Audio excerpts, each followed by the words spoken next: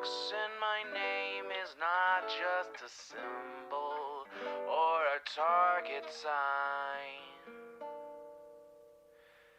A spell that attracts all who spit facts online all the time. Can you see it? All the ones who drag my name every single day. Can you see it? Can you see it? Can you see it?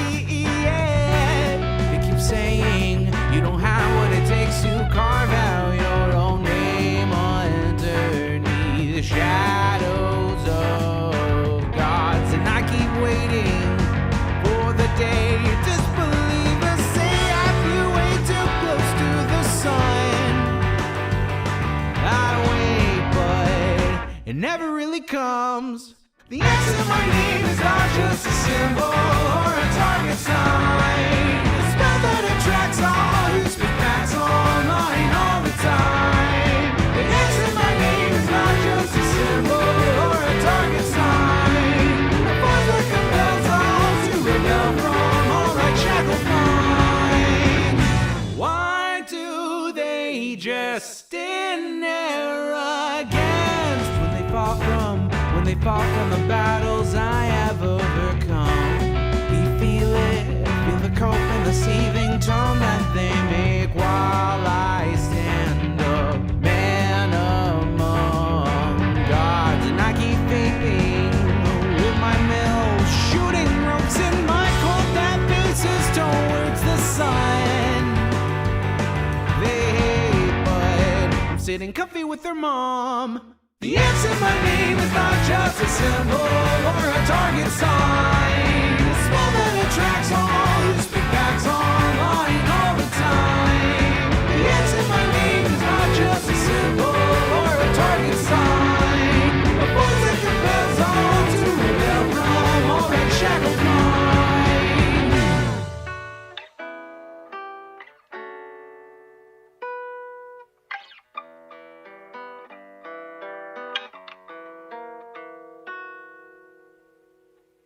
The X in my name is not just a symbol or a target sign. A spell that attracts all who speak facts online all the time. The X in my name is not just a symbol or a target sign. A force that compels all to rebel from all right shackled minds. It's you and me, your mom, it's me. I'll take another hit from my name. You've seen now, watch me right now, punch your things now. Show you how.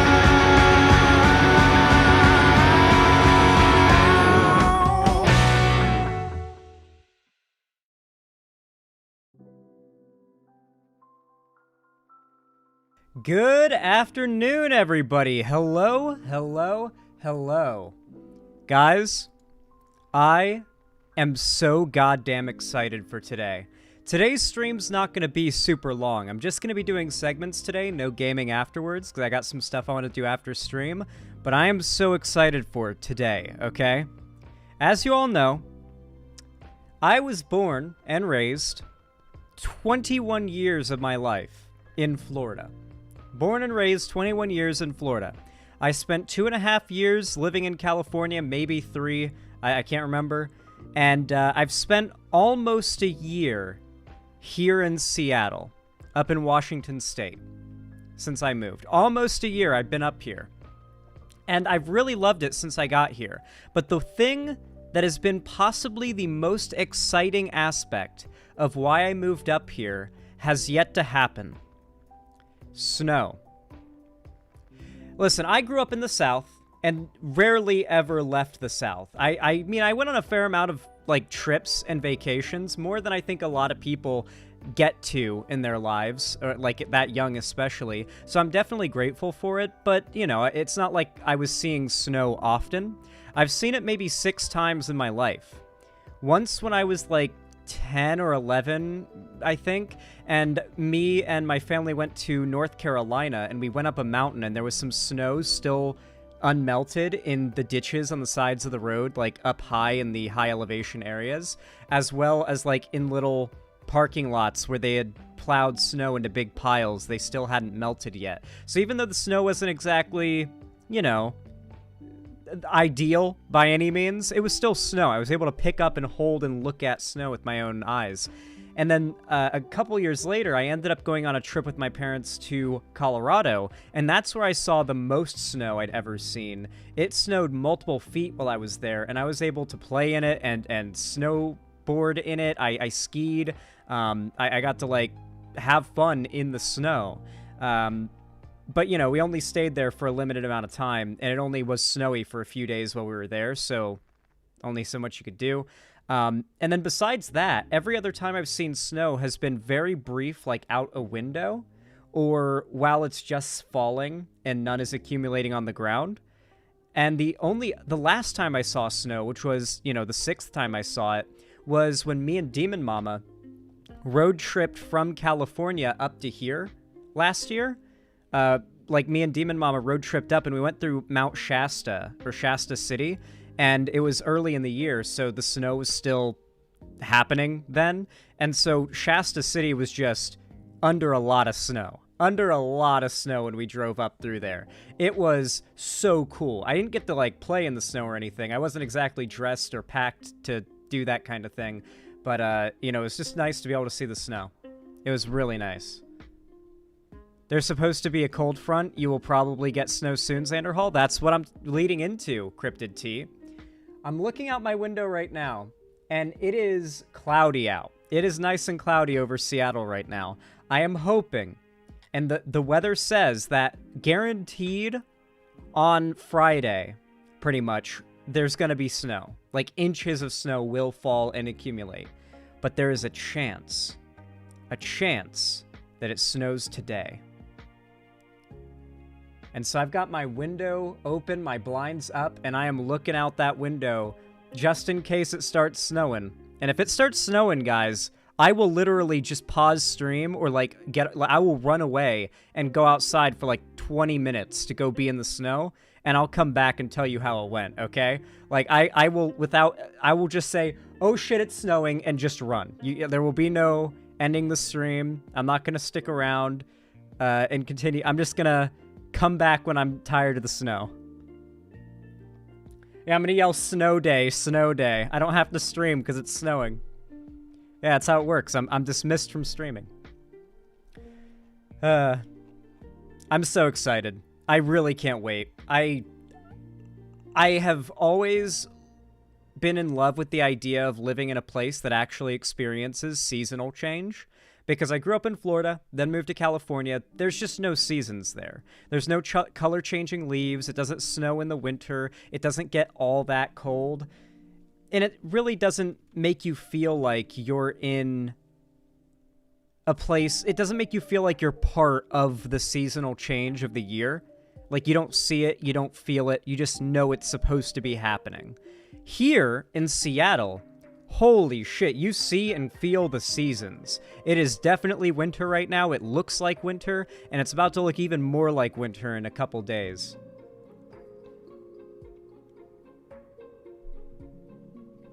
So yeah, I've seen the movie Snow Day. I wasn't sure you had seen it since that movie growing up. Since you hadn't seen that movie growing up since it's about 10 years older than you. I mean, that's an understandable assumption, but I mean, I've watched a lot of movies that are far older than me. I mean... The Star Wars original trilogy is far more than a decade older than me, and I've seen that. You know, like, most kids, way younger than even me, have seen that. So, you know, there's old movies people have seen. Snow Day is pretty well known. California is super hot, then really cold 30% of the time. Yeah, at night, California, especially Southern California, can become frigid as fuck, but never snowy. Zan, future stream segment idea is to cover the UK government's new transphobic school advice. Hey, Yuri Trainspotting, you want to drop a link? I actually only prepped 3 segments for today, which means if you guys want to send me an extra 3, like, chat recommended segments I can cover today, I'll absolutely do it. So let me know if you've got any links or videos you would want me to cover, because I've got 3 open slots for stuff you guys want me to cover today. It was almost 30 degrees last night. In California, damn.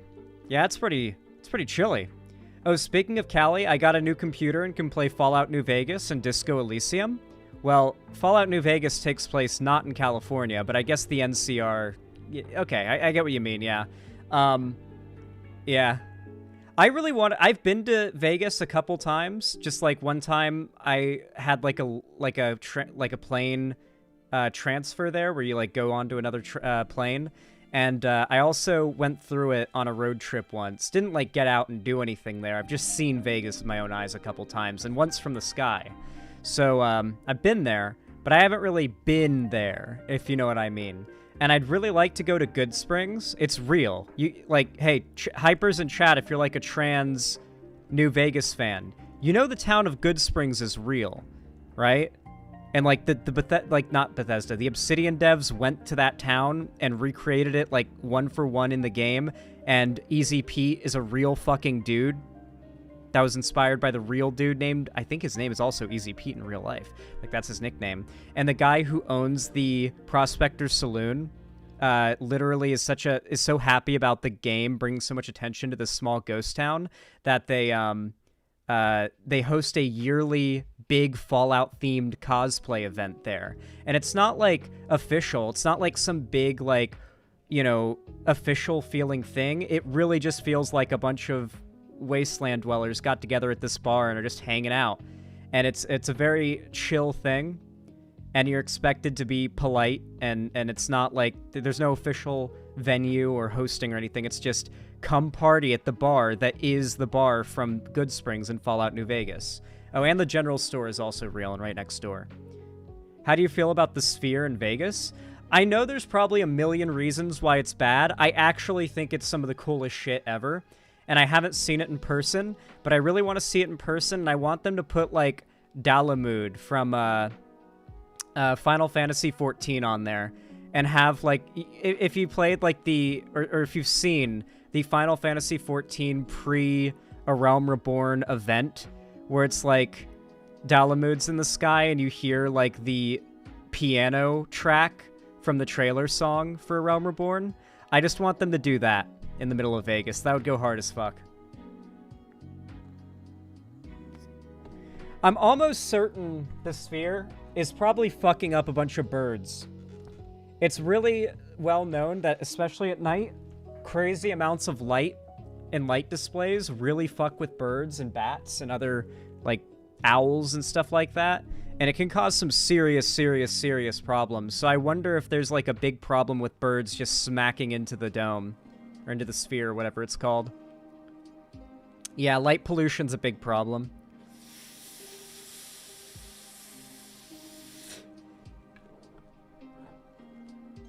Zan just getting the link to the whole file, but hey, in the end stream of the lawyer notes, leaked saying, hey, this is some sort of turbo illegal. Interesting. Wikipedia says the Fallout-themed event will return to Good Springs this year. Yeah, it happens in October. They just did it. They just did it in November, I think, last year. I say last year like it wasn't 10 days ago. But yeah, they just did it in November. Like, the most recent one was, like, last year's was just a bit ago. So we've got a whole year until the next one. Like, it was less than a month ago the last one happened. I think what turned people around on the Sphere was when it watched the train go by. It made him into a silly little guy. Yeah, I mean, I think the Sphere is cool. I feel like... Okay.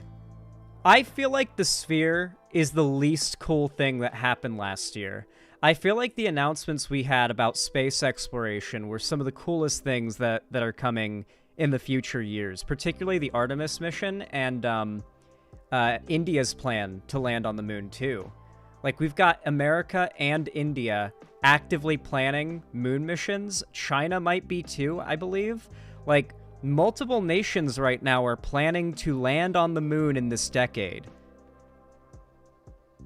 Think about that. Multiple nations are planning to land humans on the moon to establish some level of fairly long-term habitation in this decade. We're so back.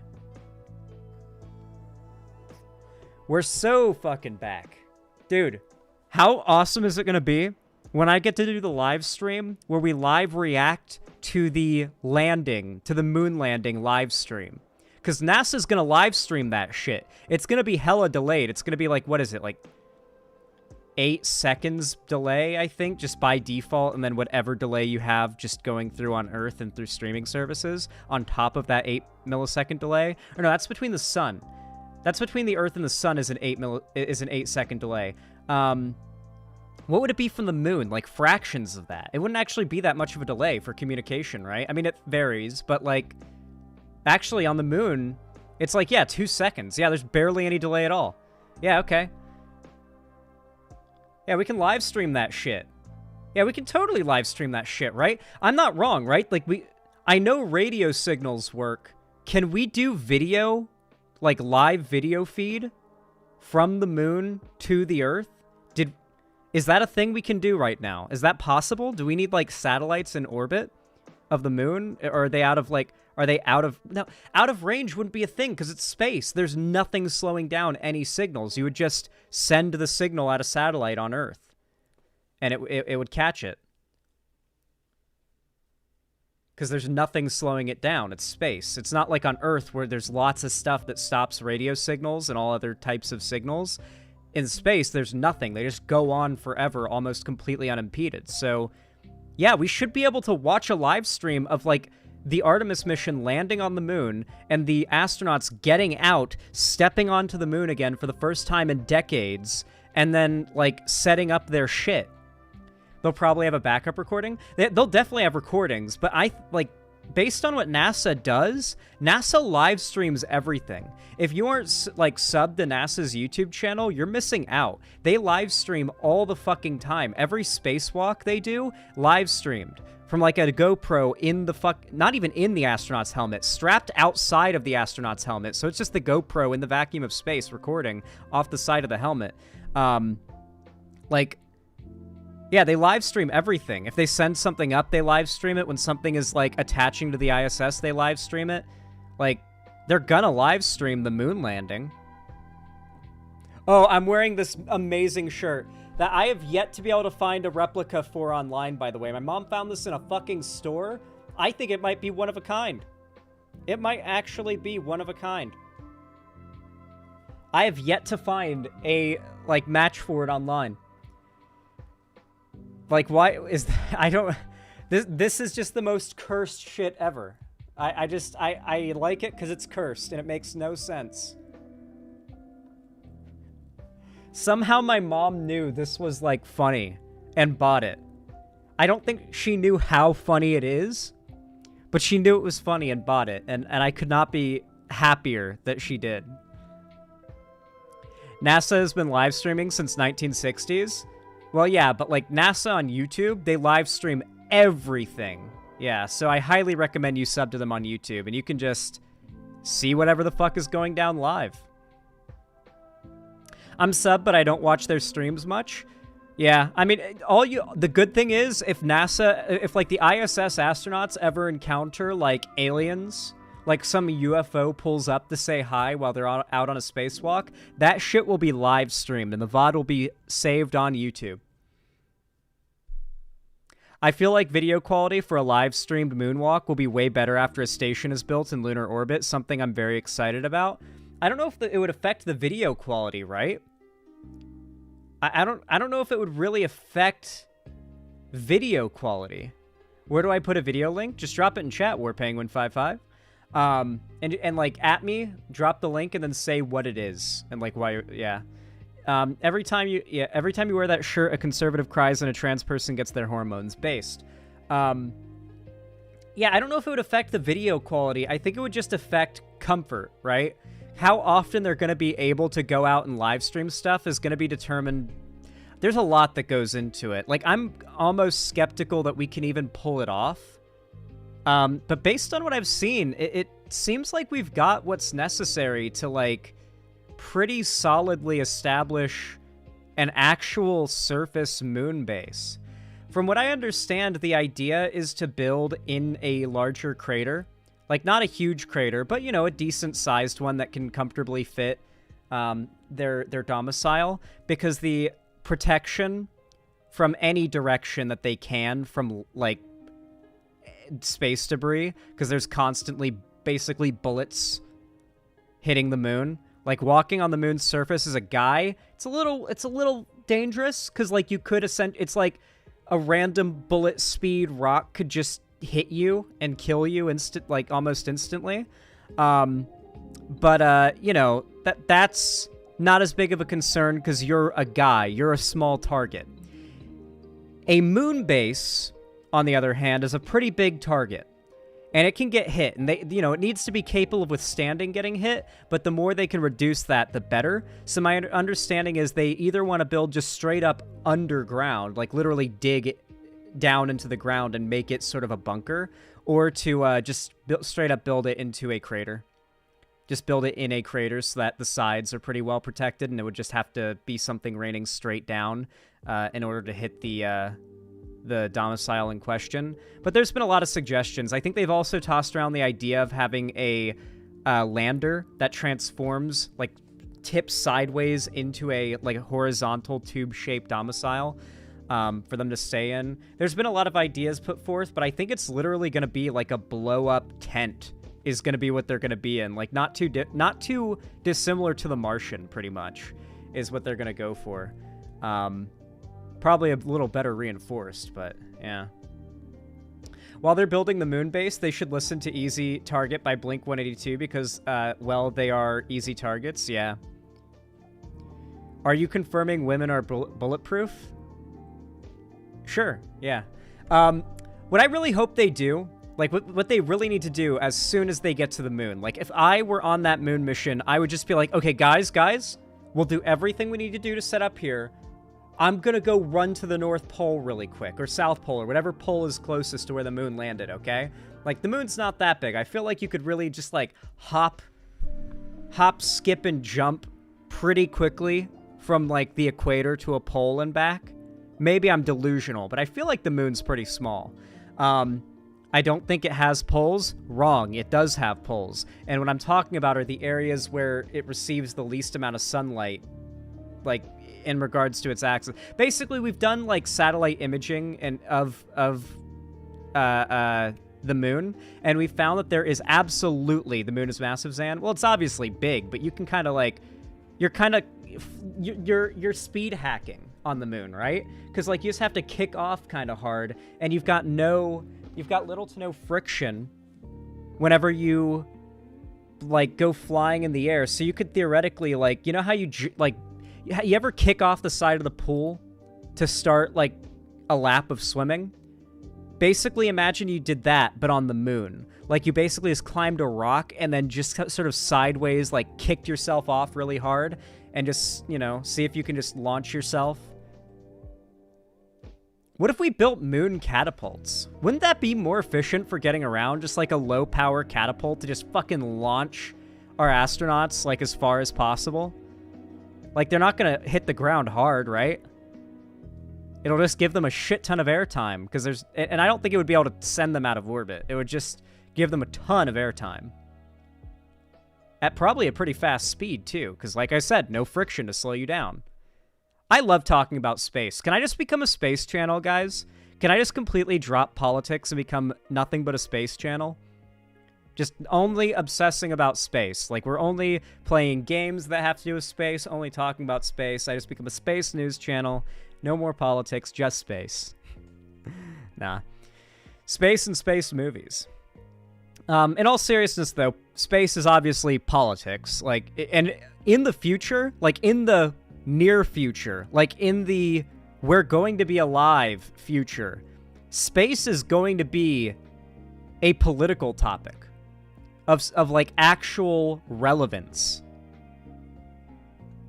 Especially once multiple nations actually have bases on the moon or Mars. Dog, it's gonna be like For All Mankind. That's what I'm excited for. Hey, Hakon. Hey, Bal. I'm gonna show you moon sometime. Not today, though. Trying to reset the old sleep schedge. I got you. Gotta go to space. Want to go to space. Space! Hell yeah, Hakon. Hey, Pepper221, thank you for the $5 donation. I really appreciate it. Thank you very, very much. Oh yeah, for those that don't know, I did just move, so if you guys want to be extra based and kind, you can always support me financially by donating, subscribing, or gifting a sub on my website, or supporting me financially through YouTube, Twitch, Streamlabs, Stream Elements, or Patreon. But if you can't afford to, or you just don't have the money for it, or you don't want to donate, you can simply just hit the like button over on YouTube. That thumbs up button goes a long way, so I really appreciate it to everyone who decides to go out of their way and hit it. Thank you. But Pepper221, thank you for the $5, says, here's the size of the moon. Scroll down to the how big is the moon. I mean, it's pretty fucking big. Yeah.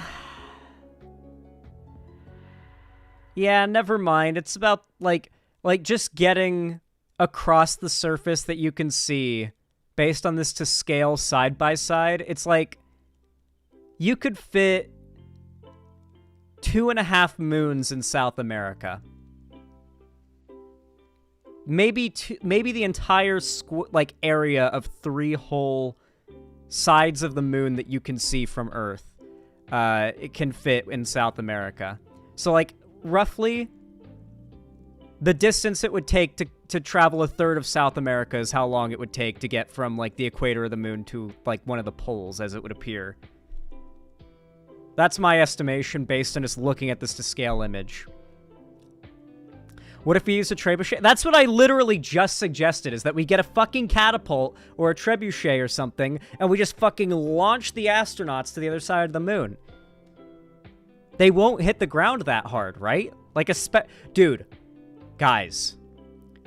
Well, there's no air, so this would make no difference, right? A wingsuit would make no difference, right?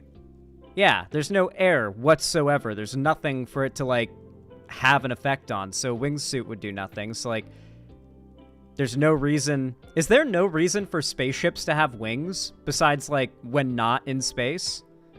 Or jetpacks? The funny thing is, we already have jetpacks. Like, I'm pretty sure, like, that one of the most OG astronaut things is, like, a chair that is a jetpack. Right? It's like a vehicle for doing spacewalks. It looks scary as fuck because it's not like... It literally is just a fucking jetpack, and you could just theoretically run out of fuel and float away, or it could stop working and you float away. Looks freaky as fuck, but I've seen that one image. Do you think flying cars are feasible? They've got to be, right? Otherwise, what are we even working for here? What is this even all building up to? Now, they've got to be real. Like, think about it like this. Do you think people in the 1950s were saying, or the 1960s or 70s or whatever, like, think back to when, like, Star Trek was showing the communicator for the first time, which is basically a flip phone. How many people do you think said, man, that'll never be possible? Huh. Sending people a video recording wirelessly from remote locations? That'll never be possible.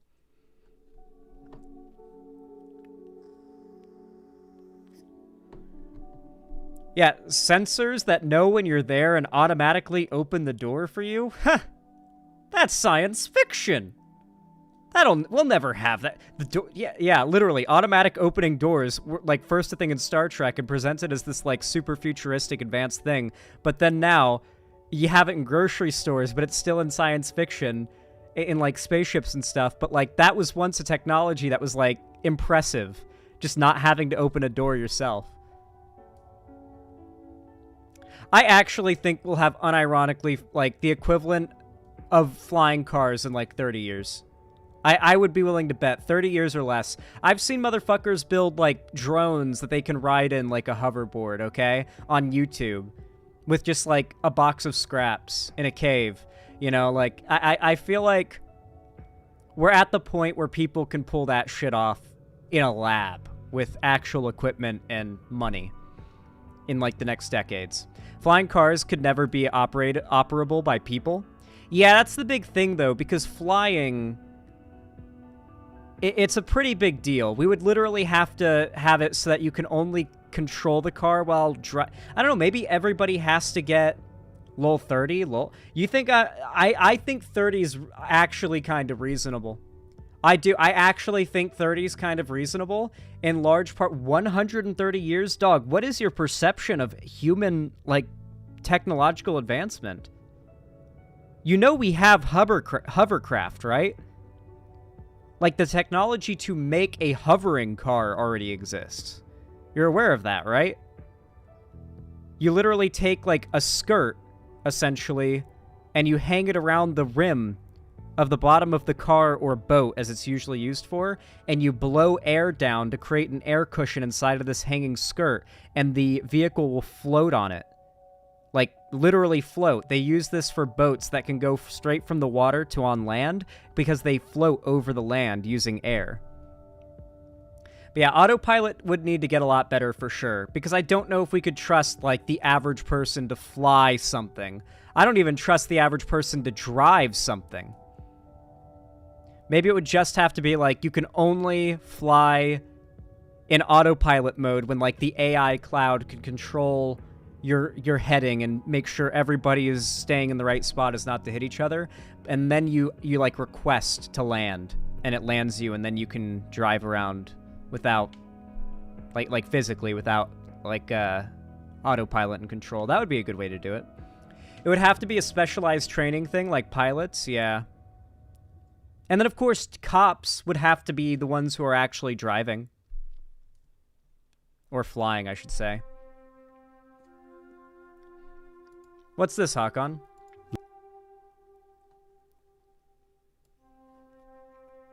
Oh, why flying cars are a dangerous and stupid idea?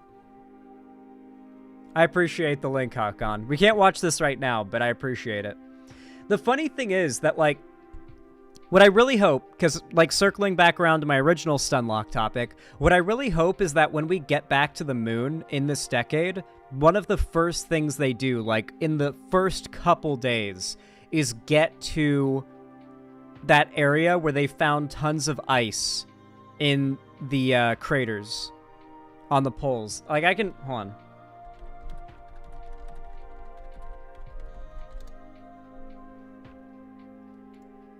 This is NASA's, like, website page, nasa.gov's page, regarding ice on the moon.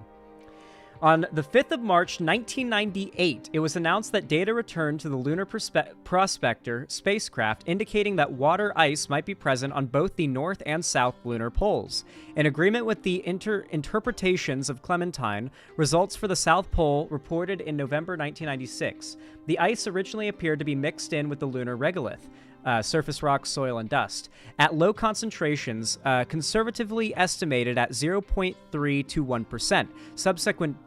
Subsequent data from Lunar Prospector taken over a longer period has indicated the possible presence of discrete, confined, near pure water ice deposits buried beneath as much as 18 inches or 40 centimeters of dry regolith.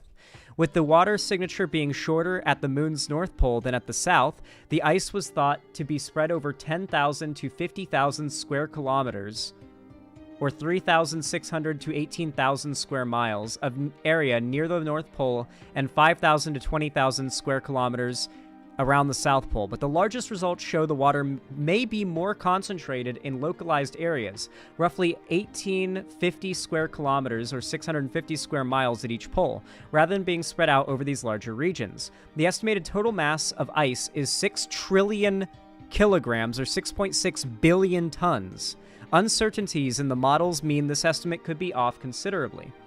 Right now, while there could be some errors, we're pretty goddamn sure there's a lot of ice on the moon, on the poles. That's what I want them to go explore right away. Go gather, like, a shit ton of that ice, use it for starters, because that's a resource, and study it. Find out what the fuck is in it. Is there anything alive in it? Was there anything alive in it? Is there any clues that anything could ever be alive in it? Is it different from our water in some special way? I really would like to know. That is the immediate first thing I want to know, is what is going on there. And the same thing goes for Mars. The second we get on Mars, I want those fuckers going to the poles, gathering up as much ice and snow as they can, and seeing if there's some little sea monkeys in that ice, frozen in there or something.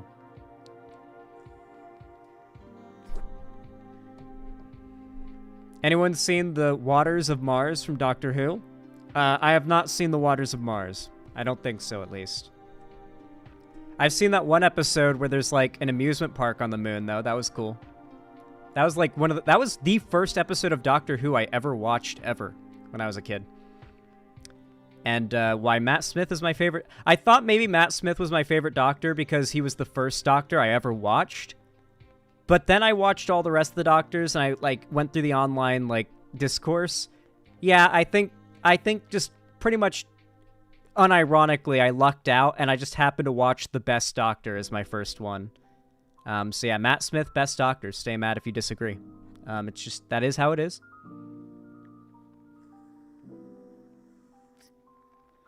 Waters of Mars is terrifying. I will definitely have to check it out. My mom likes Doctor Who. The funny thing is, I was obsessed with Doctor Who as a kid, and then I like begged my mom to watch it with me to try to get her into it. She was extremely resistant to getting into it. I fell out of watching it. Then, like, a few years passed by. My mom broke her fucking leg and needed shows to watch while she recovered. Watched Doctor Who, became obsessed with it, and now loves Doctor Who to this day and has watched far more of it than I ever have and knows way more about it than I ever have. So, she might have actually seen it rather than me. That's literally always how it goes. Like, when I was a kid, I would be like, Mom, you'd really like this movie or TV show or whatever. And she'd be like, no, I don't want to watch it. I won't like it. And then now she's finally, like, a little more open-minded. And so now she's gotten into all these new pieces of media. It's been pretty hilarious how quickly she becomes obsessed with the TV show I tried to get her to watch for years. She really likes Death Note. That's the funny one. I tried to get her to watch Death Note before, and she didn't want to, but after getting her to watch Attack on Titan, she was down to watch anime. And so I got her to watch Death Note, and I think it's one of her favorite shows ever. Like, unironically. I think it might actually be one of her favorite shows ever. She really likes Death Note. Which is, you know, pretty normal. Pretty normal. That's the usual reaction. I call it the Breaking Bad of anime. And I call Breaking Bad the Death Note of live action. If I recall correctly, they already found amoeba in the water on Mars years ago. No, they did not, Galixia99. You gotta send me a NASA link to, like, back that up. They have not found anything living or evidence of anything living besides frozen ice water on anything other than Earth. If they had, that would be the biggest news ever of all time, and we would know we're not alone in the universe, okay? There's never been found any evidence besides frozen ice water on other bodies, on other planets, to indicate that there's life. We've never found anything like that. Like, even if we found, like, single cellular life on Mars or the moon, it would be the biggest story of all time ever in human history. We would have found life off Earth. I swear they did. I remember reading about it in school long ago. I swear they haven't. Galixia99, I thought the same thing too. And I had like the same reaction you did. I swear they haven't. If they did, nobody, like, it would be brought up constantly in every discussion as to whether or not we're alone in the universe. Isn't it? Yeah, like, it has not, that is not a thing that happened. I thought it did too. I swear I had the same memory you did at one point, but I promise you it has not happened. You can correct me if I'm wrong, but I'm pretty certain. Europa? Okay. Has any evidence of single cell life ever been found outside Earth? Okay, here's a Time magazine article. It says microbial organisms could be living on Mars, and this is from October 11th, 2022. Even the greatest Mars enthusiasts are reluctant to say that the red planet was ever able to cook up complex multicellular life forms. Mars was a relatively warm, wet world for only about 1 billion years before it lost most of its atmosphere and water to space and became the frigid desert planet it is today. That's probably one of the biggest pieces of evidence that would suggest that there could have been life on Mars at some point, is that, like, it was hospitable to it at one point. But on Earth, That first billion years was plenty of time for single-celled organisms to have emerged. Now, a new study in Nature Astronomy argues that something similar may well have happened on Mars. Researchers suggest that microbes once lived both in bodies of water on the surface and in the Martian crust itself. What's more, descendants of those original microbes may still be at large, driven deeper beneath the less hospitable Martian surface, but alive and thriving all the same. Remember, this is a speculative article. They haven't found any evidence of anything here. The new study, led by theoretical ecology, Boris Sautery of Sorbonne University in Paris, does not rely on hands-on examination of Martian meteorites or new findings from NASA's active Curiosity or Perseverance Mars rovers, but rather on the computer model Sautery developed with colleagues at the Institut de Biologie de l'École Normale Supérieure. I don't know, it's French, fake language. In Paris and other institutions. The model starts with the assumption that as dry riverbeds and ocean basins on Mars reveal, the planet was once awash in water. What's more, as the Spirit and Opportunity rovers, which landed on Mars in 2004 and went out of service in 2010 and 2019 respectively, originally discovered, Martian water was very high in salts. This high salinity helped keep the water liquid even at temperatures as low as 70. Damn, it was saline as fuck. If you add salts to water, it lowers the freezing point. The brinier the water, the colder it can get without freezing. All across Mars, even in some of its coldest regions, yeah, okay. So this is basically speculation. I like that. I like the speculation. I love it. But it's not evidence we found anything yet. We have yet to find anything. I promise. The fuck is French? Not a real language. Well, we haven't found any fossils on Mars. Guys, okay, hold on. I will Google. Mars fossil. Have we actually found a fossil on Mars?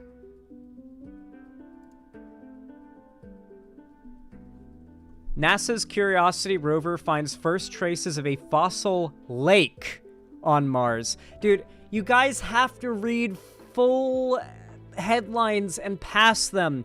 It's not a fossil they found, it's the fossil of a lake. A fossil is a imprint left behind by a thing in geology. The fossil of a lake, the imprint of a lake, was found by the Curiosity rover, which is a big deal, but they didn't find fossils in the lake. There wasn't a lake of fossils, like of imprints of living things.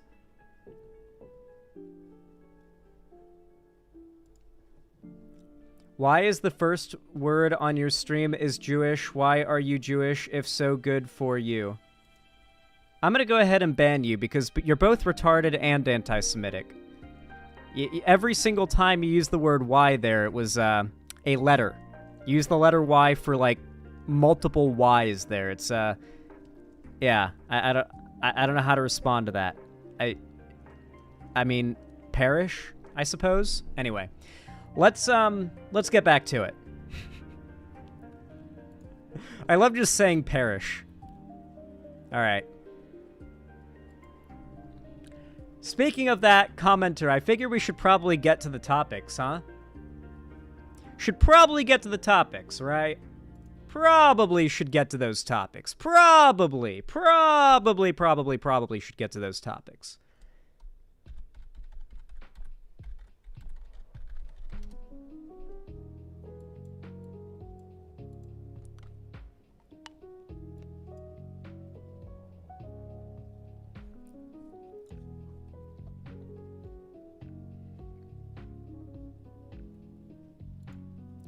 You all know what to do when I say action, right?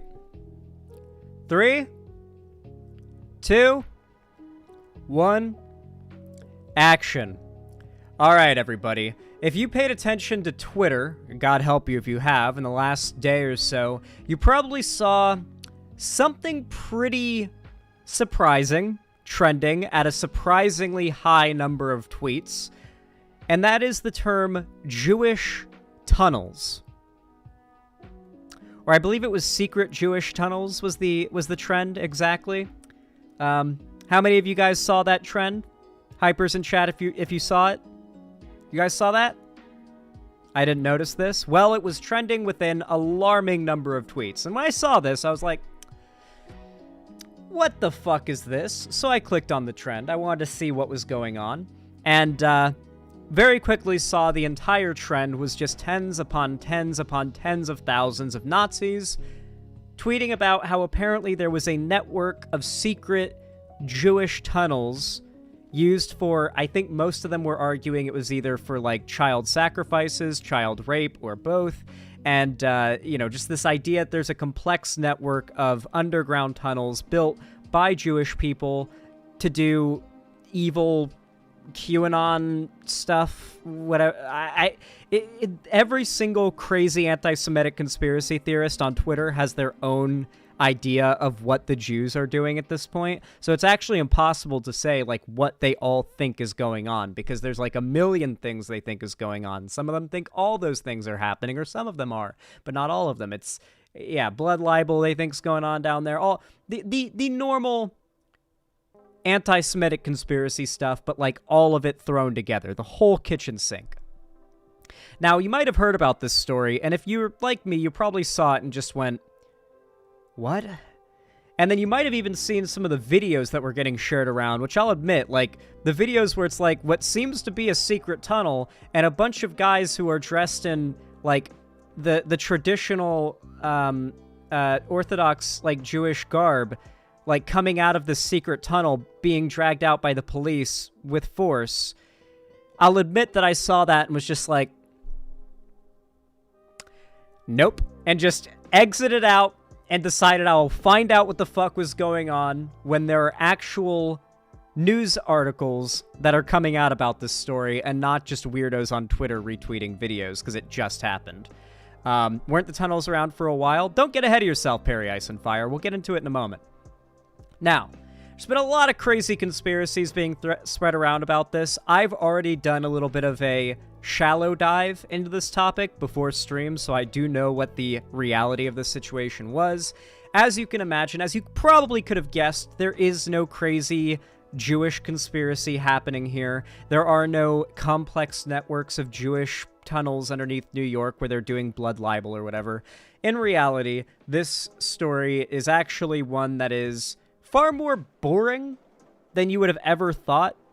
Like, this is a case where the right took a really relatively boring topic and transformed it into massive viral conspiracy bait. It's actually impressive. Let's get into this article that breaks it down. Illegal New York synagogue tunnel leads to 9 arrests. 9 members of New York's Hasidic Jewish community have been arrested and charged over a secret tunnel that connected to a historic synagogue. They fought police after city officials and leaders of the Chabad Lubavitch headquarters came to close the tunnel. The men are charged with criminal mischief, reckless endangerment, and obstructing governmental administration. This article for some reason is not really like doing a good job of like explaining what happened. We're kind of jumping in right off the bat. I guess I'll give you guys the summary of what I know, and then we'll read this article, because what I heard might have been wrong, granted, because this article's a little newer than what I read before. This might have details that are a little better than what I've already heard. My understanding is that there is a like a bathhouse that was historically a part of that Jewish community in New York City that had since been like foreclosed or shut down and like owned by the city for quite some time. And that group, that church, had been trying to get the ownership of that building back for a long time, because at one point it was connected to their church via an underground tunnel. And this was an old tunnel. This is from like back when having not secret tunnels, but having a tunnel that led from one property to another wasn't as crazy of a thing as it is today. Like nowadays, you hear secret tunnel between one building and another, and it's like, whoa! But back then, that was kind of normal, you know? You had tunnels for like pickling things, because you had to have somewhere dark and cold and shit like that, you know? Like it was kind of normal to have that kind of thing. Thing is, it's not that normal today, and the city doesn't much appreciate it. So once it was found out, because people were complaining about the noise and the ruckus from, you know, the re-excavating of this tunnel to reconnect these two buildings, the city came out to investigate, found out what was going on, and obviously the people from the church, or, you know, like 9 people, I think it was, 9 members of the church, younger people, from what I could tell, were a little bit miffed at the fact that the city and the police were now coming to shut down their secret tunnel that they were using to reconnect to a property that they wanted to regain ownership to. And they, like, fought against the police, which ended up going viral. It looked like there was a big ruckus breaking out, and that, like, got posted on Twitter. And since then, the church and much of the wider community has denounced those ruffians who started that throwdown with the police in the church, because that's really not the kind of thing that most of these communities want to encourage, if I'm being honest. Like, nobody wants to have big fights with the police in their church. Yeah, so, like, overall, it seems like no nefarious conspiracy thing was happening here. In fact, there's been a long, well-documented, court battle between that church and the city to try and gain ownership of that property they were trying to connect to. It's not like this was some secret. It's just that the tunnel was kind of being kept on the down low because the city isn't big on people digging tunnels underneath the city. It's not exactly legal. That's why the police came and shut it down. The right's going to do with this what they're going to do with it, though, and that's going to be create insane conspiracy theories. And I guarantee you, years from now, you're going to hear conservatives online talking about the secret Jewish tunnels under New York City. I guarantee you this will be a talking point for the right from here on out. Like, it will never be dropped. Anyway, let's read this article because, granted, that is just the synopsis that I know. Some of my info might be wrong, so let's find out. 9 members of New York Hasidic Jewish community have been arrested and charged over a secret tunnel that connected to a historic synagogue. I heard it was a bathhouse. Maybe it was a bathhouse and synagogue. They fought police after city officials and leaders of the Chabad Lubavitch headquarters came to close the tunnel. The men are charged with criminal mischief, reckless endangerment, and obstructing governmental administration. A spokesperson for the Chabad called them a group of extremist students. The tunnels were built under a prominent street in Brooklyn, where the Chabad Lubavitch headquarters are located. The building is one of the most significant Jewish sites in the city. City inspectors were called to the Chabad on Monday to conduct an emergency structural inspection. There were looming concerns that the illegal tunnel could have caused damage to the famous property. A brawl broke out after police found a group of young men blocking efforts to inspect and fill the tunnel with cement. The tunnel had been known about for a while, by the way. Some of the men then broke through the wall of the prayer space. Those acts led to the arrests. I see. A brawl broke out after police found a group of young men blocking efforts to inspect and fill the tunnel with cement. Some of the men then broke through the wall of the prayer space. Those acts led to the arrest. So basically, there were these young men that were in the tunnel trying to block the city from filling it in with cement so it would no longer be like a danger to the infrastructure and safety of people who are using it. And like once the police started to, you know, try and drag them out, they fought. And the church and like the broader community has since denounced those kids that were trying to fight the police. And that video, like that event, is the video that went viral on Twitter, where it's like the big fight and brawl has broken out in the synagogue. Well, what? The Nazis were wrong? Who could have thought? Rabbi Yehuda Krinsky, the chairman of the Chabad, thanked police for their efforts and said that the community was pained by the vandalism of a group of young agitators. These odious actions will be investigated and the sanctity of the synagogue will be restored, he said. It is unclear who built the tunnel, how they did it, and what their motivations were. It appears the tunnel connects to at least one other building on the street in Brooklyn. One local told the New York Times that the men sought to build the tunnel to hasten the expansion of the synagogue. Some members who have attended services and functions at the Chabad have reportedly complained about overcrowding in the building in recent years.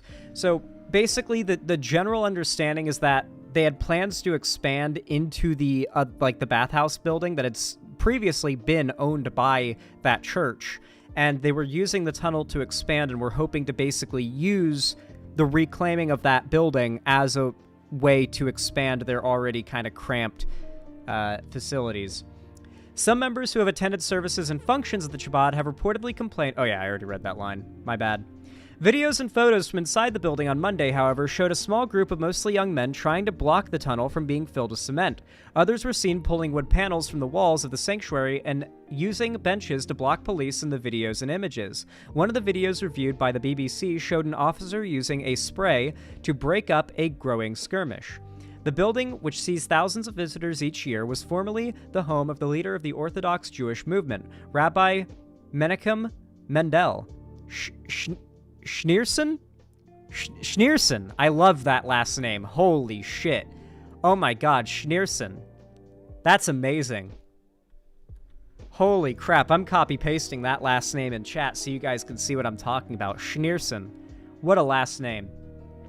The rabbi is credited with leading the Chabad Lubavitch and revitalizing the Hasidic religious community after it was devastated in the Holocaust. He died in 1994, but his headquarters remains a well-known center for the Jewish religion. While the Chabad Lubavitcher movement is sprawling and its mission is to welcome Jews at all levels of religious practice, it also has key divisions within the larger movement. Those divisions appeared to have spilled over in the tunnel dispute at 770 Eastern Parkway this month.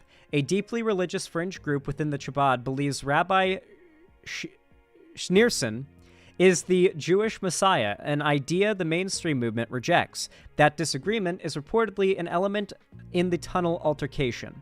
The building has been closed as the inspection of the tunnels has continued. It seems like some level of disagreement within the church over how radical or dedicated some members of the religion are and some members of the church are has also led to a bit of the tension here. But it's so sad to see that we're at the point now where actual Nazis are so in control of the biggest social media platform in the world that if anything like this, if any crime or any altercation breaks out in a Jewish community center, it will go viral on Twitter. And Nazis will spread it around and create a whole new conspiracy theory about it, and it will be used to push anti-Semitism. I really do think we're in a time... Temple? Thank you. Sorry, not church, temple. Why do you keep saying church? I don't know. Duh. Okay, I'm gonna be completely real with you guys. Guys. I need you all to know. Religion is cringe. And I disrespect all religions equally. You understand that, right? Like, I don't respect any religions, and I don't care if I'm misgendering their churches. You guys know that, right? Anti-Semitism is cringe because it is targeted hatred towards Jewish people. I don't need to be, like, properly respectful to, like, Judaism as a religion. They explain how best to treat your slaves in their holy book. You know that, right? Like, there's some... It's the same thing as the Christian holy book, almost, right? Like, yeah, I'm sorry, but I don't want to offend anyone here. If your faith is your business, and I respect you if your faith is your business and you treat it like that. However, organized religion is cringe.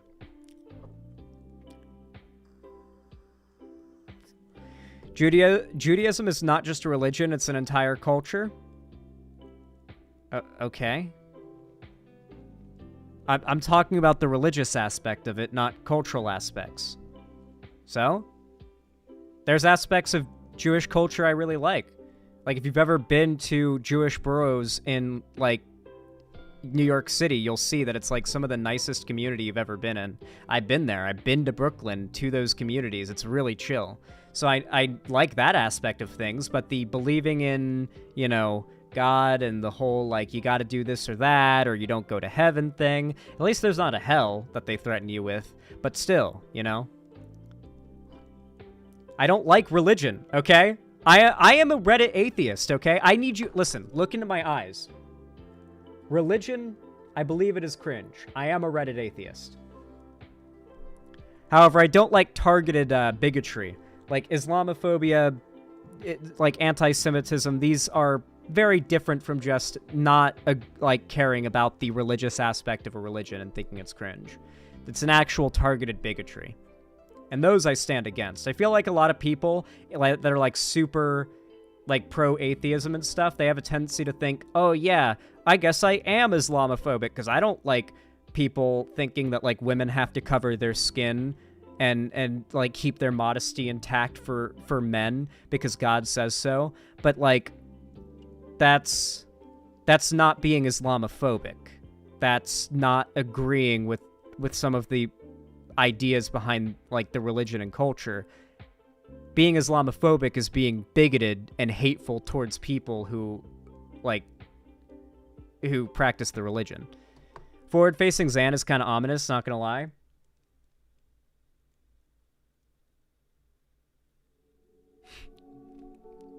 Except for anti-Scientologists, that's base. Okay, I will say, fuck Scientology through and through. I don't care about offending those people. Like, Scientology is like as shameless as it gets. I so badly want to see Tom Cruise just bite it doing one of his own stunts. Like, I really want to see that happen. Like, I really, really hate Tom Cruise, and I want to see him bite it doing one of his own stunts so bad.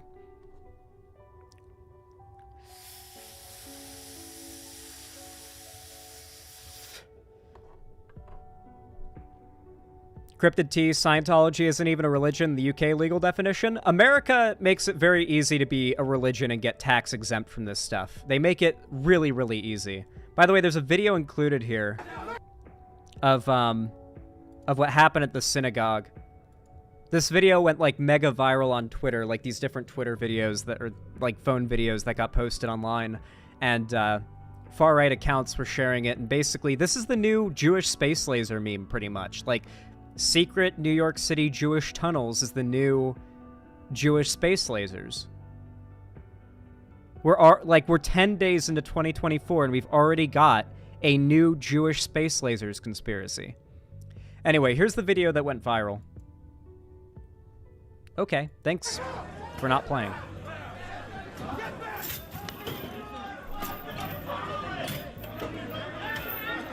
It's a lot of fucking cops.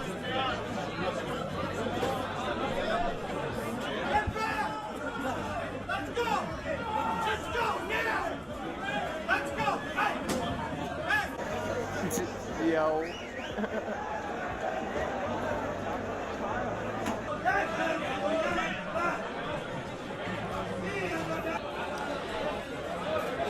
You know what the funny part of all of this is? If I just didn't give you any context to what was happening here, and it just looked like what it looks like if you have no context to what's happening here is like the NYPD has come in and started demolishing a synagogue and arresting people and like forcing people out and putting up caution tape, like do not cross tape. Without context, this looks pretty bad, actually. Like, almost like a Nazi Germany 2 is happening. Like, if you just had no context and just saw this video, that might be the conclusion you come to. And despite that, what's funny is the fascies on Twitter who do, like, the hyper pro-Israel Zionist posting, who like to play into, like, the look how any form of empathy for the Palestinians is actually anti-Semitism. And when you do that, you're victimizing the Israelis. Like, those accounts have not said a whisper about how this story being pushed around on Twitter the way it is feeding into anti-Semitism. Not a whisper. Not a goddamn whisper, because those are the same accounts that are posting about this being some Jewish conspiracy theory. Or conspiracy. Not conspiracy theory, conspiracy. Those same accounts that are posting about this being a Jewish conspiracy are the same ones that defend Israel and claim anyone being even remotely pro-Palestine is anti-Semitic. It's not even been that long after the new year and so much is going on. Well, to be clear, the world doesn't, like, stop moving on New Year's Day and then, like, start slowly, like, turning faster and faster as the year goes by. The world and events that happen in it happen regardless of what day it is. They don't care that it's Tuesday. Or I guess it's Wednesday today, but, you know, yeah. Anyway, it's interesting to see how all the like super pro-Zionism accounts on Twitter who are supposedly super anti-Semitism and are really devoted to calling it out whenever they see it are totally silent about how anti-Semites on the right on Twitter and on YouTube and on all corners of the internet are weaponizing this pretty much nothing story to create a brand new conspiracy theory in real time. All right. What'd you guys think of that segment?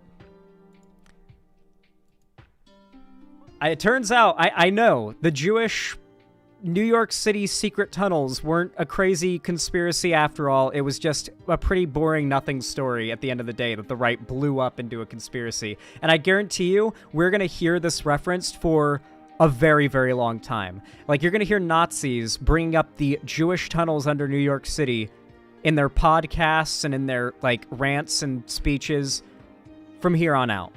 And they will not engage with anybody who calls out how actually that's not a thing. It's like the new Pizzagate. Isn't it crazy how the gay groomer rhetoric, like, led to a Nazi walking into a pizza shop and, like, shooting it up because he thought, like, Hillary Clinton was raping kids there? Because that was, like, a popular conservative conspiracy theory. Like, that all happened in, like, 2016. And nobody, like, at the time, suggesting that that was because of, like, right-wing rhetoric. Just, like, that you couldn't do that back then. I forgot about that shooting completely. Yeah, you guys forgot about the fucking Pizzagate thing? Wait, hypers in chat if you don't know what Pizzagate was.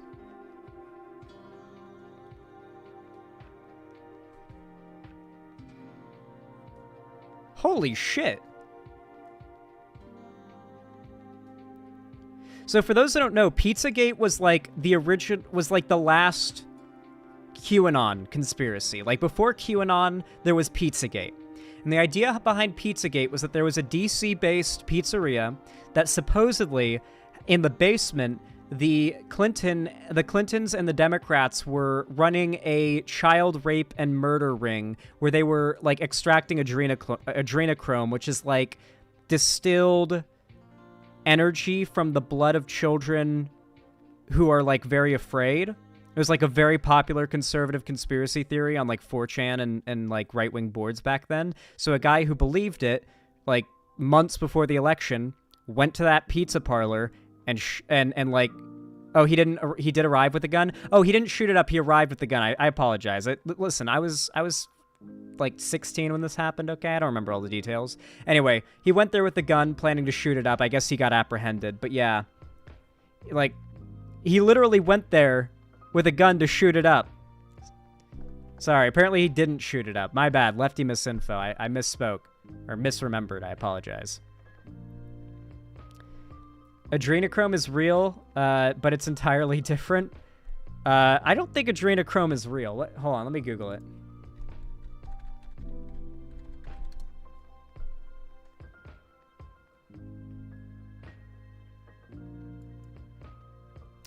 Adrenochrome is a chemical compound produced by the oxidation of adrenaline.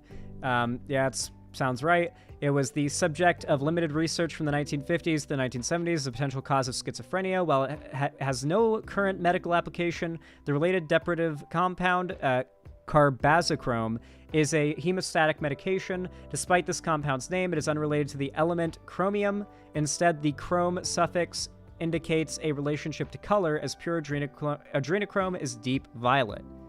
That's crazy. It's deep violet?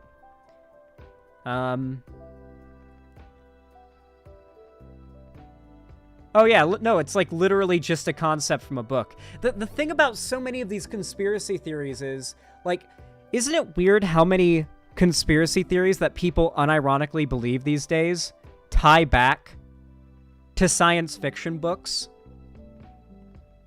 Like, the newest wave of this is The Matrix, like with the Andrew Tate fans and the far right and, like, the red pill sphere, like the ones who actually believe we're in the Matrix and they believe they have to take the red pill. Like, literally all that comes from a movie. Like, they took all of it from a movie and they think that's real life, just unironically. Flat Earth. is pretty much like a very similar thing. Like, I'm pretty sure it got popularized by a movie that came out in like the 19th century or something, like late 19th century. Like a movie came out that like repopularized flat Earth or something. Yeah, like 666 came from an old movie too. Yeah, it's like wild how many of these things literally come from pop culture and not like anything remotely based in reality. Like these crazy people just watched a movie, and now that the thing from that movie is a political topic we have to engage with. We have to actually engage with whether or not the Matrix is real and whether or not we exist in it, because people who are actually influential political speakers believe it. And it's not even the craziest or the first time something like this has happened. Like, literally all of L. Ron Hubbard's, like, Scientology stuff, like, he was a science fiction author. Like, his religion was just science fiction he wrote and said was actually his religion. But he also wrote what he claimed were fake science fiction, but then there was his real religion stuff he wrote. Yeah, it's literally all... It's crazy how much of all this shit comes from science fiction movies and books, and they just repeat it like it's real. These are literally people who don't understand the difference between fiction and reality, and they are politically influential and powerful. It's so stupid you have to laugh. I don't know if I can laugh about it because it's genuinely that scary.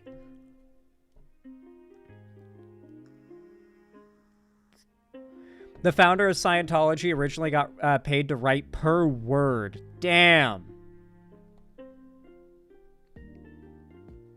He was a failed author, right? I mean, probably. I feel like his religion probably made his science fiction works more popular, no? Do people like who believe in Scientology read L. Ron Hubbard's science fiction books and just think like, damn, L. Ron Hubbard was both the Messiah and he made some good-ass entertainment? Or do they see it as, like, also gospel? Or do they read it and see how similar it is to the stuff he claims is real and go, hold on a minute. We need to ban Republicans from watching movies? Unironically, yeah. How excited are you guys for in 20 years when young conservatives believe that, like, the Democrats and the woke have the Infinity Stones, and that, like, true patriots have to collect all 6 to retake political power from the left?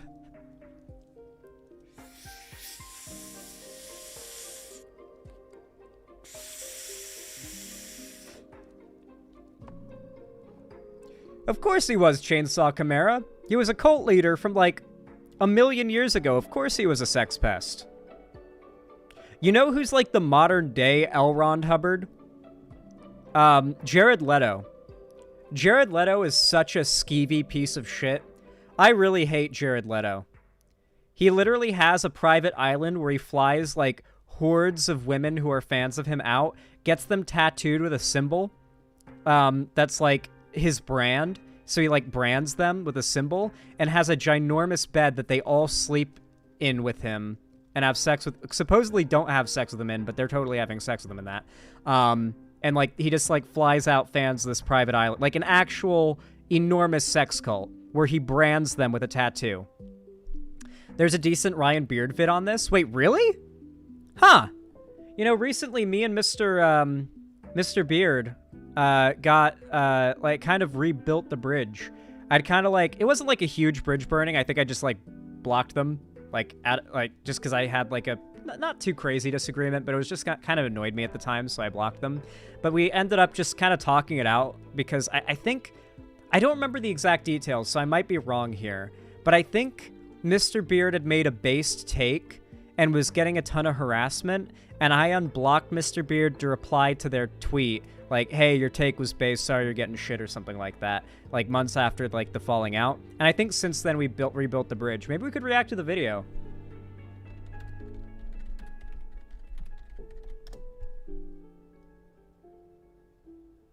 I method acted as Jared Leto for a month. Huh.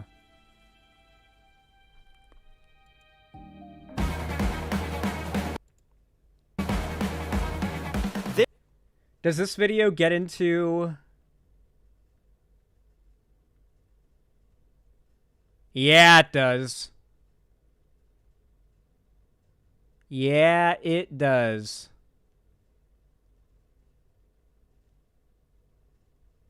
Cool. Okay. You know what?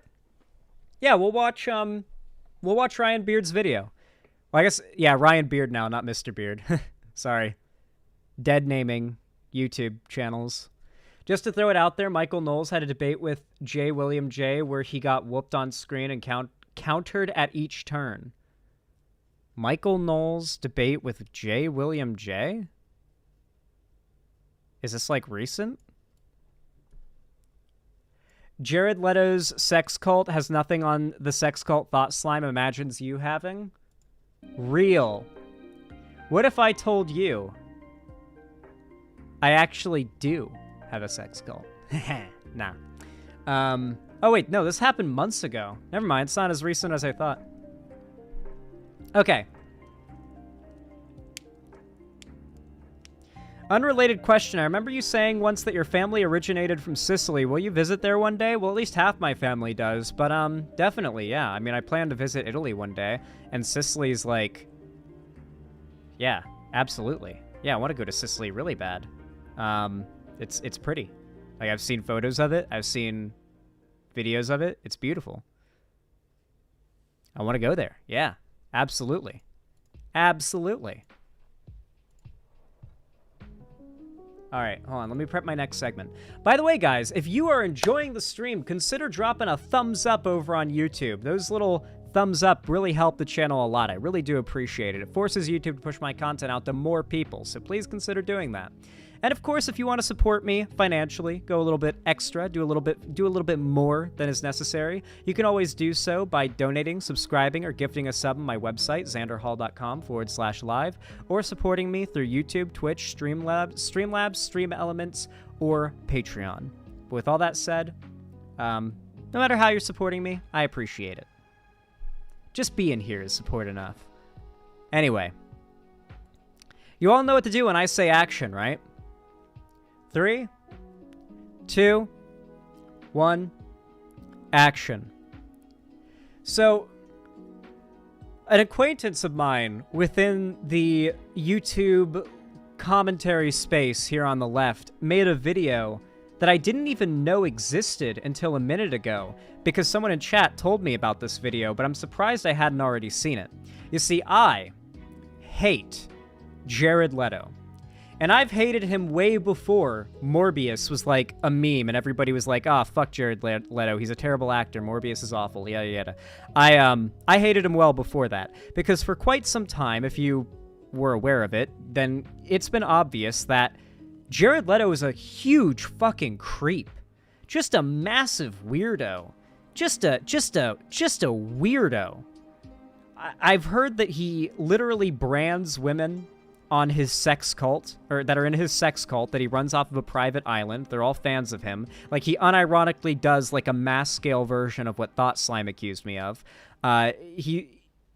He basically requires them to be loyal to him and, like, mark themselves with him. They sleep in a bed with him, like a giant fucking bed they all sleep in with him on this island, and they, like, live there with him for long periods of time. I don't know all of the details. I'm sure that we're about to learn a lot more from the bit of this video we're going to be watching.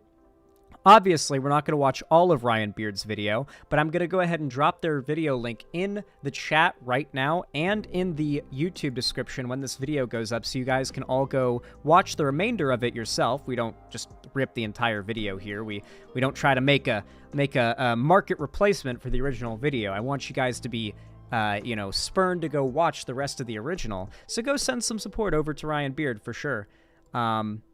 I'm going to go ahead and drop the link here. Pog. All right. So, Jared Leto, massive creep. I know a basic few things about this topic. Like, I know he's a piece of shit and he's weird, and I've known this for a while, something that's surprisingly not as well known as you would hope it is. But I don't know the half of it, I'm sure. I'm sure I don't know the half of it. Like, yeah, Jared Leto is probably Jeffrey Epstein Jr., and I've only heard some of the most memeable things. Anyway, I'm excited to watch this video, because I like Ryan Beard's videos. We actually had a little bit of a falling out a while ago, but have since kind of mended the bridge mostly, so it's kind of nice to watch one of their videos that I didn't even know existed on a topic that I really wish more people were covering, because, man, there needs to be way more hate for this guy than there is. Like, Morbius did not... Like, the hate that Jared Leto got because of Morbius wasn't the right kind of hate that he deserves. Like, Jared Leto, from what I can tell, is an actually bad person. And, like, just making fun of him in a very innocent way, like the Morbius memes, is way too good for what he deserves as far as internet ridicule. Anyway, let's watch this. I'm excited to see this video because, you know, I hate Jared Leto, and I feel like this is going to be really cathartic for me. There is currently a war raging in Hollywood to see who is the coolest guy. Who is the biggest alpha Chad who slays the most puss? The war is obviously a very close race between Machine Gun Kelly and Jared Leto. They're both filmmakers, they both have amazing style, they're both certified rock stars, and while MGK likes emo girls... Well, I don't think Machine Gun Kelly has done anything, like, weird, right? I don't know much about him, but, like, no weird shit that I need to know about? I mean, maybe you guys know. But, like, is there gonna be a but there's one big difference, though, and then we're about to get into the Jared Leto stuff? Why do people hate Morbius, though? I watched and it was just kind of mid-IDK. All right, Gotsugo 2, I am usually right with you on that, okay? Usually when there's one, like a big movie, like a big superhero movie, for example, that the entire internet is shitting on, and I go and watch it, either I think it was just kind of mid or surprisingly better than I expected, because my expectations will have been so low. I watched Morbius with the lowest possible expectations because of all of the memes, and was genuinely disappointed. It was so bad and boring. The reason it was so bad mostly was because of cringe in some places. Not really, like, entertaining cringe. Like, Spider-Man Homecoming is a cringe movie on purpose because you're supposed to feel the awkward feeling that Peter Parker has at such a young age, like high school boy, like trying to impress the girl he likes. He's really awkward and doesn't know what to say or do. Very little social skills. Like, it's meant to be cringe. That's on purpose. Morbius was cringe on accident while taking itself extremely seriously. So it's cringe both, like, the movie itself is cringe, like what's happening is cringe, but then it's cringe on a metatextual level because the movie is taking its cringy self so seriously that on its own adds a whole extra layer of painful cringe on top of the cringe you're already feeling watching the movie. And on top of that, it's painfully boring and uninteresting just in general. Like the premise of Morbius, definitely fine. Like, they could have done something with that, but the execution in every way was unpleasant. It was a very colorless movie for starters. It wasn't pleasant to look at. It was very dark, which, granted, it's a vampire movie, but also, come on. Even the daytime scenes are really washed out and gray. Very little color, very little light. It had this very uninteresting to look at design and aesthetic for everything. The action scenes were okay at times, but because I wasn't really attached to the characters or the movie itself, it was hard to really care enough to be entertained by them. And then at the very end, what really cemented my hatred of the movie Morbius was the ending where his girlfriend gets bitten. And they do that teaser where she, like, opens her eyes at the very end for the, like, cliffhanger ending. Like, whoa, aren't you excited to see what happens next? That actually upset me. Because it's like, no, I'm not excited to find out what happens next. I'm happy this movie is over. How dare you bait me with a cliffhanger as if I would give a fuck about watching the sequel. Like, that was what especially upset me. Was that goddamn... they took themselves so seriously. They did, like, a hyper attempt at being epic and suspenseful cliffhanger at the end for a character that has no characterization or build up, that we don't give a fuck about in a movie. We don't give a fuck. I could rant about how bad Morbius is all day, and it's not even because of Jared Leto. It's like Jared Leto's an awful actor, and he's uncharismatic and awful, and that definitely plays a big factor in it. But Morbius could have just been an uncharismatic, creepy dude, and that actually kind of fits. I think the casting was actually kind of fitting. The acting could have been better because, you know, Jared Leto is actually just a bad actor. Like, he just is a bad actor. And if you don't believe me, look up the after credits scene of Morbius where Michael Keaton's character, Vulture, and Morbius, like, meet up. Look at, like, just watch Jared Leto's acting in that scene. It is insanely bad. Is he a Nepo baby? Was he ever good at acting? Was he ever like, I'm sorry, I'm ranting so hard right now. Was he ever a good actor? Or, like, was he ever like good in a movie that like blew him up or something? Or was he just like always some Nepo baby who just got like funneled into Hollywood by luck and he's just never been talented or skilled? Because like his performance is actively so bad it's cringe. But they still could have made that work if the people that are supposed to supplement that did their jobs well. It's just a bad movie through and through. It's just a dud. And it's made all the worse by the fact that Jared Leto himself is a bad person and had such a big part to play in the movie. And Jared Leto likes anime girls. You sound like my type of fox. They can both agree on their love for Was that Jared Leto doing a VTuber interview? You know, it's like surprised the fuck out of me in like the last like something I've learned a lot, and I'm not saying this is the case for this particular VTuber. I don't know this VTuber. I don't know what their name is. I don't know. I have no clue, okay? But what I've found since like learning that VTubers are real is that a staggering amount of these like borderline lolly looking like VTuber avatars are usually like women who cater to a Nazi audience of like lolicon pedophiles. There's like a good handful of these what do you call them, VTubers that come to mind, but like I've noticed that it's like a big thing that like these cutesy like VTuber avatars, like you'll look at them and you'll like hear what they have to say and it'll just be like Holocaust denial. There's a lot of far-right people in the VTuber community. Yeah, it's like it feels like it's roughly 50-50 VTuber Nazis and VTuber hyper-progressive trans women. There's like dozens of them. Like my type of fox. They can both agree on their love for teenage girls. Are you counting down the days until she's 18? I'm not waiting until she's 18. I'll go now. But the one... Okay. So he's a pedo? Yeah, next women are staying here, and Jared has begun hitting on all of them. He's a serial texter. He is constantly texting these 16, 17-year-old girls. It's really kind of creepy. Dog. They really fucking need to just cancel this guy from all of Hollywood. Sony wanted Morbius to be like the biggest movie of the year. They wanted it to be a box office breaking blockbuster. They were going to try to make Jared Leto be on par with the actors in the MCU that are like in the Avengers or whatever. That's what they were trying to do to his career. Meanwhile, this is the kind of shit he gets up to. And this has been known, by the way. Like, this kind of shit that he's been up to, like the sex cult thing he has on his island, has been a thing going for years. This was before Morbius came out, or was in production, or probably before he even got hired or considered for the role. That has been known. At the end of the day, Hollywood doesn't really care when, like, an actor or someone that's, like, big in that space is a bad person.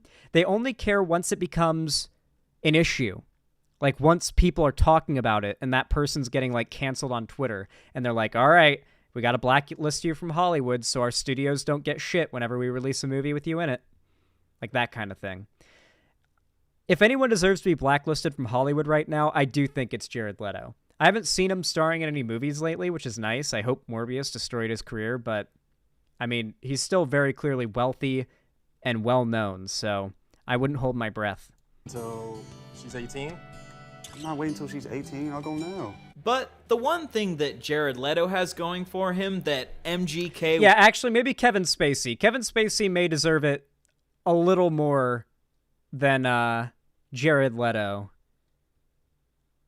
Yeah, Kevin Spacey, like, every time one of his accusers would, like, wind up dead, he would put out a video that would be, like, a subtle warning to all his other accusers, like, where he'd be, like, smugly smiling and like, lightly suggesting that bad things happen to people who say bad things about him. I'm not the only one who remembers that, right? Like, I'm not making that up. Like, that happened. I'm pretty certain that happened. That wasn't, like, a skit. Will never have is that he starred in the most successful movie of all time, Morbius. So far, Morbius has made $352 trillion at the... That's actually more billion. Ryan Beard, come on. You saw that there's 1, 2, 3, 4 commas. This is more billion. 352 more billion dollars.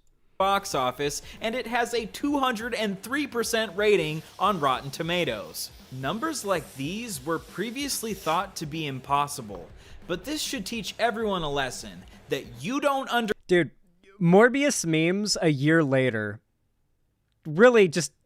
Morbius memes in 2024 is what's happening right now. It's a weird feeling, isn't it? underestimate Jared fucking Leto. Honestly, yeah. No, the combination of the worst Joker portrayal ever and Morbius should destroy this guy's career. It really, really should.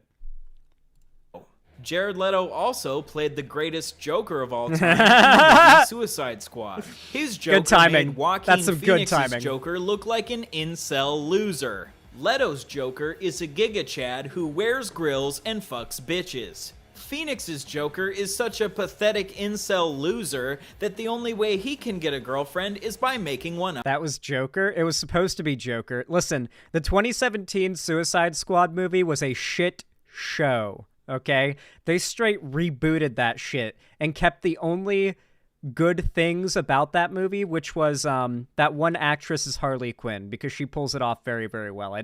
I genuinely couldn't imagine anybody else playing live-action Harley Quinn. She pretty much just is that role.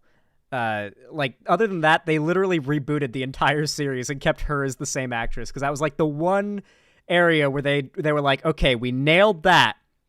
Everything else we fucked up with this movie. Oh yeah, she also is Barbie, right? I don't know the name of the actress. Yeah. Up in his mind. Which do you think is cooler? Dancing around your apartment shirtless looking like a scrawny weirdo, or laying down in a pile of knives? That movie, as bad as it was, I would watch Suicide Squad 1, like the original one, back to back 3 times before I'd watch Morbius once.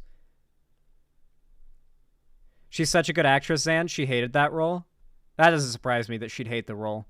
Leto's Joker is objectively cooler in every way. I haven't seen Barbie. Only a fucking badass would get the word damage tattooed on their forehead. Okay, I like this bit, but like I said, I don't want to steal his content. So I think we've seen most of the intro here. I mostly want to look at the bit about Jared Leto's cult and about his creepy behavior. So, obviously, go watch the original video if you actually want to see the full original video. I'm here to go over specifically the stuff that I have a hang-up over when it comes to Jared Leto, and the fact that not enough people talk about this. I'm really grateful that Ryan Beard made a video about it, though. It's cathartic. Recently, there have been some disgusting false allegations that Jared Leto runs a cult. These allegations are complete and utter bullshit. Just because he... This has got to be... I'm pretty certain this is sarcasm. I can tell it's sarcasm. I've seen the photos. There are photos of the island. There are photos of him with like 20 women in his bed, and there are photos of them with the brand tattoo. I am certain it's not fake. He calls his fans the Echelon, and he gets them to tattoo Illuminati like... There it is. I honestly was remembering the symbol as the Deathly Hallows symbol for some reason. I guess it's because it's a triangle. But yeah, this is his cult symbol that he has tattooed on all these women.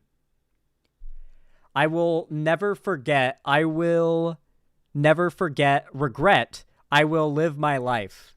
And then some Minecraft enchanting table language. Like triangles on their bodies, and he's been accused of texting a bunch of teenage girls, and he invites his fans to his private island where he dresses up like Jesus and he makes them all dress in white, and he's sold merch that says, yes, this is a cult, and he's tweeted, yes, this is a cult. So, when is this going to be the next Epstein Island? That girl is wearing cat ears or fox ears. That girl is wearing the... You see it, right? You see it. I think it's safe to say Jared Leto is taking advantage of people who are maybe a little bit more on the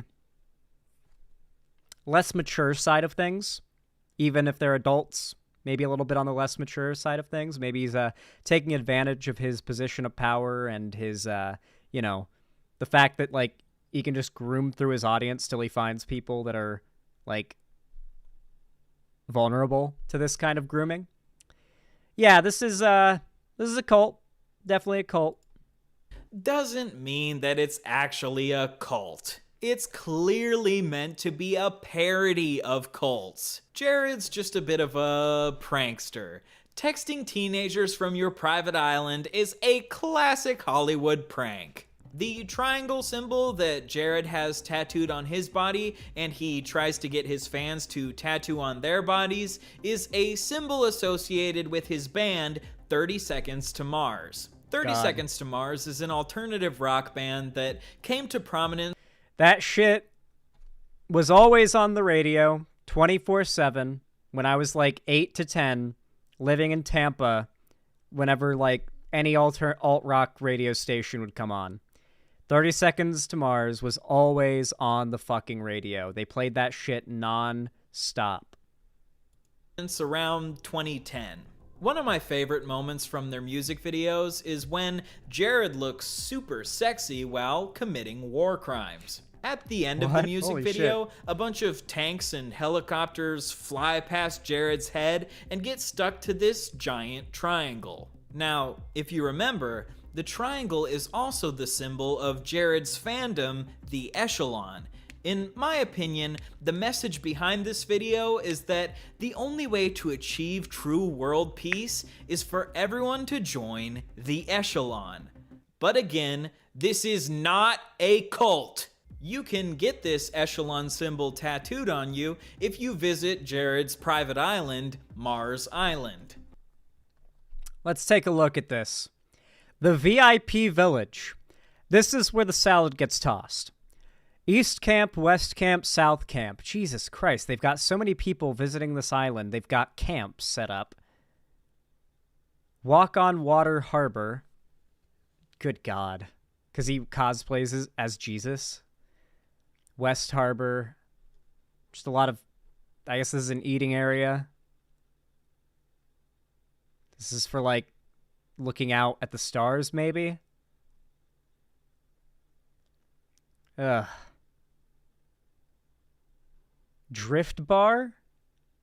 Oh, wait, this symbol represents drift bars. So apparently there are drift bars. There are floating bars around somewhere. I don't see any on the map. Why would they have that on the map legend without it being on the map? Oh, there's one. Okay, never mind. Jesus. But the South Camp is east. Is he stupid? No. Look. The compass rose is showing... I don't know why on earth they do this. Maybe because they wanted to be able to fit the island on a horizontal, like, piece of paper. But south is the... What you would normally have is east. They've rotated it 90 degrees to the left here. The compass rose. That's what that's called, by the way. A compass rose. You guys know that, right? If you didn't know that, then, you know, now you do. Jared also once told his fans that they could have a chance to be in the music video for the song Do or Die if they got lyrics from the song tattooed on their body while chanting, "I am the Echelon." I am am the echelon. Nothing about this is cult-like behavior. They did this all of their own free will. No one forced them to get the tattoo. All right, chat. How and when does this all implode? That's the big question. How and when does all of this implode and just end up being a massive scandal that is, you know, like headlines everywhere? Someone dies on the island. Someone ends up going missing. Well, what do you think? I think someone's going to die or go missing after going to the island. Like a family members of one of the people who went to the island are going to report that their family member never returned. And it's going to be a big scandal that just this lady never was seen again after going to the island. It's going to take like 5 women coming forward first. Yeah. Maybe. 3 years tops, I promise. It's been going for a while. Who knows? It could be decades. Wasn't Epstein doing that shit on his island for literal decades? Like, some of those flight logs things are from like 2002, right? So yeah, literal decades. This shit could go on without it ever blowing up. When conservatives get a hold of it and badly mess up the case, Xander Hall, cough, shoe, I don't think, like, that would be a thing that's at risk of happening.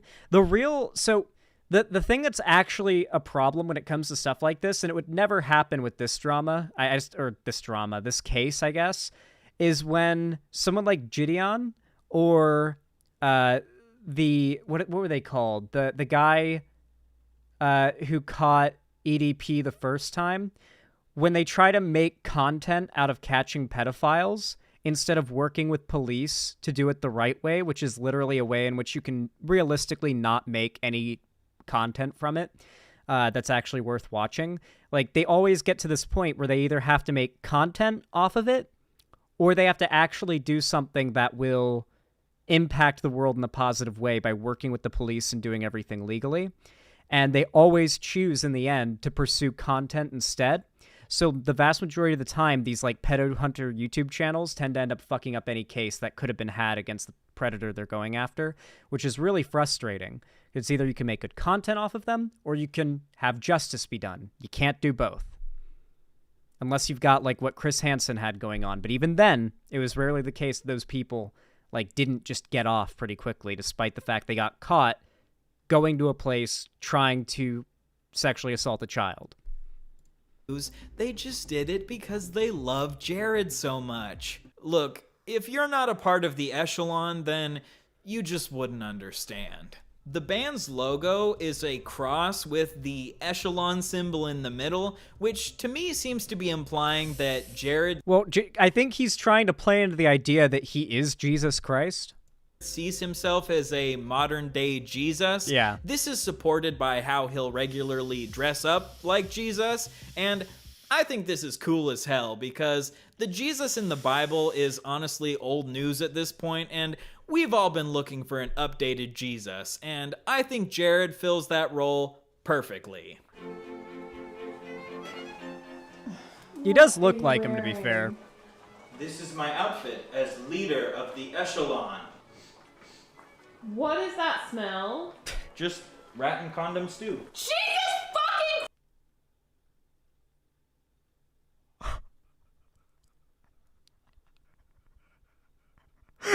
What the fuck? That is a actual rat and an actual condom in that boiling pot. That is rat and condom stew. That was I was actually thinking, okay, it's gonna be like they're not gonna show the pot because there's not gonna. That is a dead rat and a condom boiling in a stew pot. Respect to Ryan Beard for the bit. I'm sure that they didn't kill a rat for this bit. As I think it's part a of my doll. method It might be a doll, but regardless, that was a condom. acting, I wanted to get this Wasn't a symbol fake condom. tattooed on my body, but my girlfriend told me that I shouldn't permanently alter my body for a YouTube video, so... This is why, if you're a content creator, you should stay single. Especially, like, having a girlfriend is just, you're always going to have them in your ear saying, no, don't shave your head for a dono goal. No, don't do this dangerous thing for views. No, don't risk your life for content. And that's just not conducive with the grind. And frankly, more content creators got to live the Volcel lifestyle. Instead, I just covered my entire body in the symbol with marker while chanting, I am the echelon. I am the echelon. I am the echelon. Am the echelon. I am the echelon. I am the echelon. I am the echelon. Something about We're doing it together. covering my body in this symbol while chanting I am the echelon filled me with an insatiable desire to devote my entire life to Jared. But just because I have the urge... Dude, drawing on your own body like that has got to be difficult, right? Because, like, normally when you're drawing on, like, a piece of paper or something on a table. But, like, doing this, I feel like I'd draw some pretty sloppy triangles. I mean, I guess I probably could draw some pretty good ones, but especially on the side, dude, I'd have a hard time. I'm not very good at drawing. Urge to give all of my money and time and attention to Jared does not mean I'm in a cult. I can leave at any time. I just don't want to. While covering my body in these symbols definitely made me want to devote my life to Jared, I still hadn't become Jared.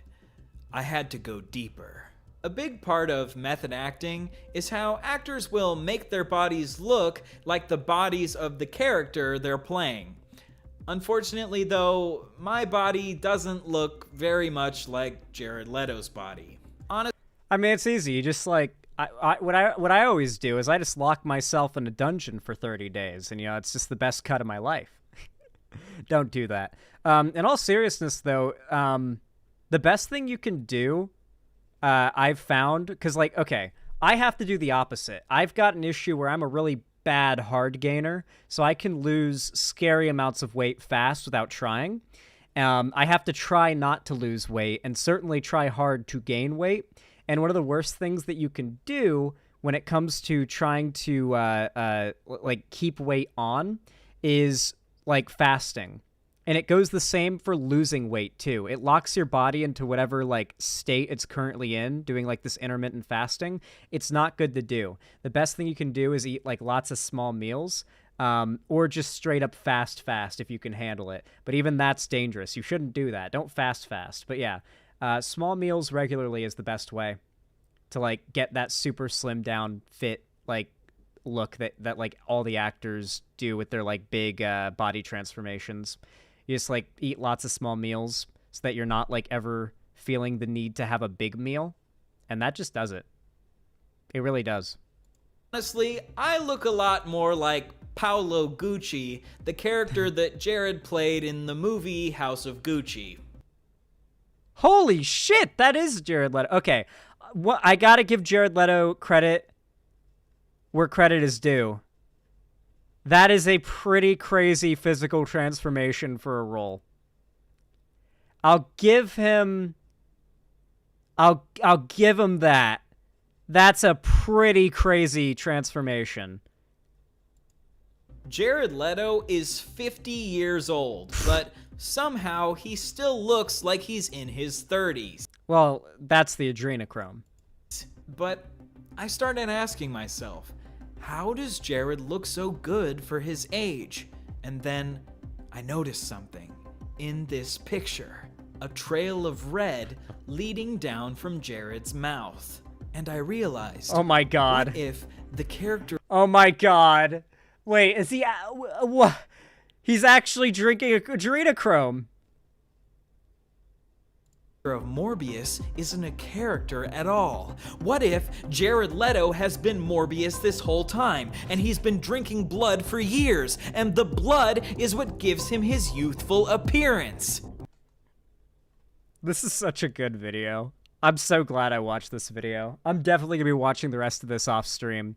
I'm going to cut it off here because, like I said, I don't want to show anywhere near the whole thing for any of these videos that I just react to in a positive way without criticism. Because I want to encourage you guys to go watch the full thing. So I'm going to go ahead and blue ball you here. And if you want to see the rest, you got to go down to the description or click this link I'm dropping in chat and go drop some support and watch the original video on Ryan Beard's channel. So yeah, go do that. And you should also comment that I sent you, both for an increase in engagement and because, you know, it's like a trade. I react to your video, I trade you engagement to that video. I'd say it's a valid YouTube transaction. Nice. How do you guys like that segment? I feel like it came out pretty good. I know it was a little different from what I usually cover, but I'd say, like, big actor running a sex cult on his private island is close enough to my usual wheelhouse that it's worth talking about, you know? Pepper T21, thank you for the $5. I really appreciate it. Thank you very, very much. You're very kind. Said in shitty Joker voice, I want to go to the island. Bring me to the island. That's my best Joker impression.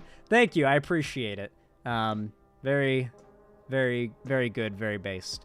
Pepper T21, thank you for the $5 donation. Very based in Pog, thank you. Said, obligatory post about how my model is superior. No vids on Blue Sky yet, so I'm not fully animated till streaming in February. Oh, are you going to... Oh, yeah, I forgot. You're going to be a VTuber. A VTuber.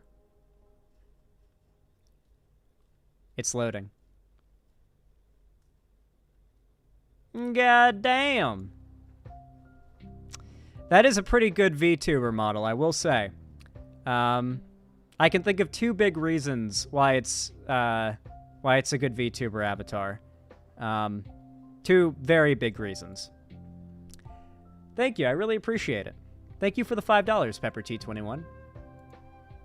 Hell yeah.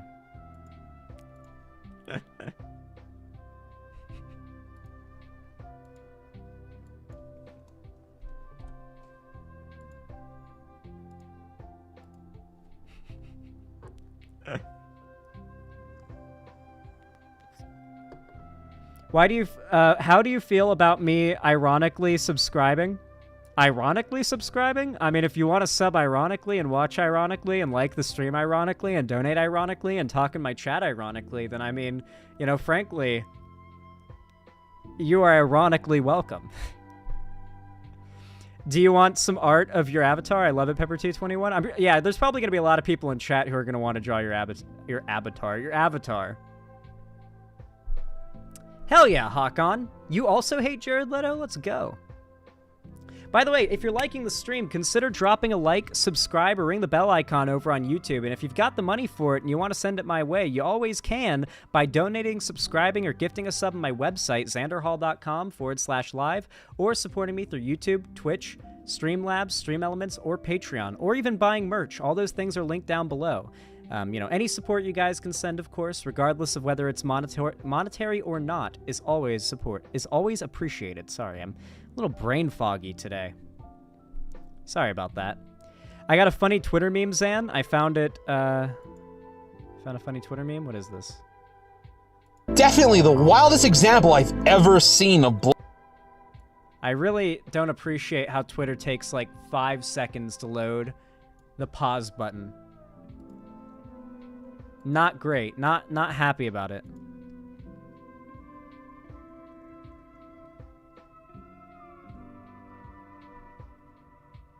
One of these days, I knew I had to do a voiceover of these two tweets from my good pal, Hypra CP, and that day is today, with audio recorded in a car so I could yell, lol. Oh yeah, I forgot. I could do, like, videos where I scream if I do it in a car, like in a remote location. I always wondered, like, where could I go where I could just scream as loud as I want for a video? Yeah, like the middle of nowhere in a car. Maybe, like, at a shooting range? Like an outdoor shooting range in the car? That'd be a good place. Anyway, let's look at this meme video. This is definitely the wildest example I've ever seen of blood in a kid's cartoon being okay as long as it's not red. Oh, but what if it was white? Then it would be cum! Cum! It would look like semen! Is that what you want to hear? The crocodile would be covered in sperm! This is...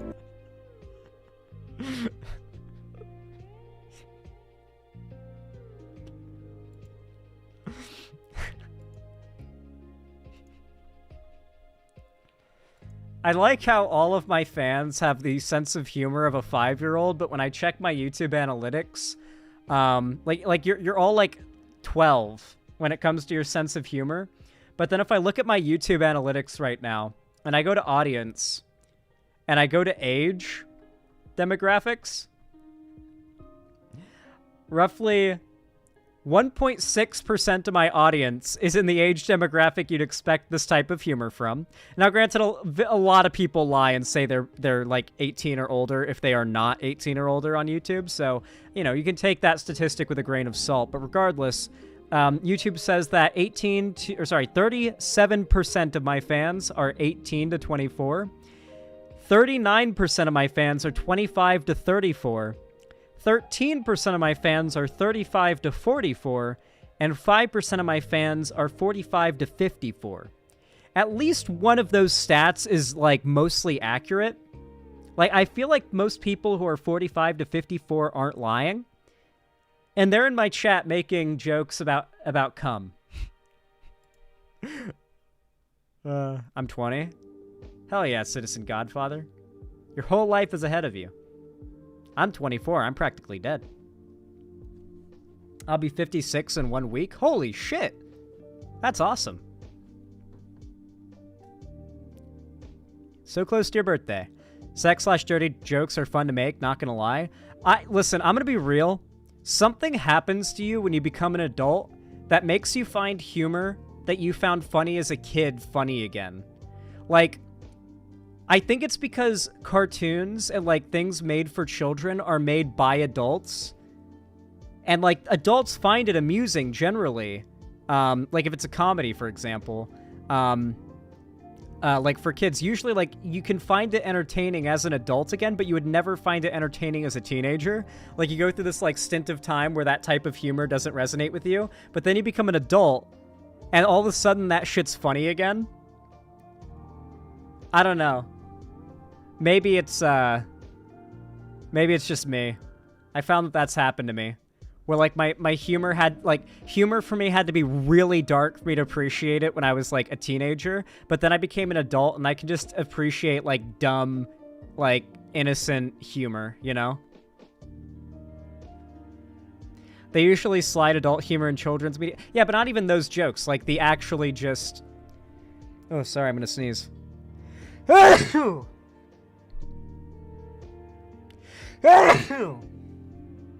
I good? I think I'm good. Not even like slapstick, although that to a degree. I don't know. I feel like, yeah, dad jokes. Like, I appreciate dad jokes as much as I did when I was a kid, and I didn't appreciate them at all, like, in any way when I was, like, a teenager. Like, it had to be, like, filthy Frank humor for me to like it when I was a teenager, if that makes sense. I was going to argue that point, but actually Xana's based in true and based. Yeah. I don't know. Maybe I am delusional. Maybe I'm making this all up. Alright, let me get the next segment ready. Is it snowing?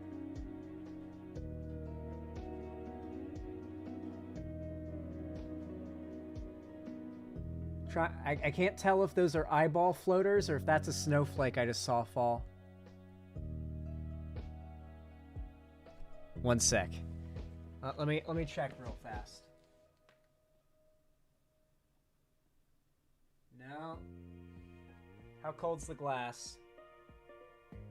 Not super cold. It'd be way colder if it was gonna snow. Okay. Ugh. Chat. I'm so excited for snow. My generation gave the world the boom headshot guy. Our humor has always been weird. I feel like I grew up online in this very interesting middle period of cultural sort of influence, where, like, I was initially in the, like, I was into, like, Call of Duty, like, commentary videos and, like, YouTube Let's Plays of, like, all sorts of different games and, like, stick figure animations, like The Cliff, if you remember that, classic. Like, that was what I was into on YouTube initially, and then one day I, like, discovered Minecraft, and then that just suddenly opened up a whole new world of, like, content and entertainment that I got into. So I basically went from being like a old school pre-2010 YouTube kid to being a like Minecraft YouTube kid. You know? Normie shit, still normie shit. That's definitely normie shit. But like that was like one of my big interests when I was like youngest. Anyone remember dick figures? I don't remember dick figures, no. MC is really where Let's Players make from... MC is really where Let's Plays went from a neat idea to good to watch. That's true, but I honestly think there were some Let's Players who played through games that really were top tier. Like, Uberhaxer Nova was my first Let's Player I ever watched, and I don't think it's, like, personal bias that I think he's the best. Or one of the best. I think he's just genuinely really fucking funny. This generation gave us Skibbity Toilet. I've never watched a Skibbity Toilet video. Do you guys know that? Never laid eyes a single time on a Skibbity Toilet video.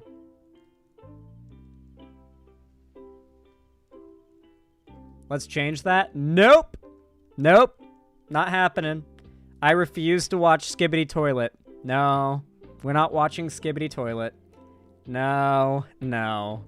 No. You guys have to, like, donate $100 to make me watch Skibbity Toilet, okay? You gotta pay for my groceries this week if I'm gonna watch a Skibbity Toilet video.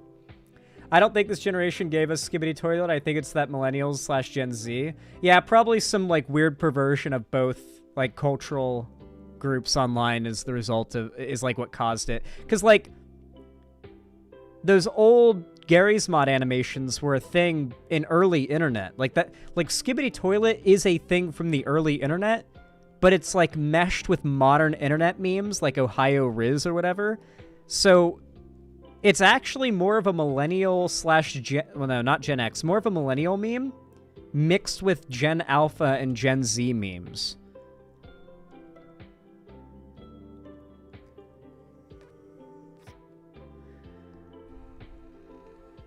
Yeah, if the guy's using the Source engine, probably a millennial. What even is it? Just a really cringy Source engine animation channel. It's something that the kids really like these days. It's what the kids that say we like you know, the kids in that we like Fortnite video are probably like 15 now. They probably look back at that video and go,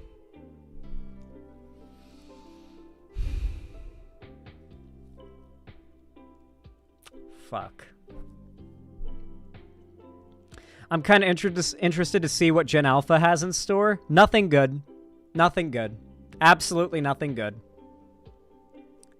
It's actually a very surreal story told in a weird way. I might be interested in it at some point, but yeah. If we hit $100 in the dono goal, I'll watch a video from Skibbity Toilet. Watch the Keffels analysis on it. Did Keffels do an analysis video? I actually might. That could be funny.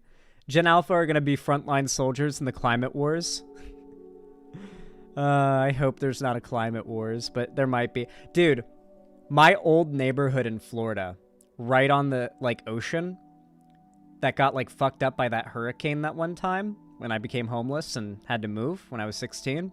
Part of that neighborhood is now, like, just underwater because of rain. So it's happening.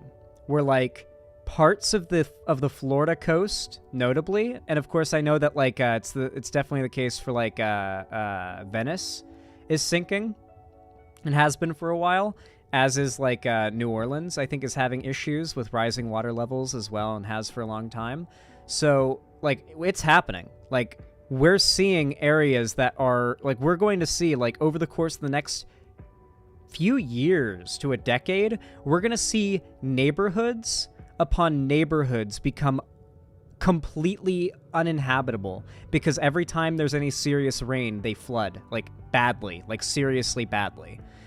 Because right now, all it takes is like a fairly heavy rain, it seems, at high tide to flood that neighborhood with seawater.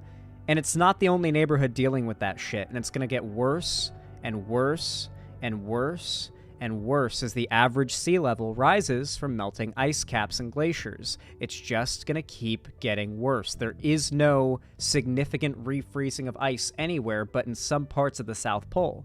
So it's going to be a real problem, and we're going to see a lot of Americans get completely displaced. That's not, and just like the H-Bomber Guy video, these people aren't going to be able to sell their houses and move. It's going to be, oh shit, our house that we own is flooded with seawater. This happens now every time it rains and there's a high tide. We have to straight up move and abandon everything. Like, we can't sell the property because no one wants it because it's about to be ocean soon. It's going to be underwater soon. Aquaman is not there to buy those houses. Like, that's going to be a big fucking problem where it's like, all right, so Mr. What do you guys plan to do about rising sea levels displacing hundreds of thousands of Americans living in coastal cities around the country? Like, that is going to be a question asked in the presidential debates in a scary, like, soon. Like, scary, scary soon.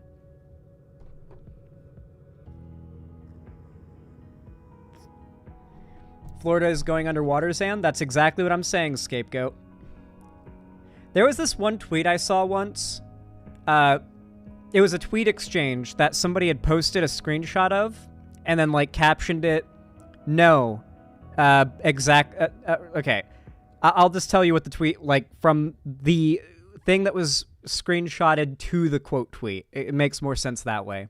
The interaction in the quote tweet is this lady who says a thing, and then a guy replies no, and then basically repeats the exact same point back to her. And then the lady screenshotted that and then posted that interaction and captioned it, no, like, parentheses, no, says exactly what I said. And I just thought when I saw that, wow, that is like 50% of my YouTube comments. And, like, a lot of the negative comments I get in my chat. Literally people saying no, and then following it up with exactly what I just said. I don't know. I just related to that big time.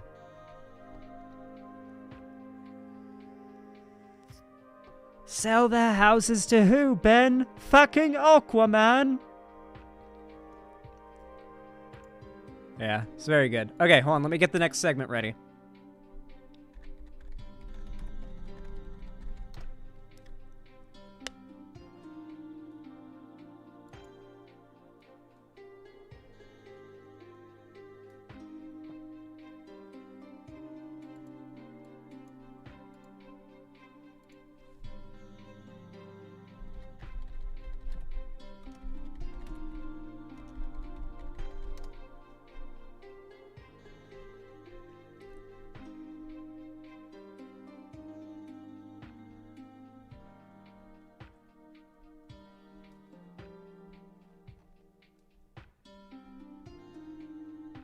Huh, damn, am I gonna have to go into my watch history to find the video?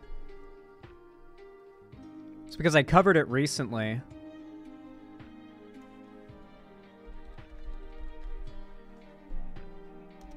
Okay, that should bring it up. Here we go.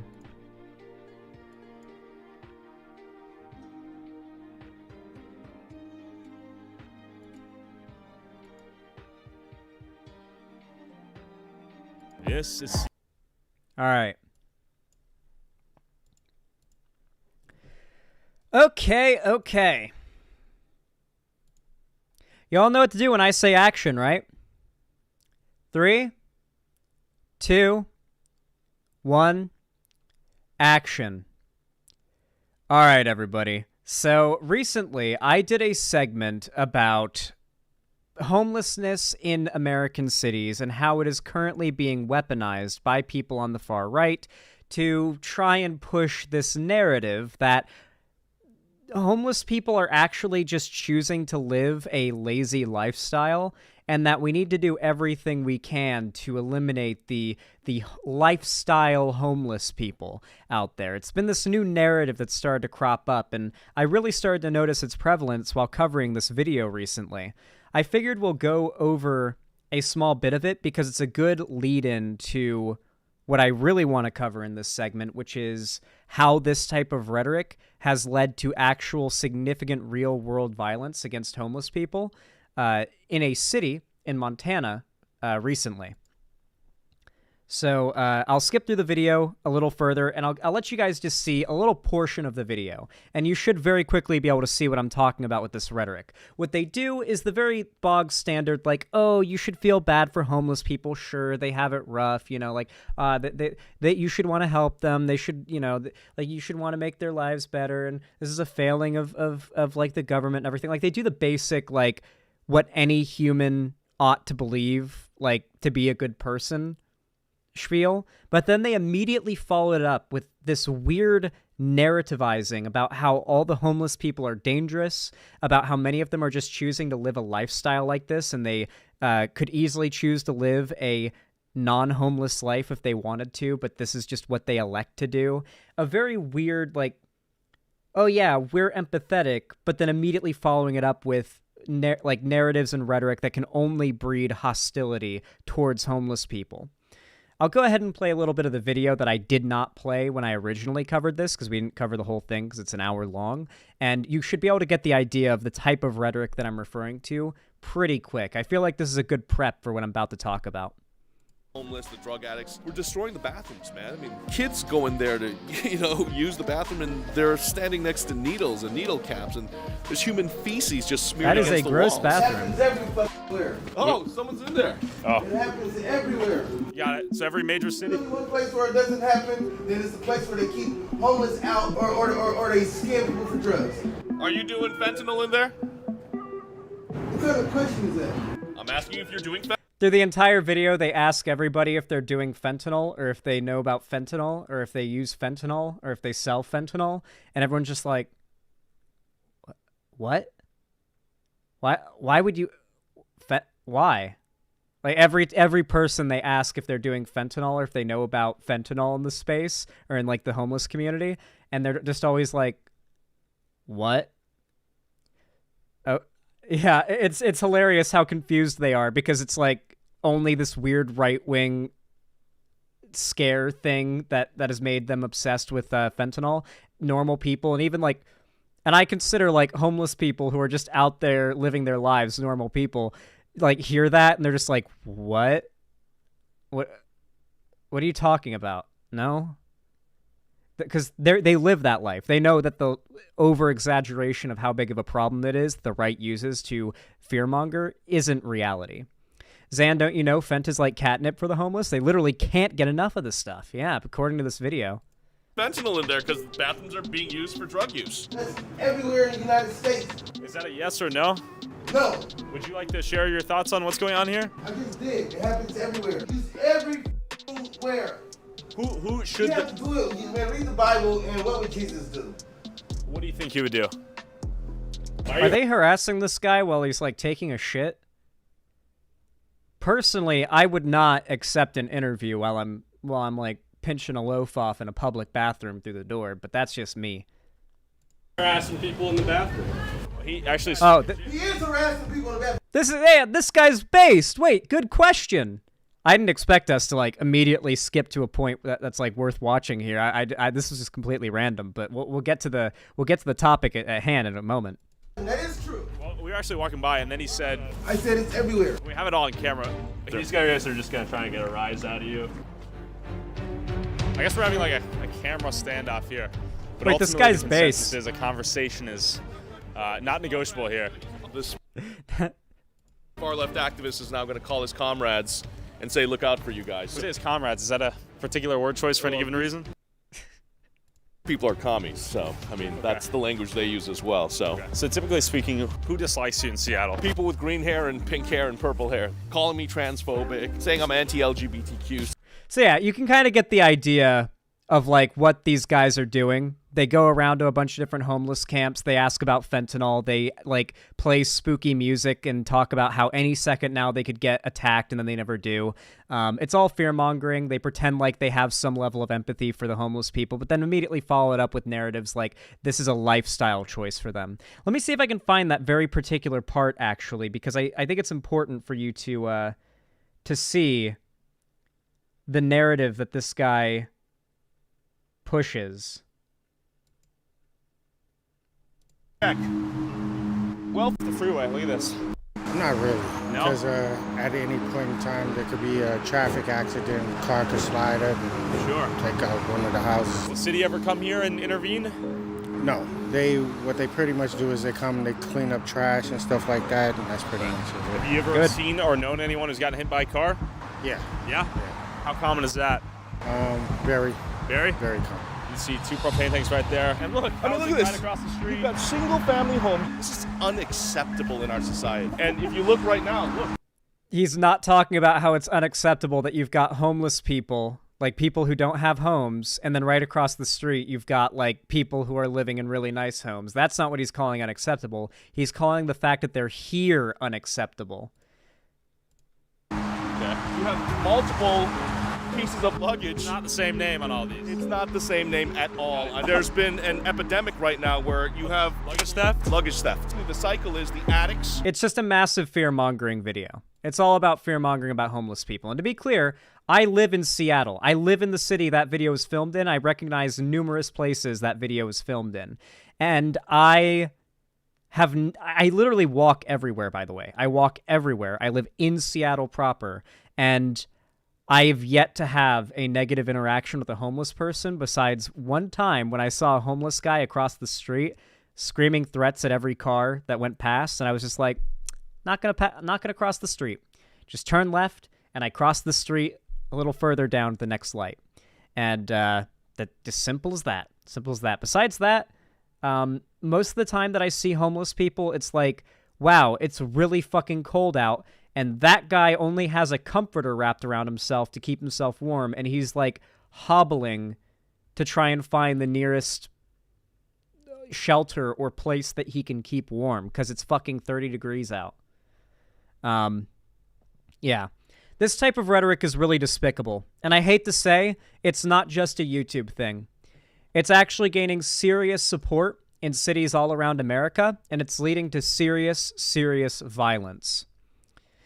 A city's campaign against homelessness brings stories of violence. Local officials called for residents to deter the homeless in Kalispell, Montana, but unhoused residents said they were then accosted and attacked. After watching a growing series of tents and other makeshift shelters spread into city parks and sidewalks, officials in northwestern Montana decided it was time for a crackdown on homelessness. Not on homelessness, on homeless people. In Kalispell, city leaders approved an ordinance to push motorists who give money or supplies to panhandlers, or punish motorists who give money or supplies to panhandlers. That's right, punishing people who donate to the homeless people. They shut off water and electricity at a city park where some were seeking refuge. The county commissioners wrote an open letter to the community early last year, warning that providing shelter or resources to homeless people would quote, enable them and entice more of them into the area.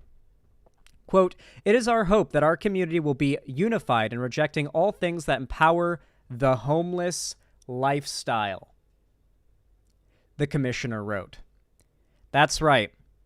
That whole the homeless lifestyle talking point is not a shitty YouTube meme. It's what right-wing politicians are using to justify the policy they're passing that is outright criminalizing helping homeless people. Xanderhall, there was a serial killer going around California attacking homeless people that were sleeping alone. It's fucked. Yeah, it's very common. Homeless people are very big targets of violence. Not only that, by the way, but right now, despite the fact that the economy is actually in a really good place because of Biden's based-ass policies, we've actually seen a flat number record of homeless people in America right now.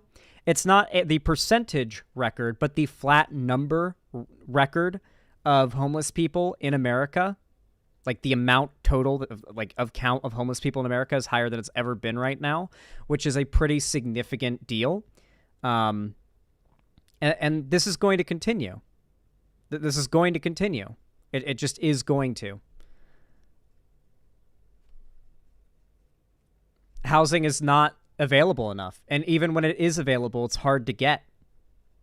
A lot of people are just going to end up fucked like this if the government does not do what a government should do in the most powerful, wealthy nation in the world, which is take care of its citizens. But in the years since that call to action, the purge effort has done little to resolve a problem that is still apparent.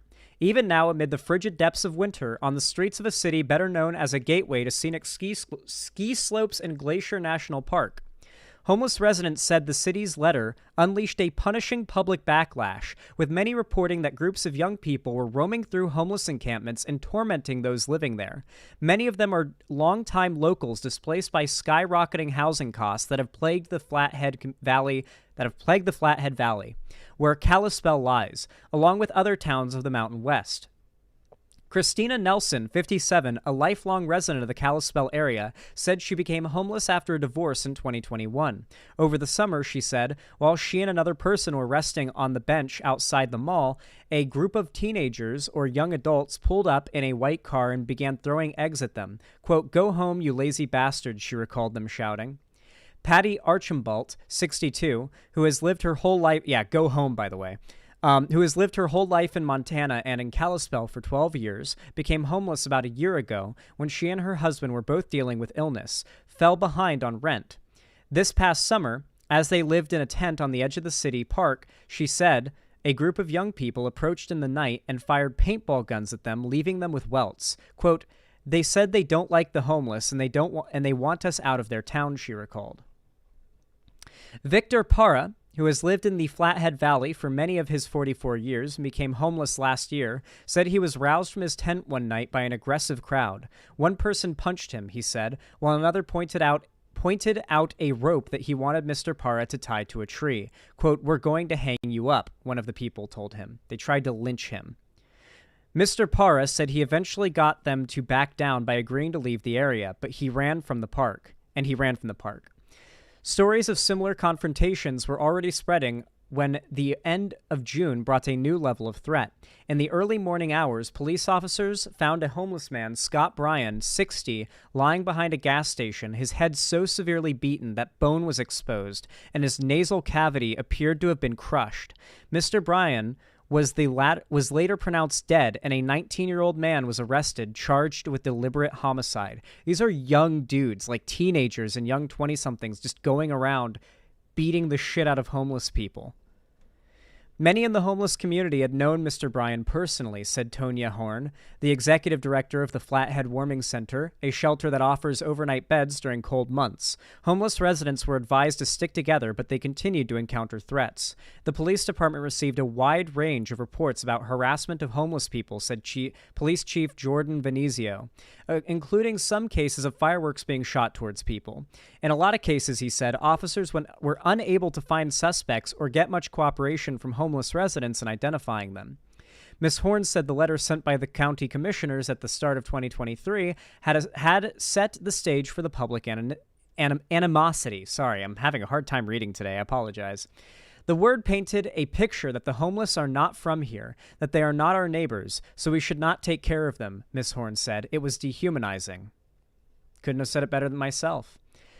The Flathead Valley, surrounded by verdant forests and clear lakes, has long been a haven for those resisting change from the outside world. The region has grown more politically conservative in recent decades, drawing militia groups and others seeking to establish a conservative Christian stronghold in the remote interior amid the nation's shifting political and cultural landscape. I guess the right is trying to turn this into like a right-wing compound town. The mountainous region, speckled with cabins and small ranches outside the cities, offered affordable refuge and isolation. But in recent years, as the pandemic drove a growing number of urbanites into the wide open spaces like northwest Montana, the cost of living soared, and so did homelessness. Locals warned that Kalispell could fall victim to the problems of public drug use and crime that were afflicting bigger cities. On Facebook, some residents gathered in community groups to swap stories and videos about homeless people. Some encouraged carrying guns for protection. Christ. I mean, carrying a gun for protection is fine, but like doing it because you're like wanting to demonize homeless people and fearmonger about them is pretty shitty in my opinion. This is not the only case where stuff like this has happened, by the way. There is a massive gated community. It's less of a gated community. When I say gated community, you're imagining something maybe the size of Disney World, right? Maybe smaller. like a bunch of like green lawns and basic identical houses in a maze of streets with no grocery stores or anything like that. Just a big gated maze of houses about the size of like Disney World or Universal Studios or like an amusement park, right? Eliminate that idea from your head. This place is called The Villages. It exists in Florida, and it's about the size of a city.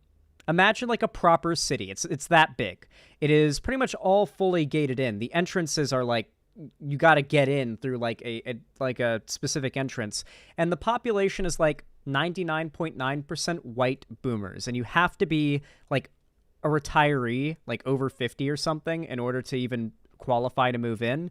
And I believe only grandkids are allowed to visit, like on certain days or something like that. And it's just like fields upon fields of golf courses as far as the eye can see, but it's a functional city. They've got grocery stores and bars and shooting ranges and gun stores and everything you could possibly need. They like the people who live there never have to leave. And they do not allow any homelessness there. They do not allow any littering, and I mean they really don't allow it. They force it to look. The average American is supposed to see pictures of the Villages and think, this is what I want all of America to look like. That's what they intend. And so the fact that they enforce this, like, no homeless people, no not, like, I don't think they ban non-white people, but let's be real, like, there's some redlining type shit going on there, right? Like, there's a reason why it's 99.9% white. It is Trump country. And they want to be able to say, this is what happens when you have an all-conservative, all-white, gated, walled-off community. This is how nice it looks. That is the idea that they try to put forth. They find an already nice place and take it over, which, you know, the area where the Villages is used to be really nice, like, nature, and so they've kind of taken that over and used it as part of, like, the appeal of the place.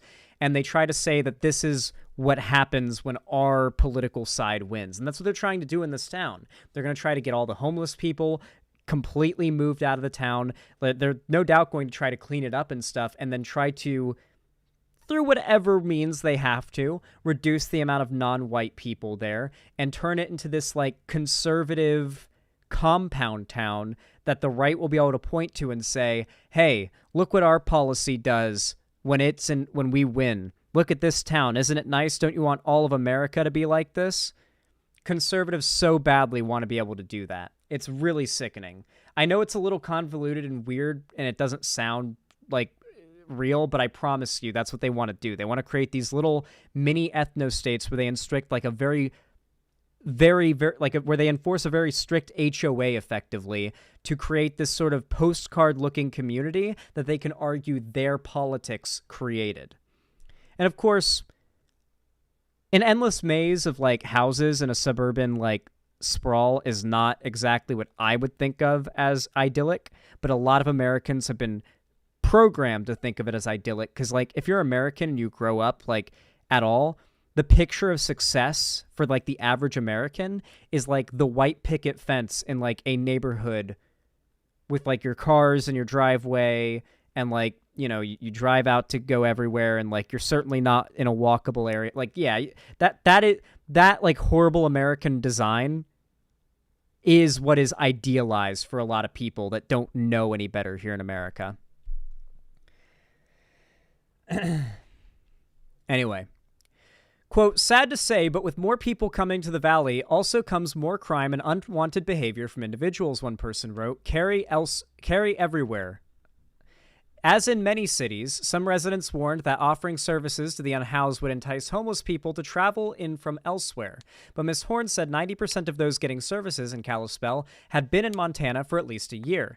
If there had been a migration of homeless people into the area, Ms. Horn said, she would have been the first to speak up because the region does not have enough resources to fully help those who are already there. Randy Bordell, A county commissioner who helped pen the letter calling for community members to stop supporting the homeless lifestyle said he stood by the message. The rise in homelessness, he said, has brought theft, encampments, and drug paraphernalia left in city parks. Quote, when you give someone an opportunity to live for free and let someone else pay for your costs, people are going to take advantage of that, he said. And that's really the core of it.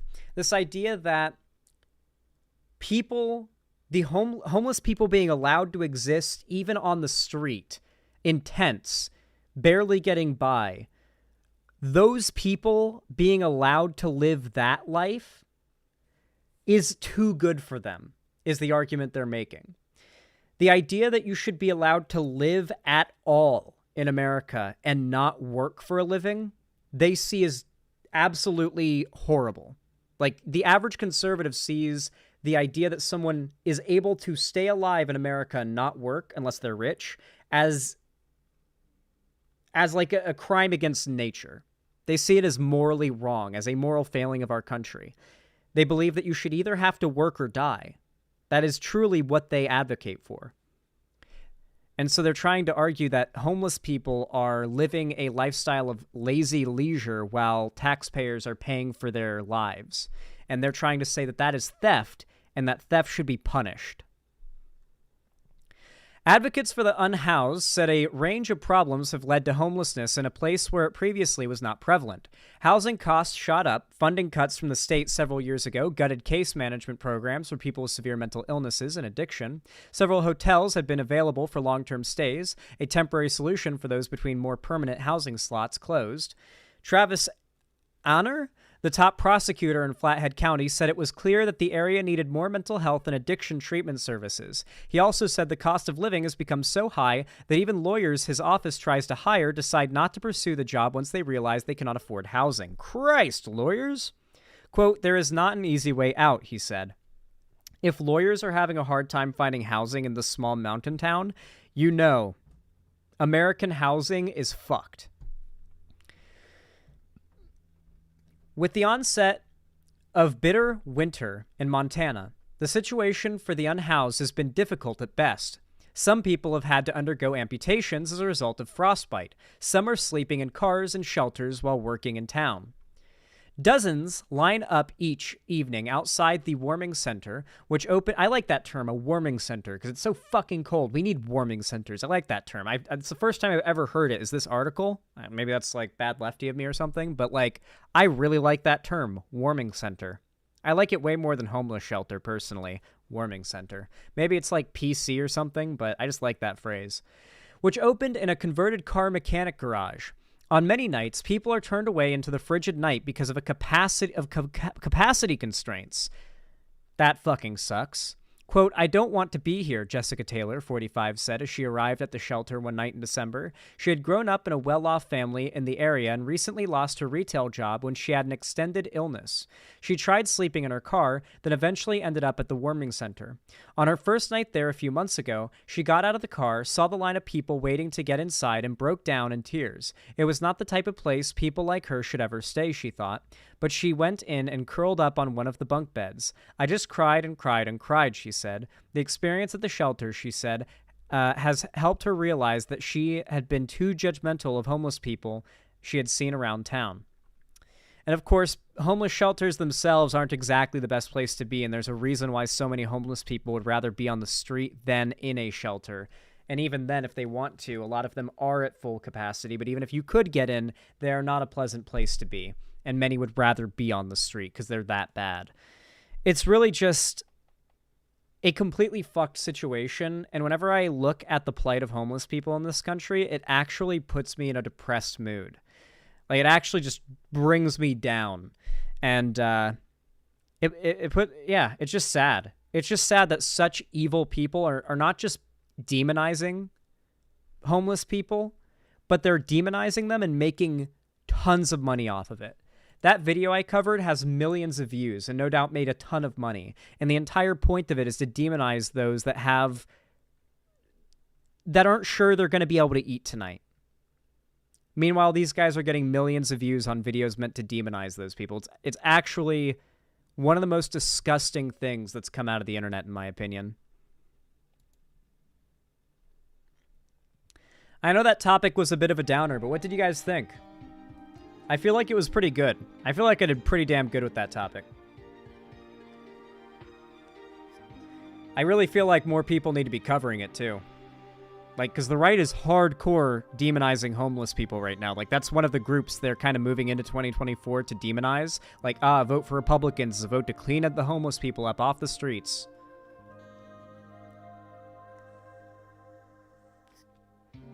$10 out of 10. Thank you, Eli. I appreciated it.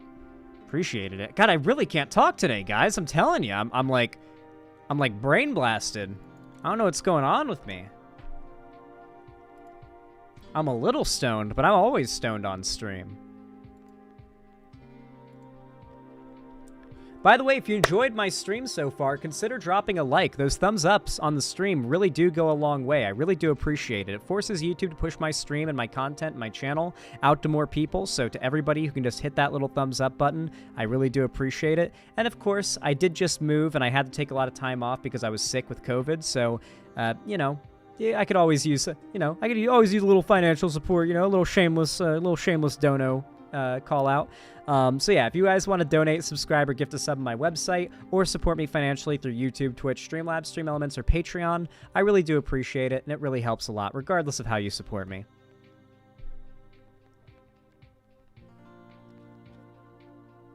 It was a good segment, but rough to hear. Yeah. I feel like I've been, like, migrating a lot more into covering some, like, more hardcore topics for politics, like more hardcore, like, political topics more often, and I really enjoy it, though I'll note that people don't enjoy watching it as much, which is ironic, because, you know, I do politics.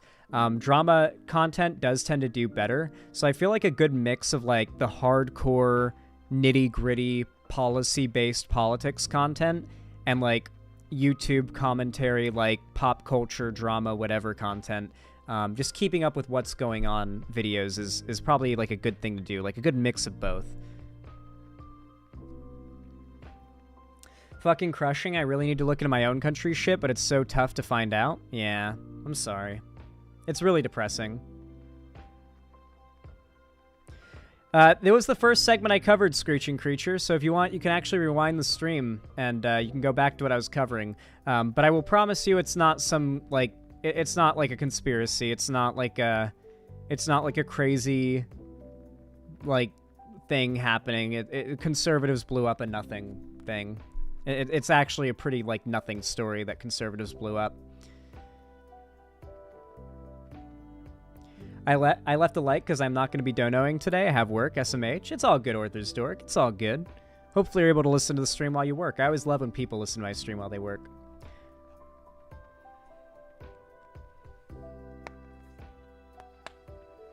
Oh my god, this guy's arguing with this guy, has a rightful market, but it's just sad to see how much of that content overrides important stories about what is actively going on.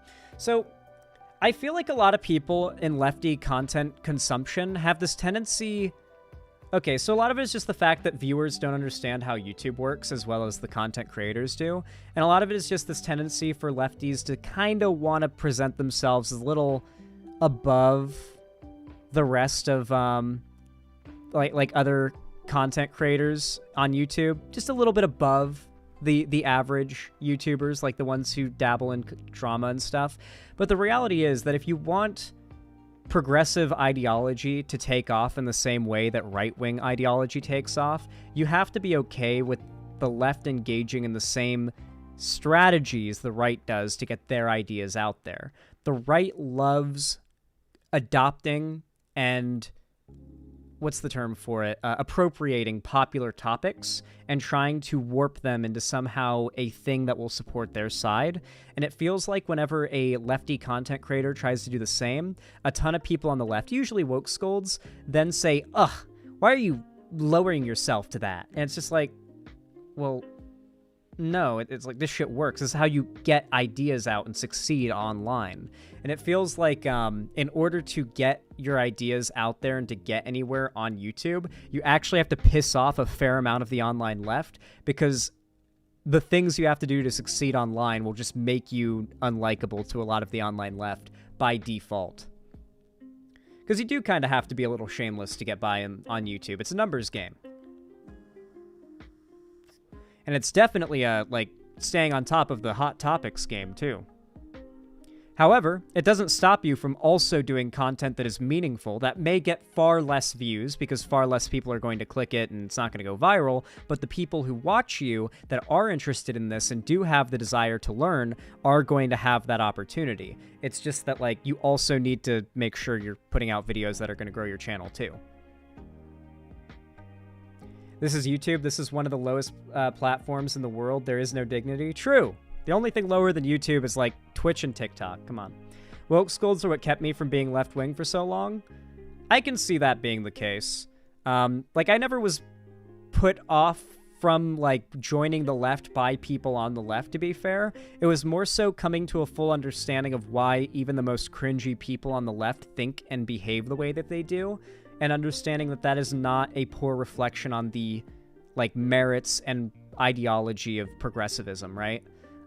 Because when I was, like, a teenager and I was in the chud hole, I was convinced that, like, crazy SJW freakout videos that should poorly reflect on the left as a whole.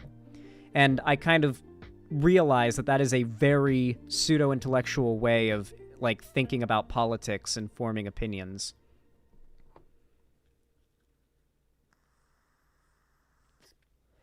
Yes, the chud hole. The chud hole.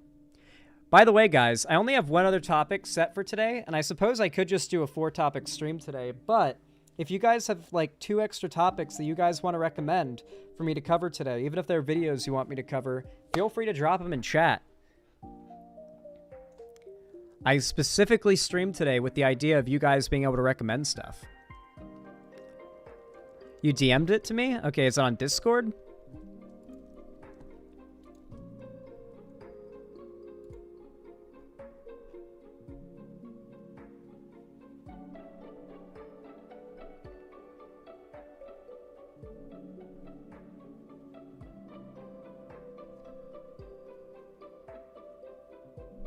Trying to see, was it on Discord?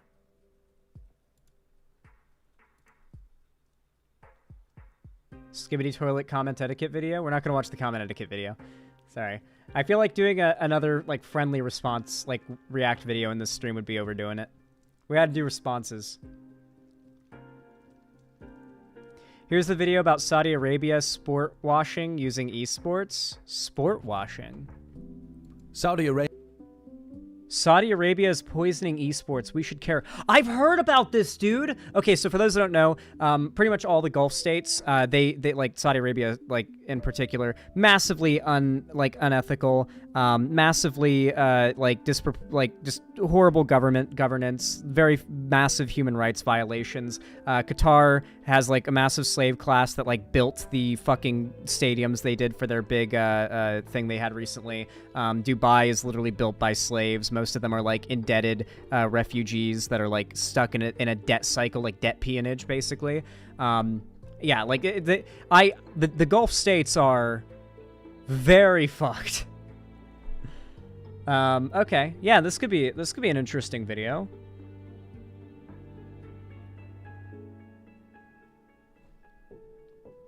This video, it's political but insane. To the men on retention, your semen contains the universe within it. Don't take this lightly. No way. Y'all know what to do when I say action, right? 3, 2, 1, action. What did I just get sent? This video is called To the Men on Retention. Your semen contains the universe within it. Don't take this lightly. And the first frame of the video, it's by a channel with 2.47k subs called The Realist Tiller. Or The Realist Tiller. And the first frame of it is beyond parody. It's a Minecraft edit, and we've got the fucking Minecraft text on screen. Sometimes when they are okay, sorry, I can't read. Apparently I've lost all my literacy skills. Sometimes when they are deep in dreams, I want to tell them. They are building true worlds in reality. Sometimes I want to tell them of their importance to the universe. It reads our thoughts. Minecraft. I cannot believe this motherfucker straight up starts his semen retention video by quoting the fucking Minecraft credits end poem.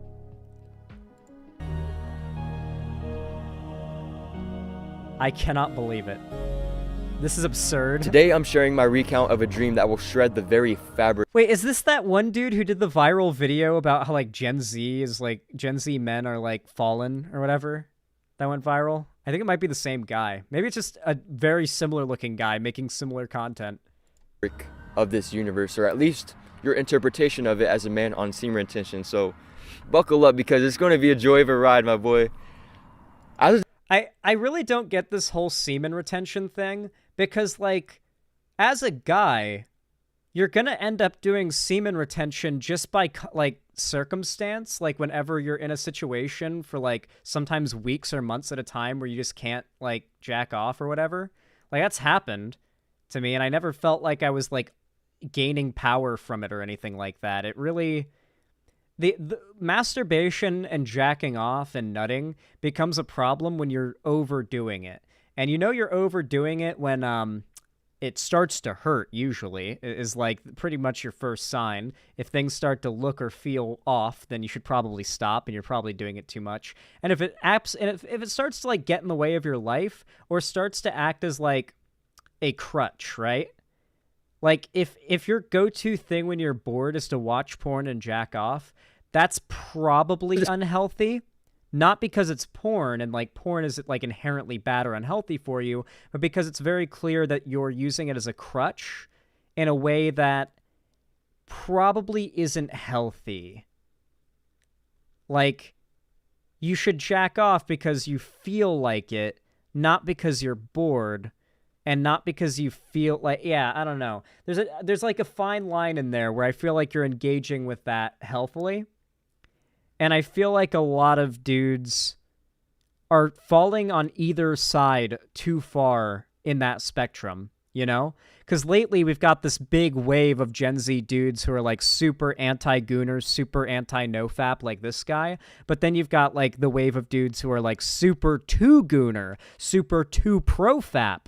You know, like maybe they go a little too far with it. And it feels like that, you know, the key is moderation.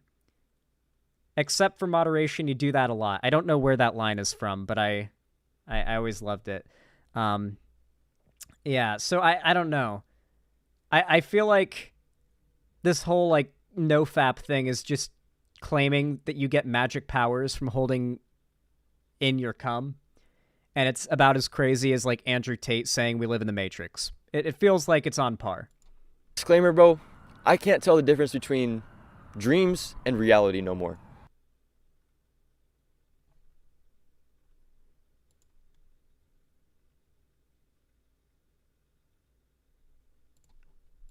I just can't. And the reason I bring this up is because this morning I had a dream, like Martin Luther King, but it's more so a...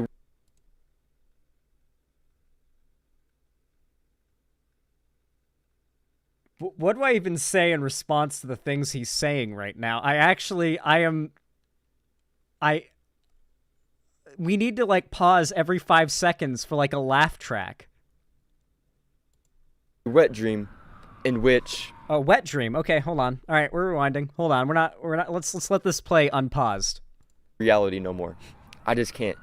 And the reason I bring this up is because this morning I had a dream, like Martin Luther King, but it's more so a wet dream in which I was conscious of it being No Nut November, and I was actively not trying to relapse.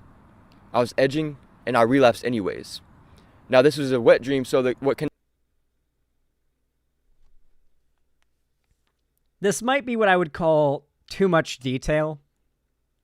You know, just TMI, too much information. Okay. Like, the fact that that exists, the fact that, like, if you do not regularly, like, nut, then, like, you can literally just nut in your sleep, and that's just a thing that will happen. and you'll basically soil your trousers, for lack of a better phrase. Like, the fact that is a thing that happens, that, like, once you've gone long enough without nutting, it just happens while you're sleeping.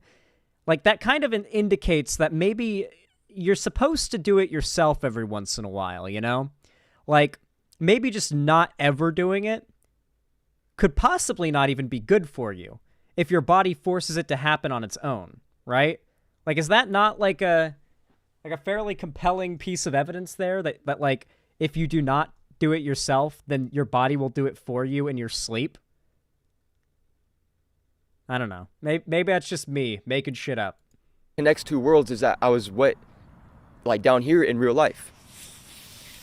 And what happened in this dream felt so surreal. Within the very dream itself, I had asked myself if I had a wet dream. For some reason, I was still dreaming even after my ejaculation. And so what I did, I decided to pursue my curiosity, basically study it. What the fuck are we watching? What the fuck did you link me? What the fuck did you link me? What is this? What did you send me? Oh, I just wish it was snowing outside. That would be the only silver lining to this. What the fuck are we watching? How do you find this shit? Did I relapse or did I have a wet dream? Within the dream, I studied this. And so what I did is I took my phone out and I took a picture of my puddle, like my actual... What are we watching? What are we watching? What is happening? Heavy Gretel, you have chosen the best time to arrive. Oh my god. I feel like I just pulled a muscle in my throat. Oh my god. What the fuck did you just send me? How do you find this shit? Private parts. I know this is like not safe for work, but I had to put it in there for the story. Because it's... Bro's a cum scholar. Studying it like Nick Fuentes. It adds, trust me, it plays a part. It plays a very important role. In the digital image, I zoomed in on one particular droplet of semen. And this droplet was a globe of Earth, representation of Earth.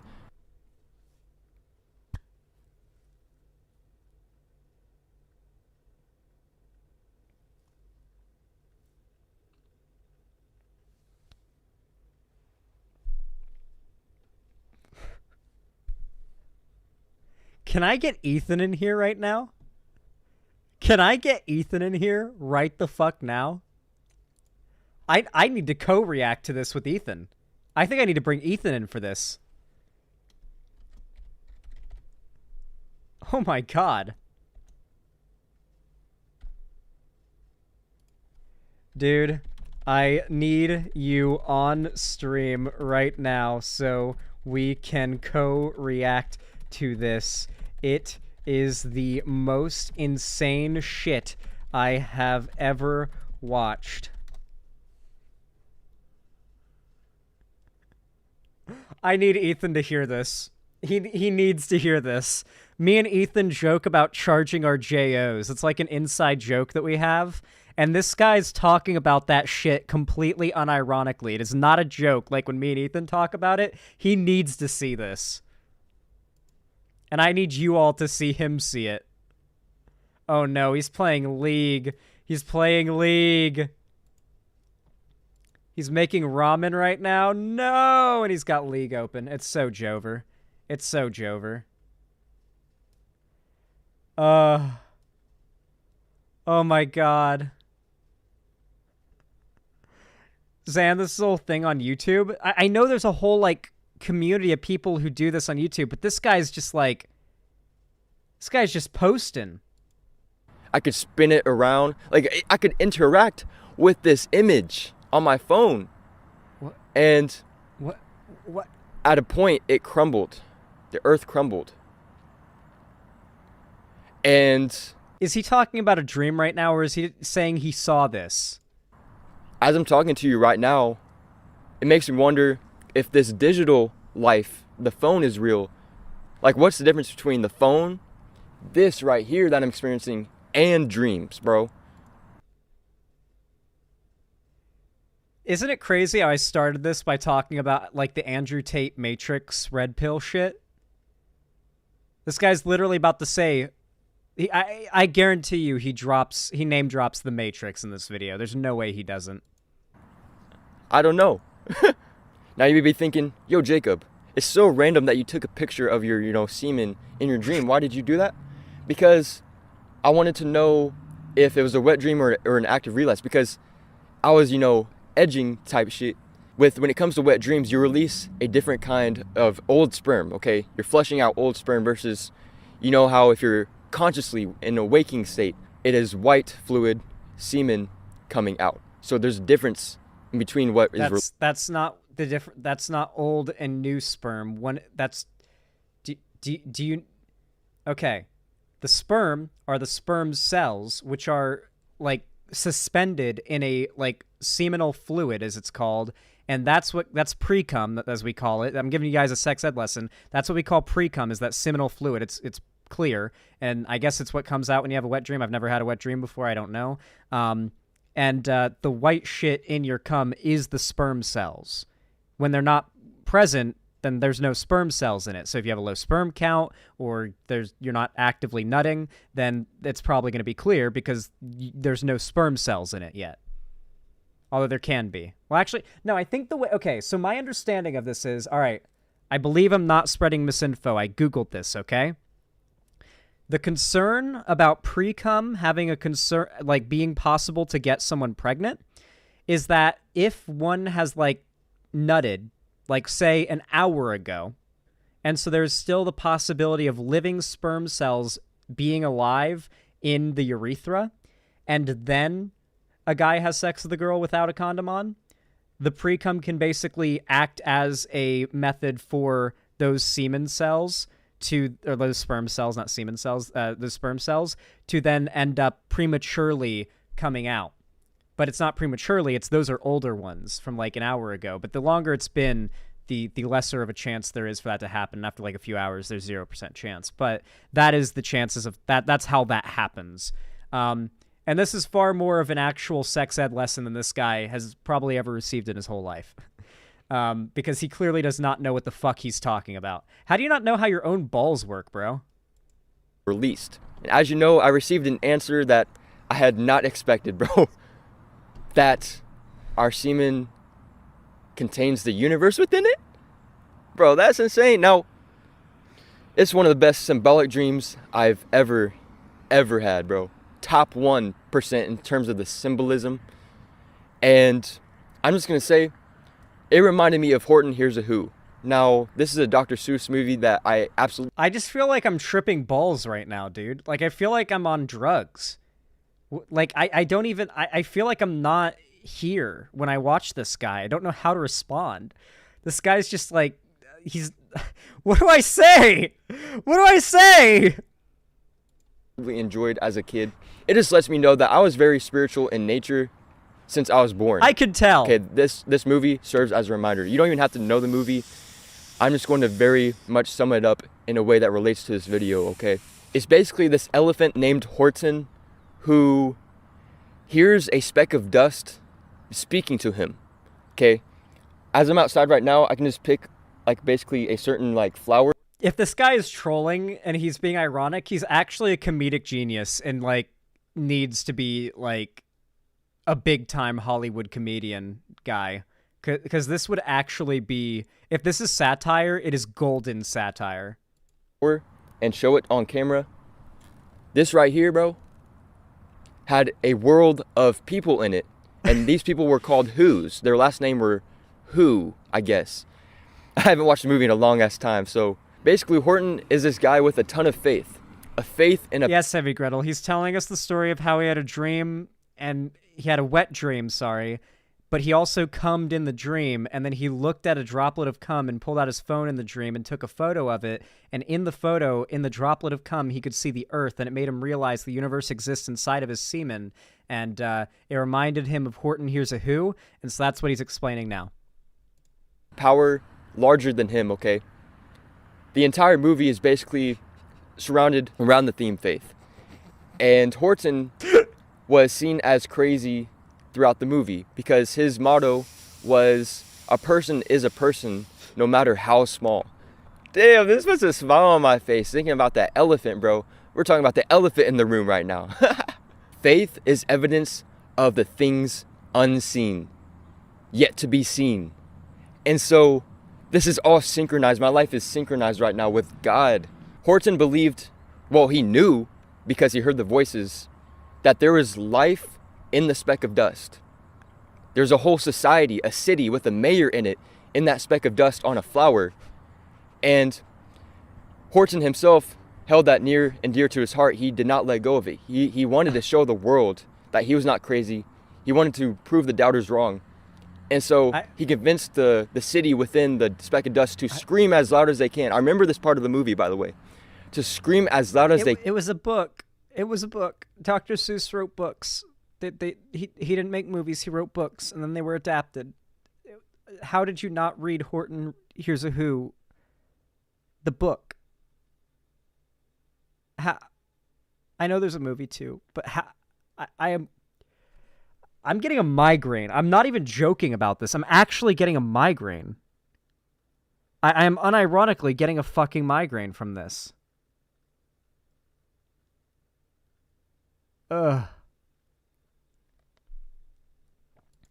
Can. And for everybody to remain silent within Horton's world, that's when they would finally recognize, oh shoot, there is life within everything type shit, at least within this speck of dust, but with what me and you can interpret it as, all is one. Our semen contains the universe within it, and we cannot let go of this precious life force energy we have, because the reality is, we're all... Bro's charging his J.O. This is literally the, like, thought process behind, like, charging your J.O. Okay, okay, we have to take a quick diversion. I have to find, like, a meme video about charging your J.O. crystal.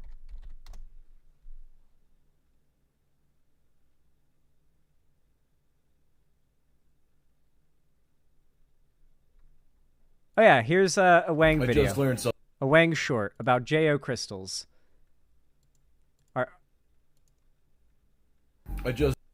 Okay, here we go.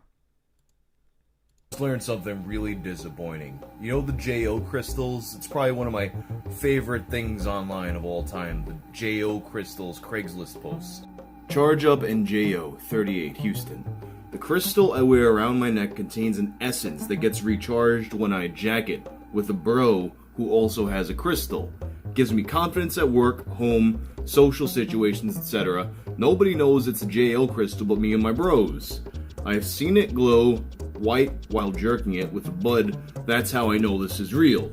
You can come over for as long as you want, but I need a picture of you preferably wearing a crystal before I waste my time. Yep. Yeah, so basically what he's describing is that, like, semen energy that you would capture into the crystal for, like, further refining and sort of, like, magnification of its magical essence that you would, like, keep on you, like, you know, as sort of a relic, an artifact of magical strength that you would regularly empower, of course. But this guy's talking about trying to retain all that energy just in your body, and it just doesn't work that way. Your body will just reject it eventually. You have to actually, like, release that energy from your body and distill it into the J.O. crystal in order to get, like, the powers of the universe. Eventually, if you charge a J.O. crystal enough, it turns into basically an infinity stone. Alive because of semen, bro. Semen droplets that went into a pussy. Do you think hot sauce, if it went into a vagina, would create us? No. This has to be parody. This has to be satire. This has to be... Why would he use hot sauce? Why would he ever use hot sauce? This is why semen is sacred. This is why it's not like any other liquid. But at the same, very, very, very same time, it's just like everything else in this universe. It's just energy. But somehow, some way, semen creates us, who are conscious of our existence, and perhaps the creator who created us And that just blew me away, realizing that. It blows my mind right now, type shit.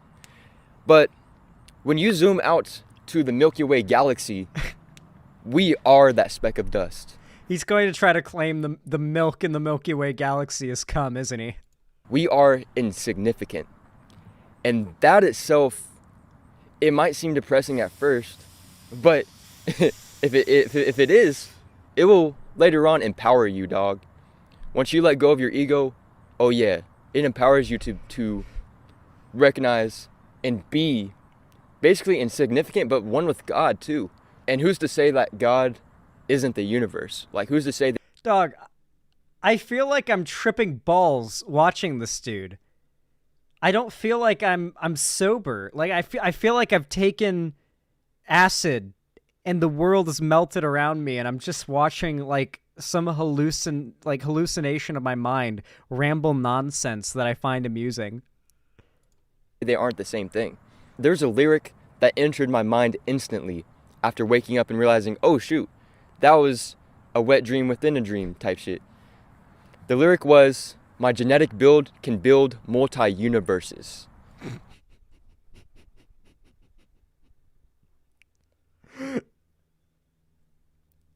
I don't know. And that was a bar from a song called Worldwide Steppers by Kendrick Lamar.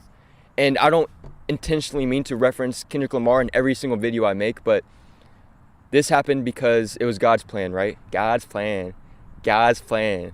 Please, please, for not only my favor, but your favor, in favor of you, think about the depth of that statement right there. Your genetic build can build multi-universes. It very much correlates to the dream I had in which one singular semen droplet had... You know that meme where, like, the guy asks the other dude for the source and the other guy, like, turns into a monstrous, like, creature of pure power and says, "It came to me in a dream"? That's him. This guy's ascended, frankly. He's actually beyond us. He's ascended beyond mortal thought. We can't comprehend this. Earth and Earth, planet Earth. You mean Dr. Manhattan? I don't think it's Dr. Manhattan in that meme, but I'm sure there's a variant where it is. So you can imagine millions of semen droplets we release. Millions of Earth's multi-universes. You feel me? And what happens when you watch This guy's unironically arguing that when you nut, you commit giga-genocide. Holy shit. He's actually arguing that nutting is committing omni-genocide. I appreciate this man's commitment to the ideology, I suppose. That video on YouTube that trips you out, it zooms out from Earth and then to the solar system, then to the Milky Way galaxy, That's then all to guys. multiple galaxies, then the entire observable universe. Yeah, this is me experiencing it right the heck now, my boy. You feel me? What's crazy about this, and this might happen to you on semen retention, right? Well, it will happen to you, is synchronicity. But what might happen to you is you might start seeing people as reflections of yourself. And perhaps you start to gather this idea that other humans exist because we never wanted to feel lonely. So let's just assume for a second, right, that we are God. God created fragments of himself so he couldn't feel lonely. Dog, that gets deep. But I brought that up because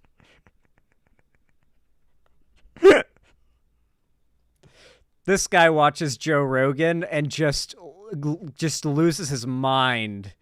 You know he watches Joe Rogan and his mind is blown every time, like, fucking Neil deGrasse Tyson says, well, yeah, you know, there could be entire universes inside of black holes. That's my best Neil deGrasse Tyson impression. And he's just like, that's deep, bro. I'm just eternally grateful to have people in real life to interact with, because if I was on this earth alone, I would be driven crazy. Yeah, I don't know which one of us is high right now either, Cleaver120. Now, the reason why this world is crazy, society is crazy, there's so much mental illness roaming around, is because there's this idea of us being alone in the universe, planet Earth being the only planet with life on it. But I know that's not true, bro. There's got to be life somewhere. You know. On some planet somewhere. And probably, though, to be fair. I mean, universe is so extremely massive. If we're here, there's probably other shit. Probably nothing all that interesting and very far away. But, you know, it's out there. Probably. Very far away. We would no longer be crazy if we interacted with them. They're probably on a higher consciousness than us. They're probably on a vibration of love that they could share with us and raise our collective consciousness on Earth to not make us feel alone anymore. So that gets deep. That all comes from me coming. Come.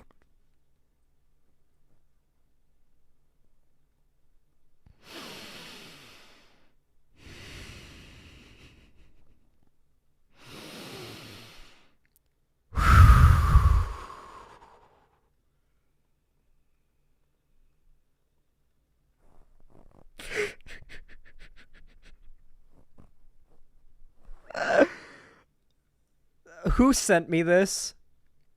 I need to know who sent me this so they could be properly rewarded with proper due praise for this video recommendation. This is possibly the best video I've ever received from a chatter. Ban them. No. They need to be modded or something, because this is... It's me? Really, Adante Asai? Thank you, Adante Asai. Everyone is giving credit to Adante Asai. Thank you, Adante Asai. I don't know how you found this shit, but you deserve due credit for recommending possibly the best video I've ever had recommended to cover by a chatter in the entire history of my channel. This is a diamond very, very far in the rough. Come. Jesus has come. If you've made it this far into the video, bro, just comment down Milky Way Galaxy. And like every comment that says Milky Way Galaxy, we're trying to reach thousands upon millions of people out here. We're trying to reach multiple specks of dust. That's what I am. I love life. I love life being a speck of dust, bro. How high is he? I'm not sorry, actually. I was going to apologize, but then I'm like, bro, once you're on semen retention, you become so connected with the divine masculine. You just unapologetically be yourself. You don't apologize for things anymore. Your anxiety goes away. Because you start to realize and know who you truly are. That's pure consciousness. This video is ending for a reason. It's to make true a vision we believe in. We are the universe, Minecraft. I forgot this all started with the Minecraft quote. We have to re-remind ourselves here. This all started with a Minecraft quote from the Minecraft end credits poem.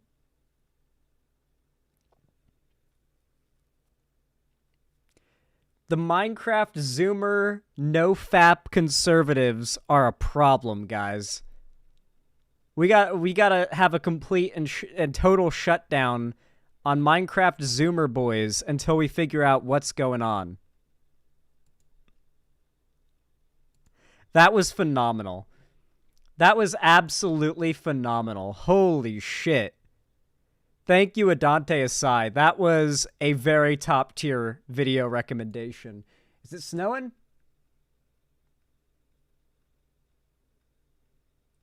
No, don't seem like it. Damn. Hold on, let me check. Seattle weather. It's 42 degrees. Ugh. Still too hot to snow. It's supposed to get down to 35 tonight. So that's pretty cold, but probably not cold enough to snow. But Thursday at 7 p.m., it's supposed to get cold enough. It's supposed to drop down into the low 30s and below 30 well into the evening. And there's a pretty... What are the no chance of precipitation, huh? Did I get cucked out of snow? Oh, because it's not precipitation, it's snow. Okay, yeah. So yeah, it's supposed to snow on Thursday night and pretty substantial amount of snow on Friday. So that's pretty dope. We're getting a foot over in the Toronto area. Well, good for you. I'm sorry, but we only get a couple inches at best here in Seattle because it's a goddamn city surrounded by water, and for some reason that makes it snow less. I don't know why. It's like a microclimate that's slightly warmer and less humid somehow. So that makes it snow less here for some reason. I hate it. I hate it. I hate it. Eventually I will move outside of the city if, like, the lack of snow ends up being disturbing to me. Time to apologize to a boomer for saying their shit. True. True. That Zoomer has made us all look bad. They really, really have. I love when I have a friend who's got, like, a really messed up sleep schedule and they message me at 3 p.m. Good morning.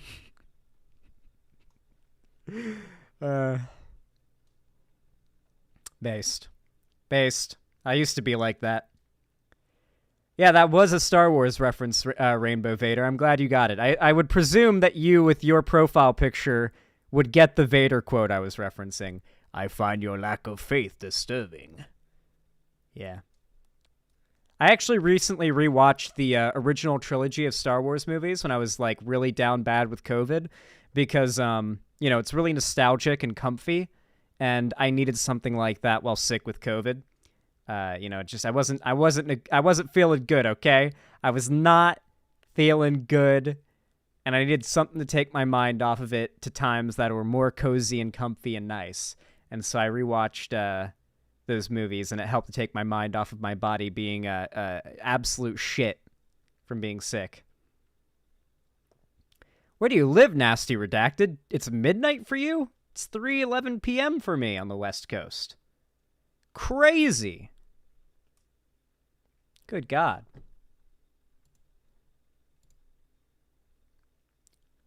I'm sorry, Heavy Gretel. Y'all gotta fix your sleep schedules, chat. I get you got important stuff to do, but I promise you that your life will become so much more productive if you can get yourself, like, awake at, like, 6 a.m., 5 a.m., and asleep at, like, 7 or 8 p.m. If you can get your workday in the day instead of, like, at night or in the evening or afternoon, like, your entire life will become so much more productive. That's been the case for me, and granted, I can make my own hours, so that's, you know, kind of better for me specifically, and you may not have that freedom. But if you do, if you can take that schedule and you can manage it, it's so much better. It really, really is. The reason coastal areas don't get much snow at first is because the ocean retains heat from the summer. Maybe that guy had a point. Oh, okay. That actually makes sense, yeah. I work in a bar. Waking up at 3 p.m. is normal. I love being nocturnal. Yeah. Actually, it makes sense why here in Seattle, it doesn't really get colder at night. Like, it does get colder, but it doesn't, like, it gets colder from, like, when the sun goes down to when it's dark. Then it doesn't get any colder. You would expect it to continuously get colder and colder and colder throughout the night, like everywhere else I've ever lived, at least, where it's like the coldest is right before sunrise, where it's been darkest for the longest. But it, like, plateaus at, like, 9 p.m., 8 p.m. here when the sun goes down and stays that cold all night. It's really weird. Really, really weird. It has to do, I think, like what that person said, with the ocean being all around Seattle, like keeping a nice heat blanket of warmer temperatures around the city.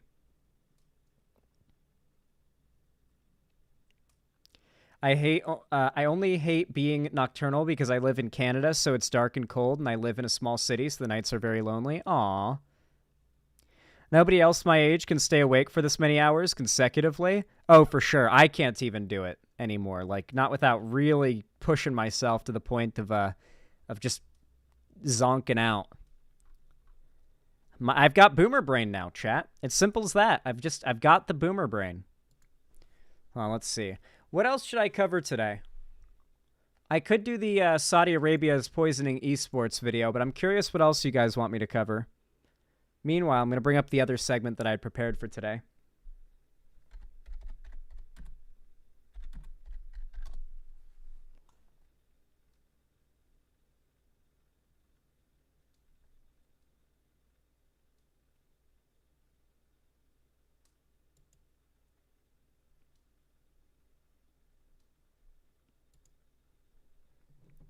All right.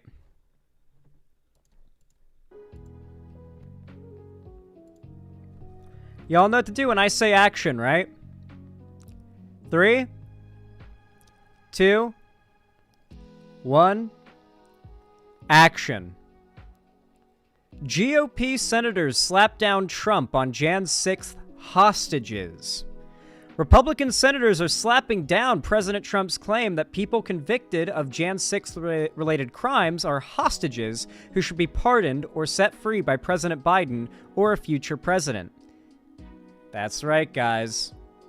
Trump may be able to cover his own ass in all of this at the end of all of this fiasco, but the people who are not going to get out of this regardless are the ones who actually did the rioting on the Capitol. As much as Republican rhetoricians may try to whitewash January 6th and the people who participated, the law is the law.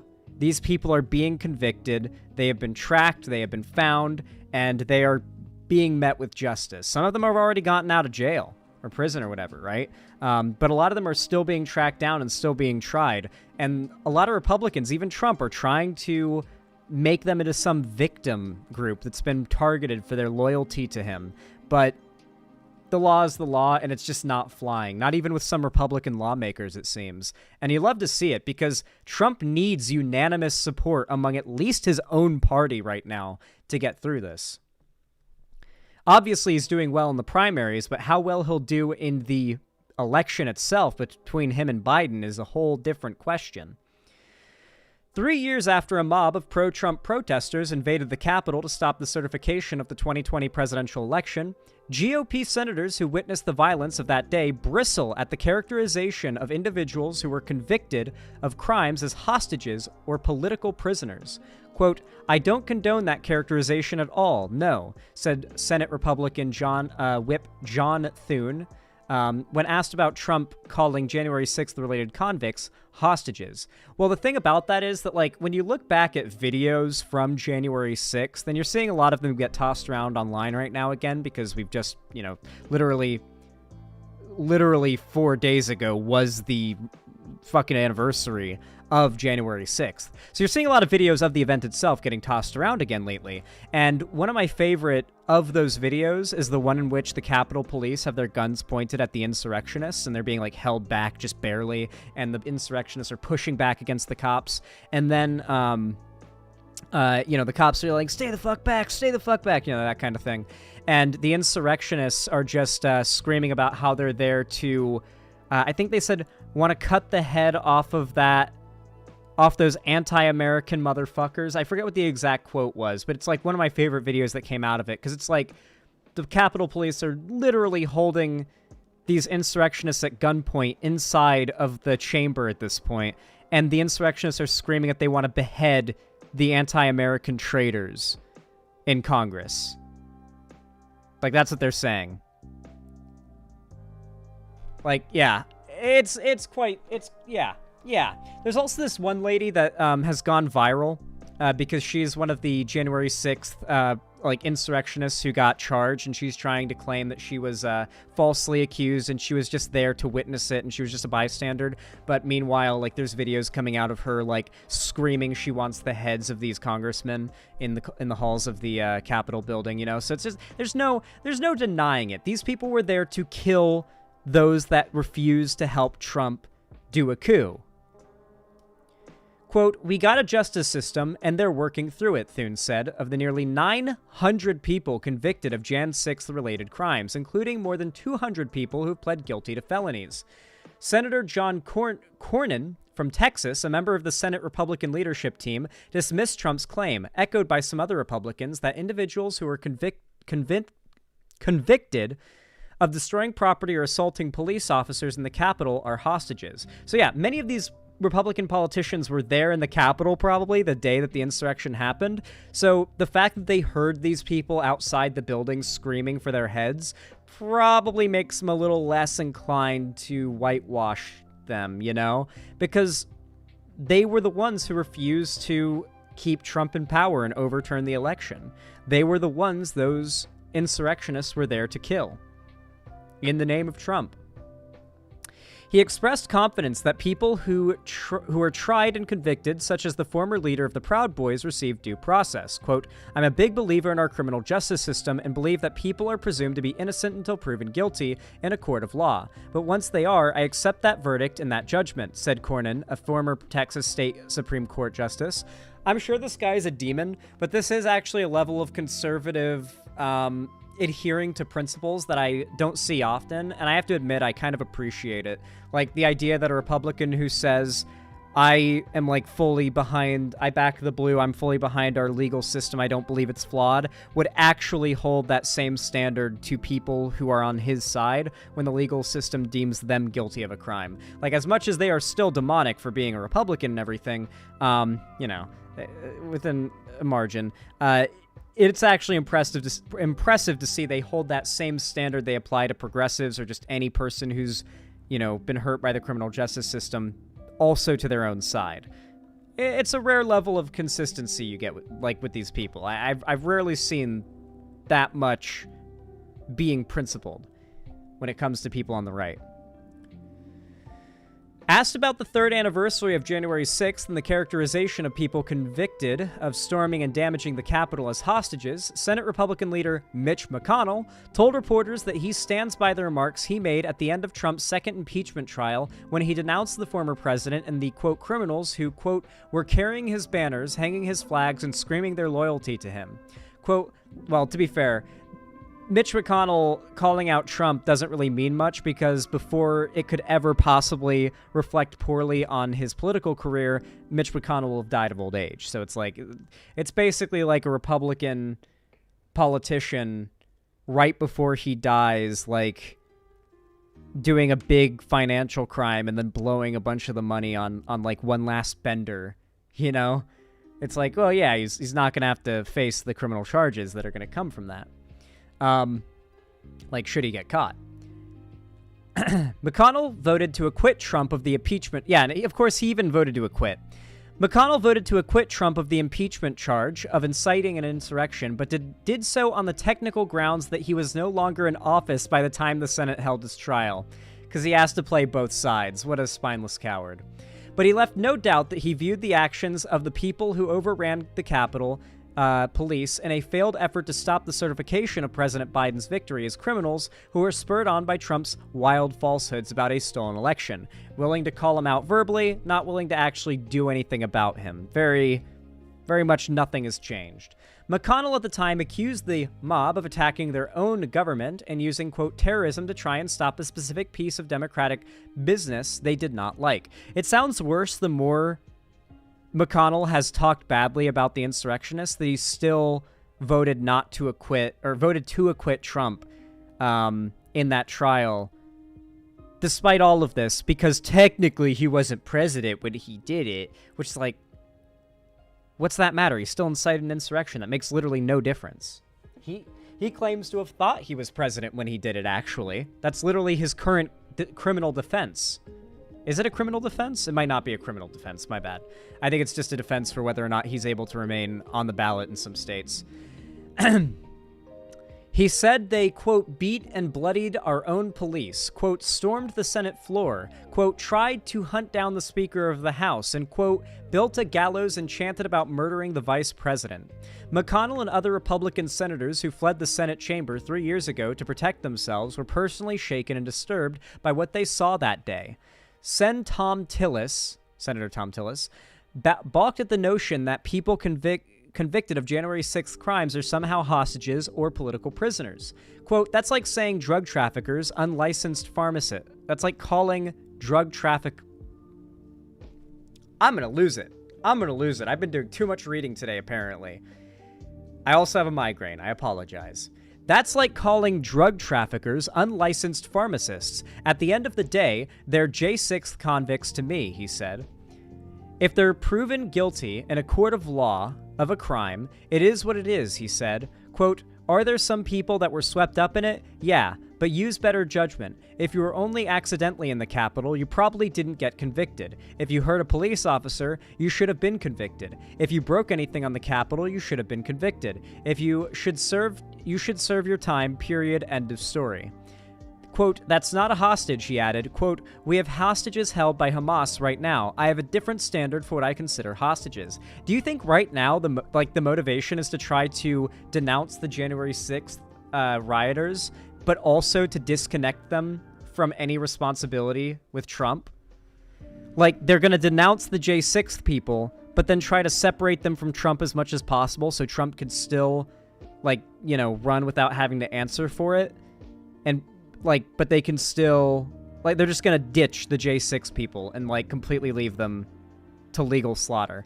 I hope so. That would both be funny, but also scary, because then they're just going to kind of shed the J6 thing as something that can be held against them in, like, a good faith discussion. Quote, "That's not a hostage," he added. Quote, "We have hostages held by Hamas right now. I have a different standard for what I call hostages."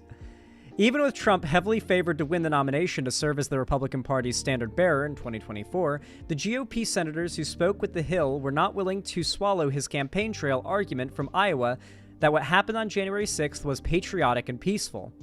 Trump got cheers at a middle school in Clinton, Iowa, by calling for Biden to release the J6 hostages. Quote, "They ought to release the J6 hostages," he said. Quote, "I call them hostages. Some people call them prisoners. I call them hostages. Release the J6 hostages, Joe. Release them, Joe. You could do it real easy, Joe." For those that don't know, Trump has also been escalating his rhetoric to calling, like, immigrants and, like, Democrats vermin. And, like, when polled, Republicans answered that the vast majority of Republicans answered that they either A, want to vote for Trump more now when they find out that he calls his political opponents vermin, either don't care, or, like, in that combination is the vast majority of them, and a very small minority are put off by it. But that small minority of people who are put off by it are not put off by it much. So the fact is, Trump is getting mostly positive feedback from radicalizing his speech and making it even more fashy. It's resulting in his numbers in the polls going up for the primaries. It's resulting in like actual polling done by independent organizations of Republicans finding that his supporters are gaining more love for him the more radically fascist his rhetoric gets. It's actually quite worrying, if you ask me. Like, it's a big concern, especially with Project 2025 on the horizon if Trump wins.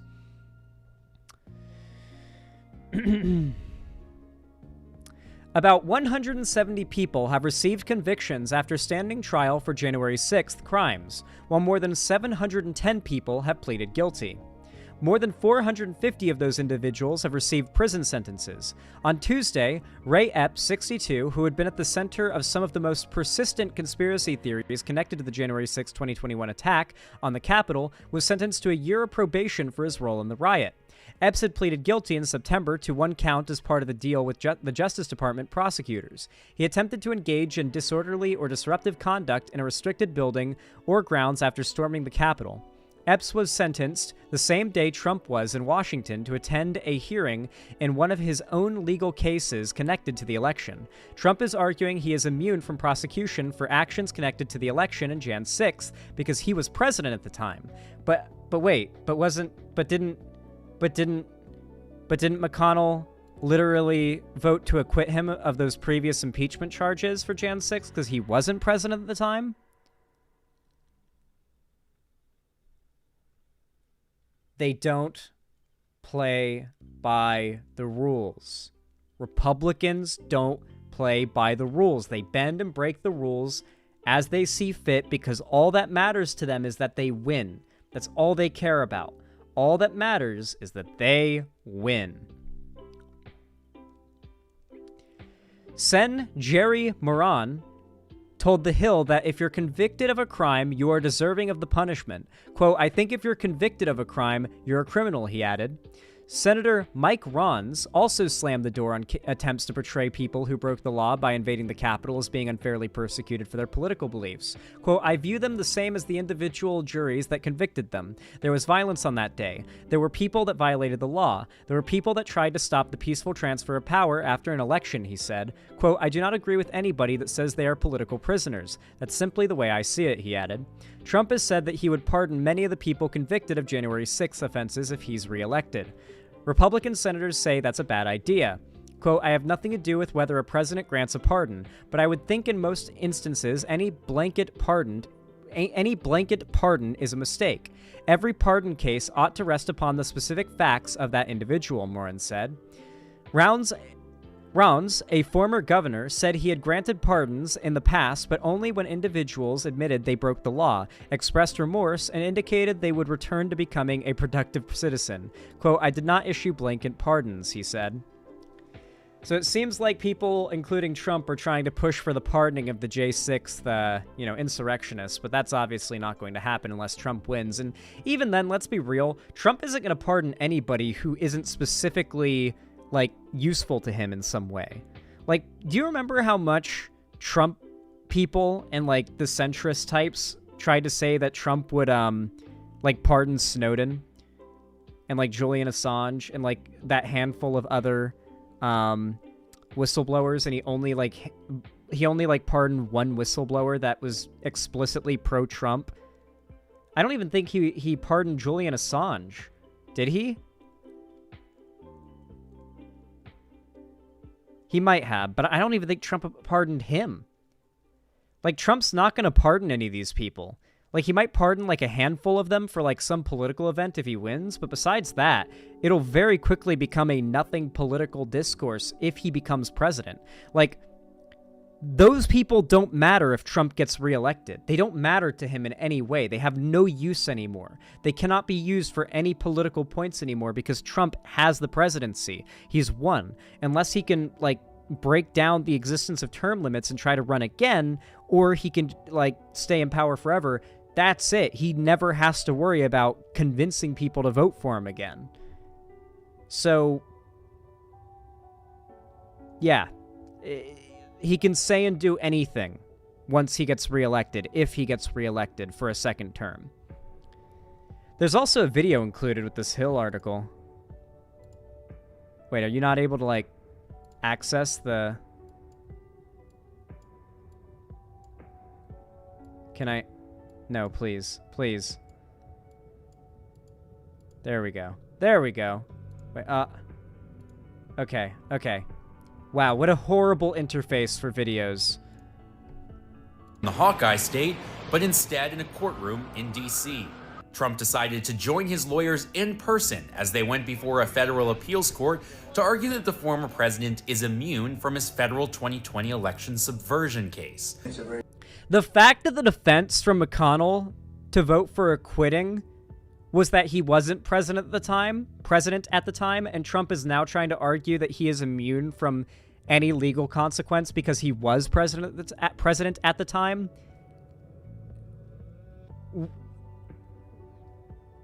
It's so blatant. It's beyond blatant. It's right there in front of you. Very bad precedent, as we said. It's the opening of a Pandora's box, and that's a very sad thing that's happened with this whole situation. And I feel that as a president, you have to have immunity. Very simple. Trump was not. As a president, you have to have immunity from the law. You have to be above the law. You have to be above everybody else to be president. It's very simple. I don't understand how anybody else just doesn't get this very simple concept. Required to attend, but he has shown a renewed interest in attending his court dates as the primary season heats up. Trump is attempting to toss his 4-count indictment by arguing that he has immunity from official acts committed while in office. After his trial judge rejected that argument, the issue is now before a 3-judge panel of the D.C. Circuit Court of Appeals. The 2 Biden appointees and the 1 George H.W. Bush appointee during the argument all seemed skeptical of Trump's immunity contention, however. During the more than 1-hour argument, I don't think Trump's going to be able to get out of it by claiming that, presidents get immunity from the law. There's no way Trump sets that legal standard. That's the only way he wins on this point, is if he sets the legal standard the president from here on out can use, that he has full legal immunity. That it's just not possible. It's not a thing. That's unconstitutional. It's not. I don't think it's possible even for him to win on that point. Even if the judges were favorable to him, right? There'd have to be some legal reference to make, some legal precedent to point to argue that it's even in line with the American law, right? One of the judges even posed hypotheticals. You're saying a president could sell pardons, could sell military secrets, could order SEAL Team 6 to assassinate a political rival. Sale of military secrets strikes me as something that might not be held to be an official act. The sale of pardons is something that's come up historically and was not prosecuted. Trump's lawyers said a criminal prosecution in those scenarios would only be allowed if the president was impeached and then convicted in the Senate. But because Trump was not convicted. So notice what the standard is. The president has to be impeached, which means there has to be a nonpartisan agreement the president broke the law. Good fucking luck getting, like, a party to agree to impeach their guy who's in power because they all agree that that president broke the law. Good fucking luck. And then they have to be convicted. So if the rest of that president's party doesn't agree to impeach them, or isn't in power to impeach them, or like to prevent them from getting impeached, then that is how they can get convicted. It is the most backwards, insane logic ever. Yeah, you have to have enough support in the US government in order to get away with it. That's the only standard. Like, when they vote on impeachment, it's not done by the same standard that, like, a criminal trial is done by. Like, bias is extremely, extremely impactful on whether or not an impeachment goes through. Extremely impactful bias is. Convicted and instead acquitted in the Senate, they argue that he cannot be criminally prosecuted. During the argument, Trump also came face to face with special counsel Jack Smith, the duo's first meeting since Trump's arraignment last summer. Remember, Trump got impeached in the House, and the Senate didn't agree to impeach him, so the entire thing got dropped. It's multiple layers that you have to go through. You have to get impeached by the president, in order to be held responsible for any crime. In this hypothetical, they're trying to argue, Trump's lawyers are trying to argue, that the president would have to be impeached first in the House, and then impeached in the Senate, and then criminally charged and found guilty. That is the only way the president should be. You can't just go straight to being criminally charged and found guilty like any other American citizen. They have to first be ousted from power via agreement, like, of those in government. It's like, that's not democracy. Shut up. Okay, that's the end of the video. Yeah, so basically, that's essentially Trump's plan to override our democracy and our legal system, to make himself not only immune to legal consequences for this, but to become president and become immune to all legal consequence for anything. This is his plan to, if he gets reelected, destroy our democracy and to have a legal precedent set for there to be no consequences for him doing so or attempting to do so should he be thwarted. It's very scary stuff. Like, this is actually very, very worrying, especially when you consider Project 2025 on top of all of this. Makes my stomach bubble. All right. Ugh. How do you guys like that segment? I feel like it came out really good. Let me adjust my camera really fast because it's gotten dark in here. Whoa, nice. Nice. Pog. Terrifying segment? Oh, I'm sorry, guys. I'm sorry. I'm sorry.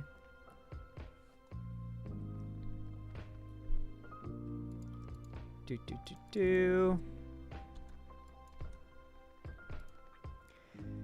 For someone I don't think we've covered, blank for Brett Cooper. Sorry, I don't know where to DM at the moment. No, don't DM me the stuff. Just send it in chat if I'm live, for sure.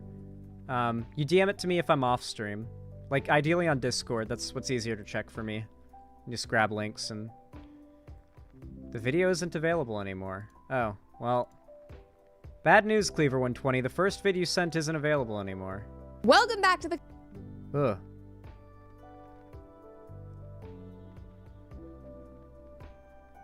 Alright. Oh boy.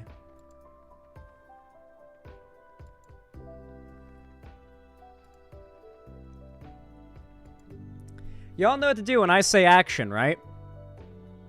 3, 2, 1, action. Dude, are they even trying to make Brett Cooper's office setup look like it's her bedroom and she's just some lady live streaming and recording and uploading on YouTube? Like, I guess now that she's got the Daily Wire watermark in her videos, she can't really pretend like she's not part of a massive corporation. So they're kind of more professionalizing her background. But for quite some time, her background was made to look like a bedroom, so that it would be given the impression that she's just, like, streaming from her bedroom, but it's an office in the Daily Wire office building, which is a really weird, like, level of dishonesty to engage in. Like, it's unnecessary and also quite shameless when you know why they're trying to do it. Anyway, this video is called Lululemon's Founder Triggers Large Women. For those who don't know, for a very long time, fat people have been one of the few groups that it's pretty much unanimously okay, quote-unquote, to shit on. Even in, like common, polite society. To this day, people who are overweight are probably one of the most, like, derided without the ability to defend themselves, without, like, being further shit on, than any other group that I can really think of. Like, even trans people, I feel like, are able to defend themselves a little more in our society than people who are overweight. Like, watch any modern movie, and, like, they're filled with jokes that are supposed to be derisive towards fat people, right? Like, this implication that someone who's fat has let themselves go and is, you know, like, the idea that being fat is indicative of moral failing is very common. And so, I really don't like that idea.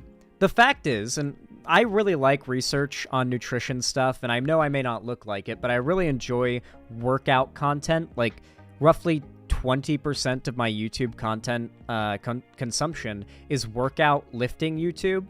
So like Greg Doucette and whatnot, like those YouTubers. And something that's been pretty unanimously found is that your habits in regards to eating, which are a very big factor for, you know, how much weight you gain. Obviously, your genetics play a big factor, but obviously you need to put the calories into your body to create fat in the first place. And a lot of people's eating habits, this is like how much they tend to eat, how often they tend to eat, and at what times, which can have a big, you know, impact on, you know, how much weight you gain, what lifestyle you have around eating, and how much you eat, just like what food you prefer, whether you prefer junk food or more clean food. All of these things are habits that are really hard to break, which are formed in youth. Many parents understand this already, such as, you know, my mom, for example. She specifically knew that, yeah, your kid will grow up to have very similar tastes to what they have as a kid, and you can develop their tastes as a baby. And so my mom specifically made sure not to feed me much junk food. I could count on 2 hands how often I had McDonald's as a kid that my mom got me. It wasn't often. It happened, but like usually it's like a fuck, you're like, I'm in a really big rush to get you to school, we're running late, you need to eat, so I'm gonna quickly run to the McDonald's drive-thru and get you something, like that kind of thing.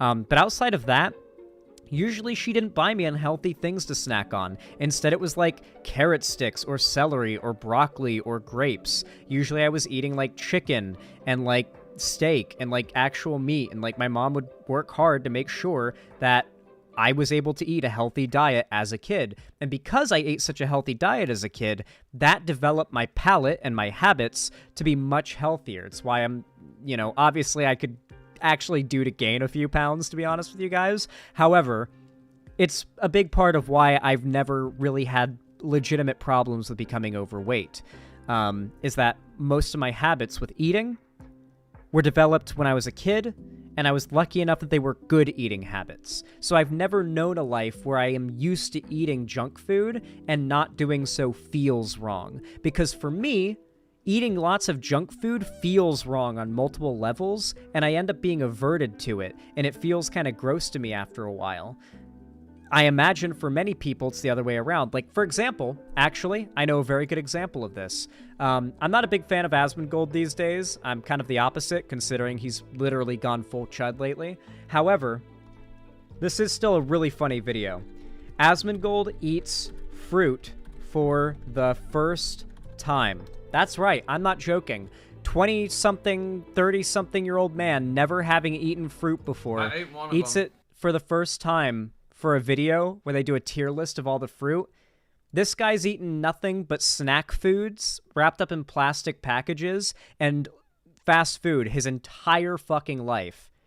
Obviously, he doesn't look like it, but, like, he's got a fast metabolism, and he probably doesn't eat big meals. But still, this dude is very unhealthy. He is an example of not healthy at any size, okay? Because this dude may not be fat, but on the inside, he is just as unhealthy as people who are fat phobic say fat people are, okay?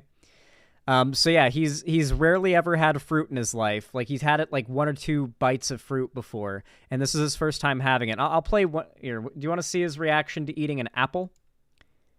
Here's him eating an apple for the first time. There's no way you don't like that. Is this too big of a piece? Yes. Too big? He's disgusted by the fruit, by the way. He refuses to have more than, like, a chip of it. Like, a tiny little nibble of it.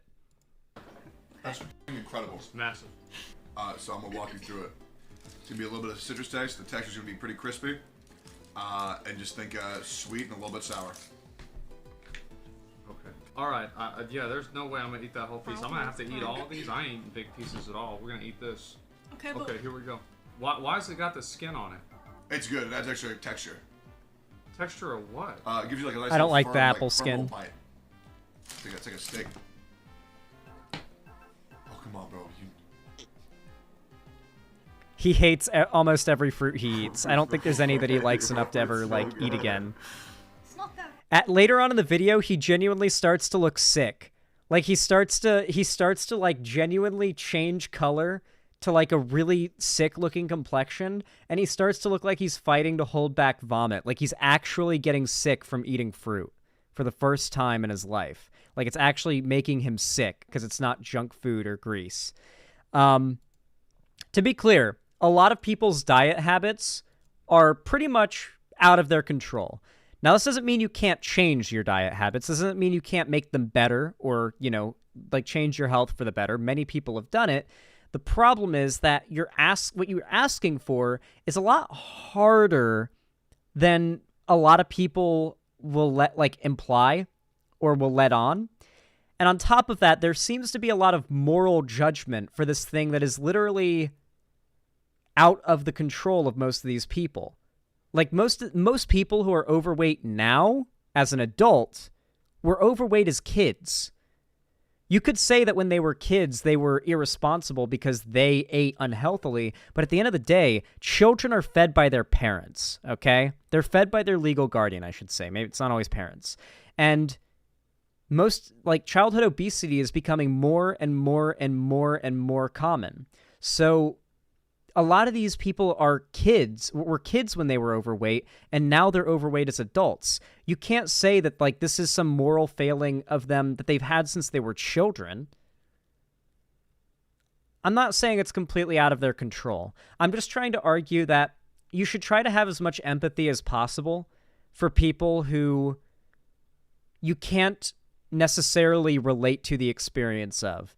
And I feel like fat people are a group that is possibly the most acceptable in society right now to just shit on mercilessly and for no reason other than their appearance. And I would actually argue it is a trait that is somewhat like discriminatory to go after, because while it's not something that can't be changed, it's something that many people never chose.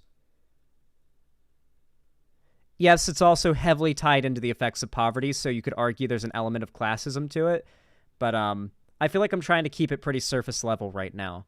And this is why for a long time, fat phobia has always bothered me. And I mean, it's always bothered me. I don't want to, like, tell an everyone clapped story here, but, like, this is a legitimately true story.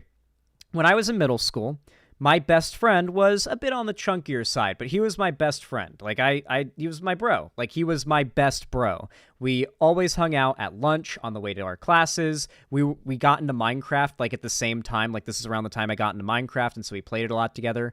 Like I said, he was a bit on the chunkier side, and he would get bullied for it. And one day we were on the school bus on our way back to our individual stops, and the kid behind us, I forget what his name was, but he was just a massive cunt. He caused multiple problems for me and him throughout, like, multiple years. I just don't even remember his name at this point. But his mom was a teacher, which gave him a lot of, like, freedom to do a lot of bad shit. He would regularly harass my friend for being fat. And I, like, cussed him the fuck out one time because it just really upset me.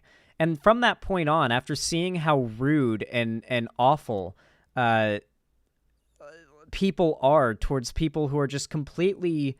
Like my friend Sean was a great guy. He was really nice. He was really cool. I named him. Oh, no, I doxed him. He was a really nice guy. His name was Sean. And he would get harassed for his weight. And I was just like, I watched it happen, and I kind of experienced it via proxy because I was like his best friend, and we were always hanging out. And it upset me so much that from that point on, I've always kind of had this annoyance for fat phobia. I've always kind of been anti-fat phobia, even in my chud days, because of that experience I went through. I hope your old buddy's doing okay now. I'm sure they're doing okay, but it's been a long time since I ever talked to them. This was 6th grade when this happened. But ever since then, I've kind of had like a real pet peeve for fat phobia, so I have no doubt this video is going to be really annoying. But who knows? Sometimes Brett Cooper tries to play like the viral bait e-girl character where she doesn't go all the way balls deep into being hyper-conservative far-right with her rhetoric, and she sometimes plays like a surprisingly human character for some videos that are meant to be virality bait like this. So for all we know, she might actually repeat a lot of what I've already said here, which would surprise me, but I'm more so expecting her to go into full-on like just shitting on fat people because it's fun for her. Yeah. The comment section. I'm Brett Cooper. As you might notice behind me, I am not in my old set. It's a new year. Noticed. It's 2024. I'm back in Nashville after spending 5 very long months in Budapest filming Pendragon, and I came... Nashville is where the Daily Wire offices are, by the way. At least she's being honest about this being a set and a studio inside of the offices of the Daily Wire in Nashville. Back to a completely new renovated set. It's amazing. I hope you guys like it. We'll do a tour, at least on TikTok. I could do a little tour because there's some fun Easter eggs in here. It's very, very cool. My team did an excellent job while I was gone. Of course they had to include like the white nationalist, like marble statue dude. Yeah, you got to have one of these like Nazi, like marble statue sunglasses groiper memes in there that you see the alt-righters on Twitter have as their profile picture. It's amazing. I hope you guys like it. We'll do a tour, at least on TikTok. I could do a little tour because there's some fun Easter eggs in here. It's very, very cool. My team did an excellent job while I was Yeah, there's gone. definitely. I hope you guys love it as much as I do. But There's some fun Easter eggs in there. No, Zan, that's Vaporwave. Twitter Nazis and the alt-right have claimed that Vaporwave shit with the statues and the statue busts or whatever and the sunglasses and the Vaporwave aesthetic. Let the groipers have that shit. It's beyond cringe. I don't like that style anyway. I like that really cringy gay-ass style, and I mean that in the straight way. Gay as in straight. Because no gay person would dress like that. Because gay people have fashion sense. That fucking style, that cringe, straight-ass style, I like as like a marker for, yep, that's a groiper, that's an alt-righter, that's a chud. I like it. I like that they mark themselves with a very cringe display of who they are. So no, I do not want to reclaim Vaporwave from the far right. Let them have Vaporwave. I hate Vaporwave. I hate the aesthetic. I hate the style. I hate the clothing. And I think it's cringe. Nope. Let them have Vaporwave. Let them have Vaporwave because I want Vaporwave to die. Everything the Nazis claim ends up dying if it doesn't get reclaimed, and I want Vaporwave to die. Let Vaporwave die. Let Vaporwave die. Fuck Nazis for ruining Vaporwave. No, Vaporwave is cringe. It is cringe, and I don't like it. But enough about that. We have a fun story to dive into today. If there's one thing we've learned, it's that in business, pandering progressive ideologies often backfires. I mean, take the Bud Light example, Peloton recently, Disney, everything that Bob Iger has been saying over the past couple of weeks. And after the past few years... I like this implication that all these companies are like failing. I know that Bud Light is down with all beer sales across the board, consistent with like all beer sales from all companies that sell beer across the board are down at the moment, and Bud Light's currently being down, or like Anheuser-Busch's being down right now, is on par with those other beer companies. However, if you go back to like 4 or 5, 6 months ago, which was like 6 months after the boycott, Anheuser-Busch had pretty much recovered. A bunch of lefties that I know bought stocks in Anheuser-Busch when it got like raided by the right and like the stocks dropped, and like bought in and have made a bunch of money back from that investment because they bought while it was low. So really what that boycott did was make a bunch of progressives money because they knew the stock would bounce back, and this is a dip that's pretty worth buying if they're into stocks. You realize if we give the conservative vaporwave, it's all you'll hear for the next 10 years? Yeah, and we'll know it's Nazi shit. What do you mean? Like, Nazis are always doing their shit. What are you talking about? Of failed campaigns and customer boycotts and realizing that DEI does more harm than good, a lot of companies are scaling back this BS, which is incredibly good because at the end of the day... I love when like these right-wing channels make claims like a lot of these companies are actually scaling back the wokeness right now. We're winning. It's like, okay, so do you have like any evidence for that? Like, for one, they never had any evidence to suggest that like the world and companies are woke to begin with. They could never even define woke to begin with. But now they're just claiming, just trust me, bro. All the companies are scared now and they're stopping to be woke. So they know that their audiences watch their videos because it's rage bait, right? Like, their audiences are in fear that wokeness is taking over and destroying Western culture. If you argue that you're winning, you have to balance it. You can't argue too much that you're winning. Otherwise, you don't make wokeness look like enough of a threat that it's worth constantly supporting your videos to fight against. But you can't also say that everything's so hopeless that your viewers don't feel like it's worth fighting against, too. You have to play that, fascism angle, where it's like the enemy is both equally strong and a pathetic, parasitic, easy-to-destroy, foe, right? Completely contradictory beliefs, but that's what fascism is all about. You kind of have to maintain that balance for an audience of people that are into fascist content in order for them to continue watching. Business is business, and you need to make money and protect your company. And one businessman is very obviously worried about the direction that his company has been going in, and we're going to talk about that today. Before we do, though, make sure that you like this video, subscribe to this channel if you have not already. Do that for my channel. Do that for my channel instead. Founded by a man named Chip Wilson. And over the last week, he has made some statements that have seriously ruffled some feathers. But shocker, it's all common sense and nobody should be upset whatsoever. He's not wrong at all. So last week, he said that athletic brands like Lululemon shouldn't be for everyone and that they should be targeting and advertising for one specific type of customer, athletic ones, rather than pushing plus-size inclusivity for a brand that is centered around fitness. Cue the... It's actually... There was one conservative pundit who impressed me with their take on this topic somewhat recently, and that was Lauren Southern. Of all people, I've seen Lauren Southern multiple times on Twitter shitting on other conservatives making this argument that it's bad when companies that make workout clothes for people who are plus-sized. Like, I've seen Lauren Southern shit on other conservatives for that dumbass argument, of all people. That's surprising, I know. I figure it's worth bringing up how dumb the comment section with Brett Cooper is, that like the old conservative e-girl from way before has better takes than her. The right-wing rhetoric has gotten worse around this topic over time as new people have entered the space. The funny thing about this is, if fat people are bad, or being fat is bad for people to be, I assume Brett Cooper agrees with this, is it not good to argue that companies that make clothing that you wear when you exercise should include sizes for people who are most in need of exercise.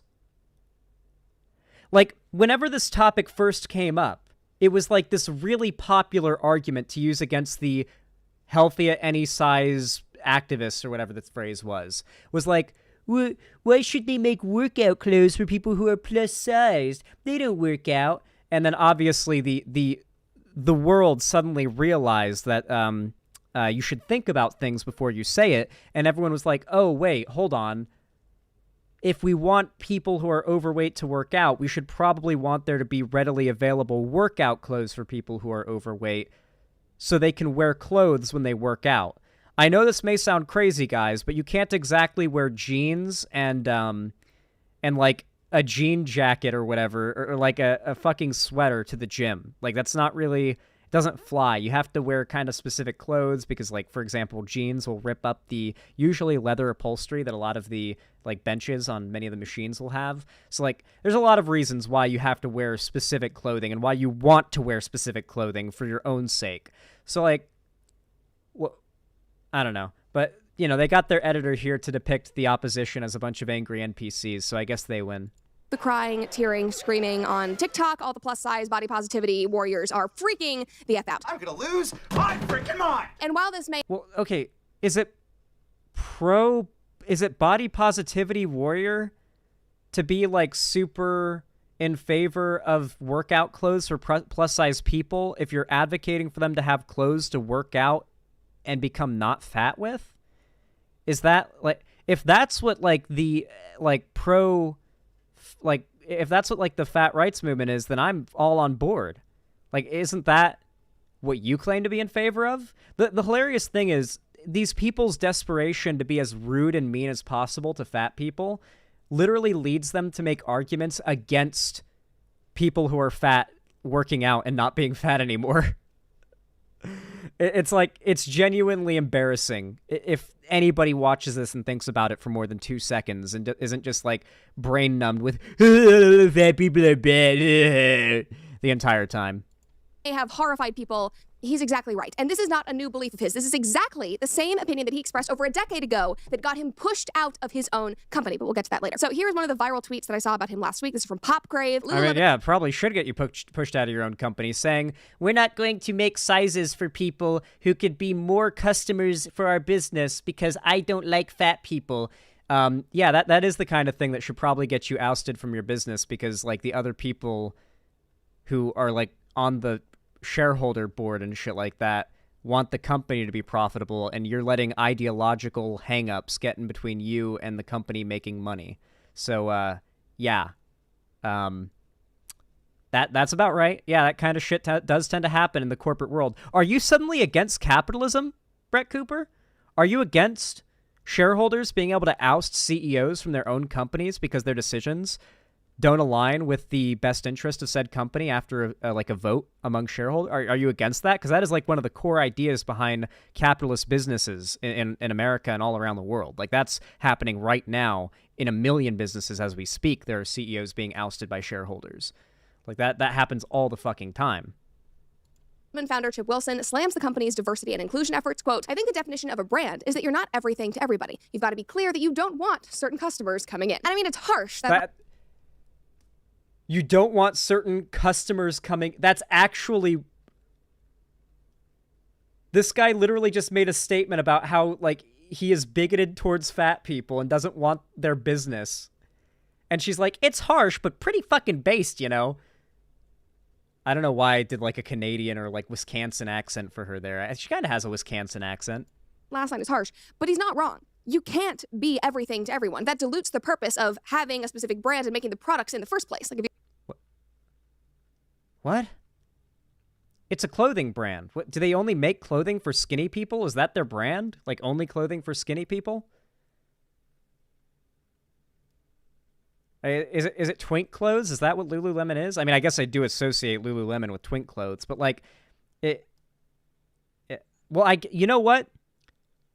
I think all fat people should just go full nudist in protest of this, like, of this thing, of, like, all of this shit. Like, I think, like, every fat person should just go full nudist and carry signs that say, like, expand, like something that concisely states like why you're doing it, or in a burlap sack even. And like, because these people are like, they make such a big deal about how they find fat people disgusting, I want to see them lose their minds about this and try to argue how actually it's bad. I want to see how they would, like, they respond to, like, you know, just escalating things a little bit, you know? I feel like that would be a good way to protest these people. Like, okay, so you don't think that we should have, like, clothes that fit us? Okay, we'll just not wear clothes then. I know it's illegal, but, you know, I'm sure there's a way to pull it off for the sake of, like, public, like, free speech or something. I'm sure there's a way. I'll put on clothes when you make clothes that fit me. Yeah, that's a good one. Yeah. Like a sign that's, like, basically carrying a sign that says, I'll wear clothes when you make some that fit.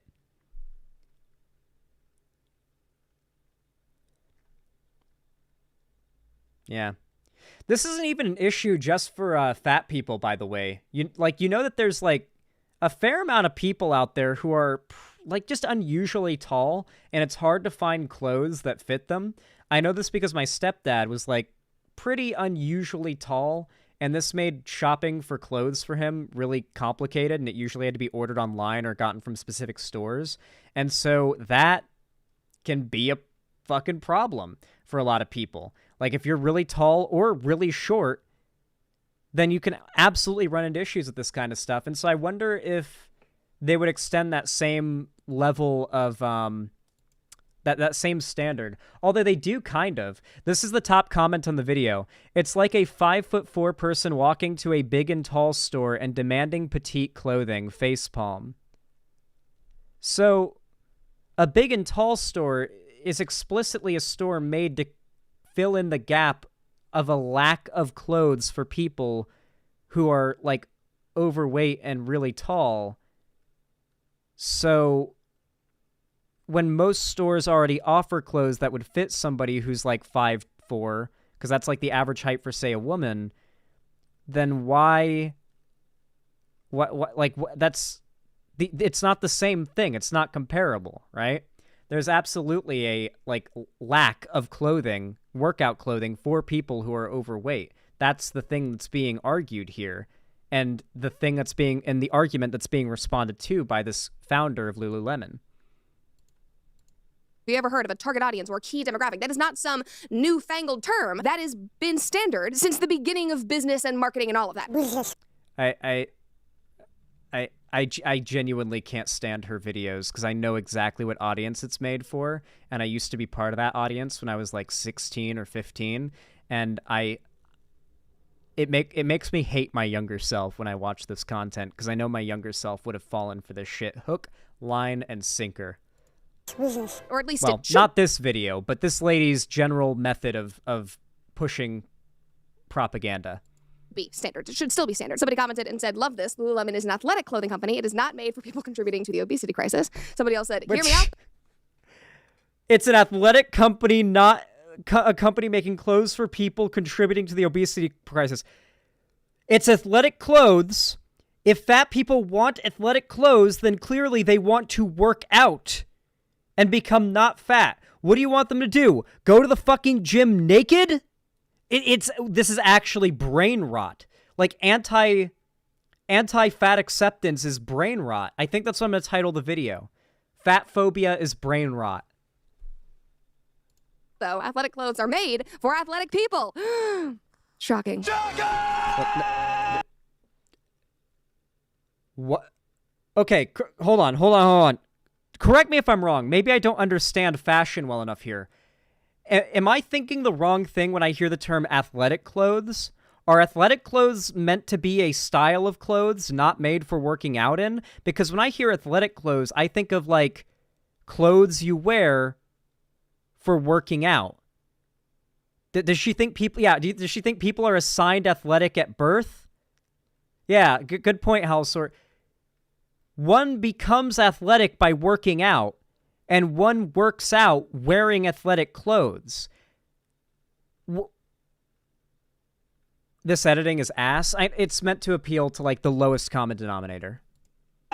The athleisure wearers don't want to hear that. But obviously, in our current era, this is controversial, and everyone in legacy media started covering this. Here are some headlines. Lululemon founders' remarks have some DEI experts calling for boycotts to combat the regressive values. Today's show, the Lululemon controversy over certain customers' comment explained. New York Post wrote, Lululemon founder Chip Wilson rips company's diversity inclusion efforts, don't want certain customers coming in. Again, the line is harsh, but I respect it. And of course, The line is harsh, but I respect... Why? Why do you respect it? Explain why it is stupid for a clothing brand that makes clothes for people to work out in to make clothes for people to work out in who you would argue need to work out the most.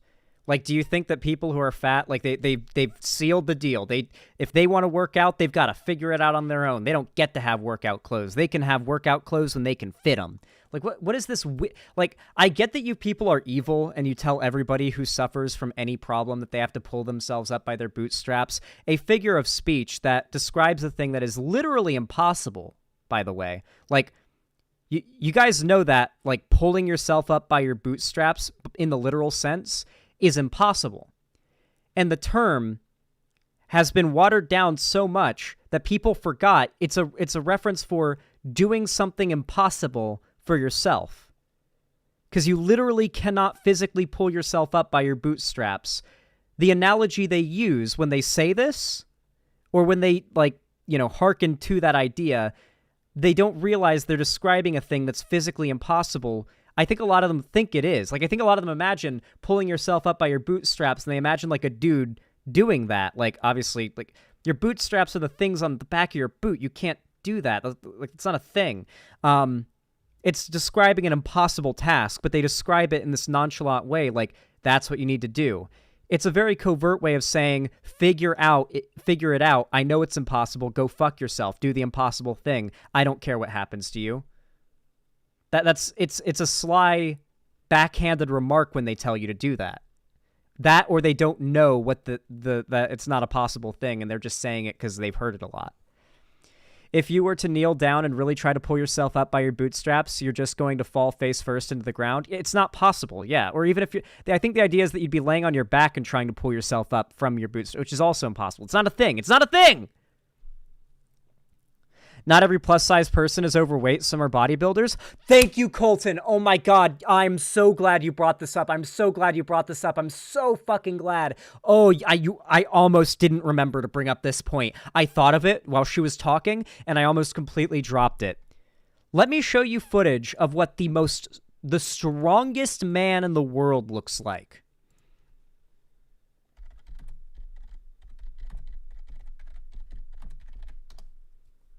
This is the world's strongest man, who, for the record, was the physical inspiration for Thor in the, granted, this is World's Strongest Man in 2017. His name is also Thor, funnily enough, but his body and build, his type of body and build is what inspired the Thor from God of War Ragnarok. Here, let me see if I can find, all right, here, like, this is what the strongest dudes in the world look like, by the way. The question was asked, who is the world's strongest man? Since then, this championship has been the final word on who is the strongest of them all. From Nice to Nassau, Malta to Morocco, each year they would come stronger than the year before. Bigger, bolder, better. Athletes that our world had never seen. Competitors who would push their bodies to the limit. These people exist at sizes that Lululemon is saying they don't want to make stuff for. Plus size refers to people of this body type too. Yeah, the Mountain is the guy I'm referring to, by the way. The guy who played the Mountain in Game of Thrones, yeah. It's like, the Mountain is plus-sized. Like, when people do, like, advocacy for inclusion of plus-sized, like, clothing, that includes people who are, like, the fucking Mountain from Game of Thrones. And you can try to frame, like, all plus-sized people as being, like, unathletic and fat, if that's what you want to try to do to push your hate. But the fact is that when if anybody looks at, like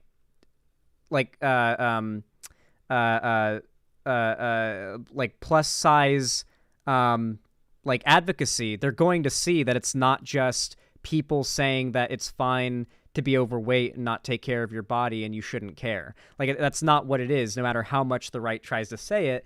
And if they ever hear actual fat acceptance rhetoric, they're going to realize pretty quick they've been lied to. At least I would hope.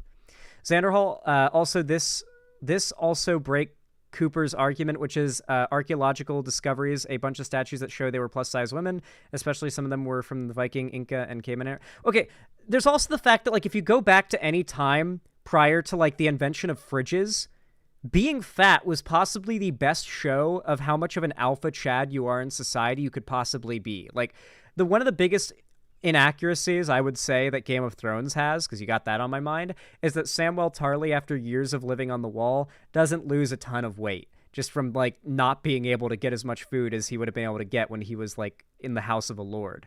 Yeah, being overweight in times like that was seen as, like, the biggest flex ever. Like, holy shit, that guy's got skin on his bones. That guy's got some meat on there. That guy isn't going to be, like, going to bed starving tonight. Lucky bastard. Like, that was the kind of reaction people got to seeing a fat person, like, a couple hundred years ago.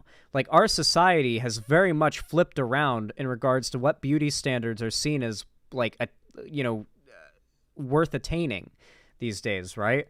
I mean, hell, look at Medieval Knights. I actually watched a video recently that went over, like, artistic depictions from back when medieval knights were active and were doing their shit of what they looked like, and unanimously, they're depicted as extremely slender, like twinks. Like, big-time twinks medieval knights were depicted as in every drawing pretty much across the board. And that's surprising. That's quite surprising that, like, our body... Yeah, Scalagrim mentioned. Like, our standards for what is the ideal, like, heroic, top-tier, manly, or, like, ideal womanly body type has changed and morphed so much over the years, and right now it's most weighed against people who are overweight because we have such an overabundance of availability that the idea that you are overweight is seen as a moral failing, that you have fallen to temptation, that you have not resisted the temptation of practically unlimited, always at your fingertips food that we have in our modern world, and that must be a moral failing on your part, and I should judge you for that.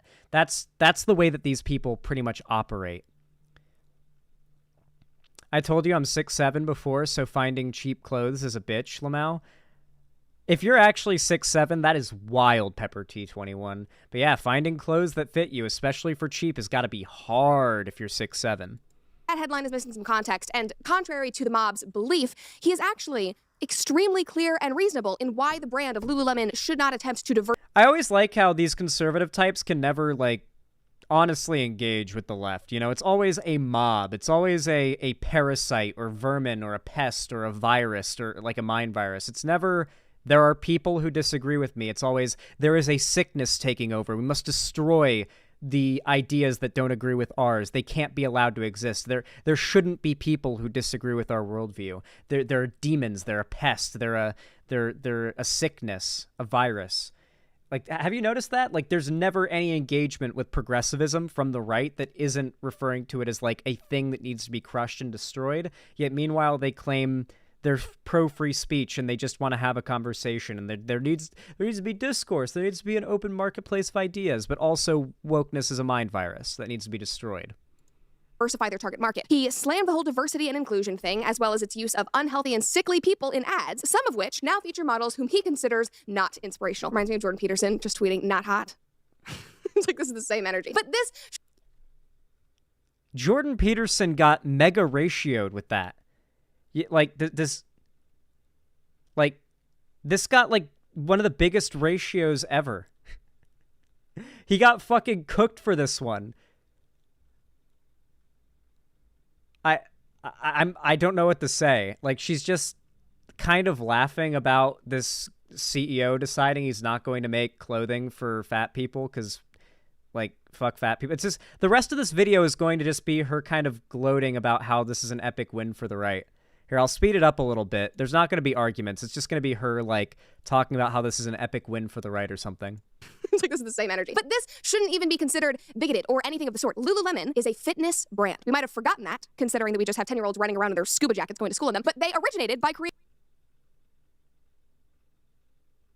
Oh, okay. So, yeah, like I said before, if you don't want people to be fat, don't you want them to have clothes to work out in? good athletic wear for working out, for fitness-oriented women. Like, why would it be shocking that the founder wants them to actually market the product that he created towards people who are healthy and take care of their bodies and represent the true intentions of the brand? Think about that. That's just dumb. And he brought up the ads. Yeah, what you just said was really dumb. That edit was actually really accurate because it was in response to what she just said.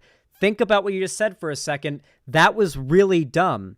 A clothing brand should want to expand their branding to a demographic of people who are most likely to work out. She's arguing that like fit people are more likely to work out, and sure, they're more likely to work out to maintain their fitness, but people who are not fit are also quite likely to work out because they've got work to do if they want to improve their body.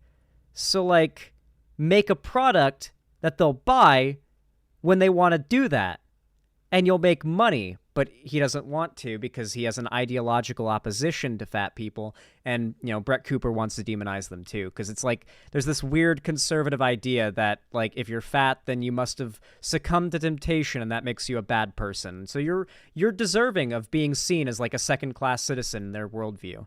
It's really disgusting. It's a big part of why I've always been put off by any form of fat-phobic content or humor, even from a pretty young age, like ever since 6th grade. And that, you know, I told you the story behind that, but it's always just kind of put me off because it's both stupid, unproductive, and just cruel on a level that even in my most cringy, chuddy times, I couldn't really identify with.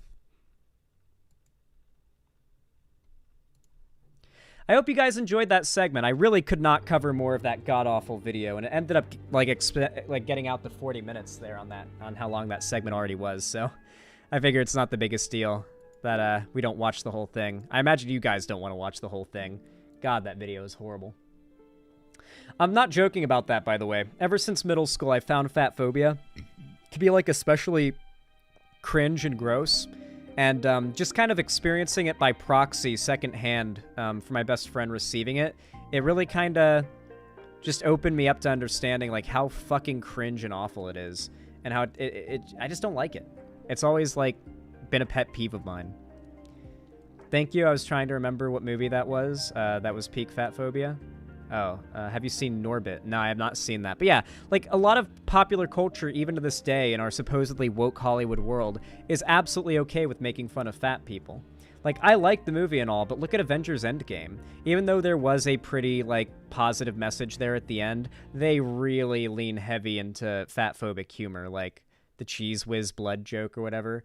And I think you can do that humor, and it can be funny sometimes when it's all in good fun, but I feel like when it's in big media, it's usually just being used to feed into like the easy jab that's not going to get you a shit ton of cancel people on Twitter trying to get at you, you know? Like, it's an easy jab at a group that's like memed about, even in its advocacy. Everyone I know who's been fat have been disgusted at how much better they are treated after losing weight. Yep. Yeah. And a lot of people who have been overweight end up losing the weight and are treated better, and it's just like, wow, fuck this world. Yeah, I'm an inch shorter than John Fetterman. My chair broke and I can still reach the keyboard on the floor, Lamau. Holy shit, or Pepper T21. That's crazy. That's fucking crazy. Yeah, you're tall. That's pretty based. I lost weight for a bit and I hated how I was treated. I was better, and it made me angry. Yeah. Yeah, it makes it so that, like, even once you achieve the physical health goals that you're going for, it feels less like an achievement and more like being proven right that, like, you had to do this because of shitty reasons. Like, if, like, you may not have wanted to have to go this far and push yourself so hard if it weren't for how shit society is, you know, around this topic. I don't know. I'm a little bit tired, okay? Anyway, guys, if you enjoyed this stream, please consider leaving a like. The thumbs up really do help. They push my content to more people on YouTube and my sub feed and in my recommended and everything. It really helps the channel a lot. And of course, you can sub and ring the bell icon if you haven't already. And yeah, if you want to support me and go a little further, you can also do so by donating, subscribing, or gifting a sub on my website, xanderhall.com/live, or supporting me financially through YouTube, Twitch, Streamlabs, Stream Elements, or through Patreon. Links are all in the description. With all that said, thank you all so much for watching. You guys have been really nice today. I've had a really good time watching you all, and streaming to you all. I hope you've all had a good time watching me. And yeah. I'm going to go watch the MCU with my mom. I've recently got her into the MCU. She's never seen, like, pretty much any of these movies, and we just got to Infinity War. So we're about to watch that, and I'm excited. And she's excited to see it. So it's going to be fun. We're going to watch that tonight. It's going to be a good time. With all that said, guys, I love y'all. I'll see you tomorrow. And as always, have a good one. Bye. Doo-doo fart.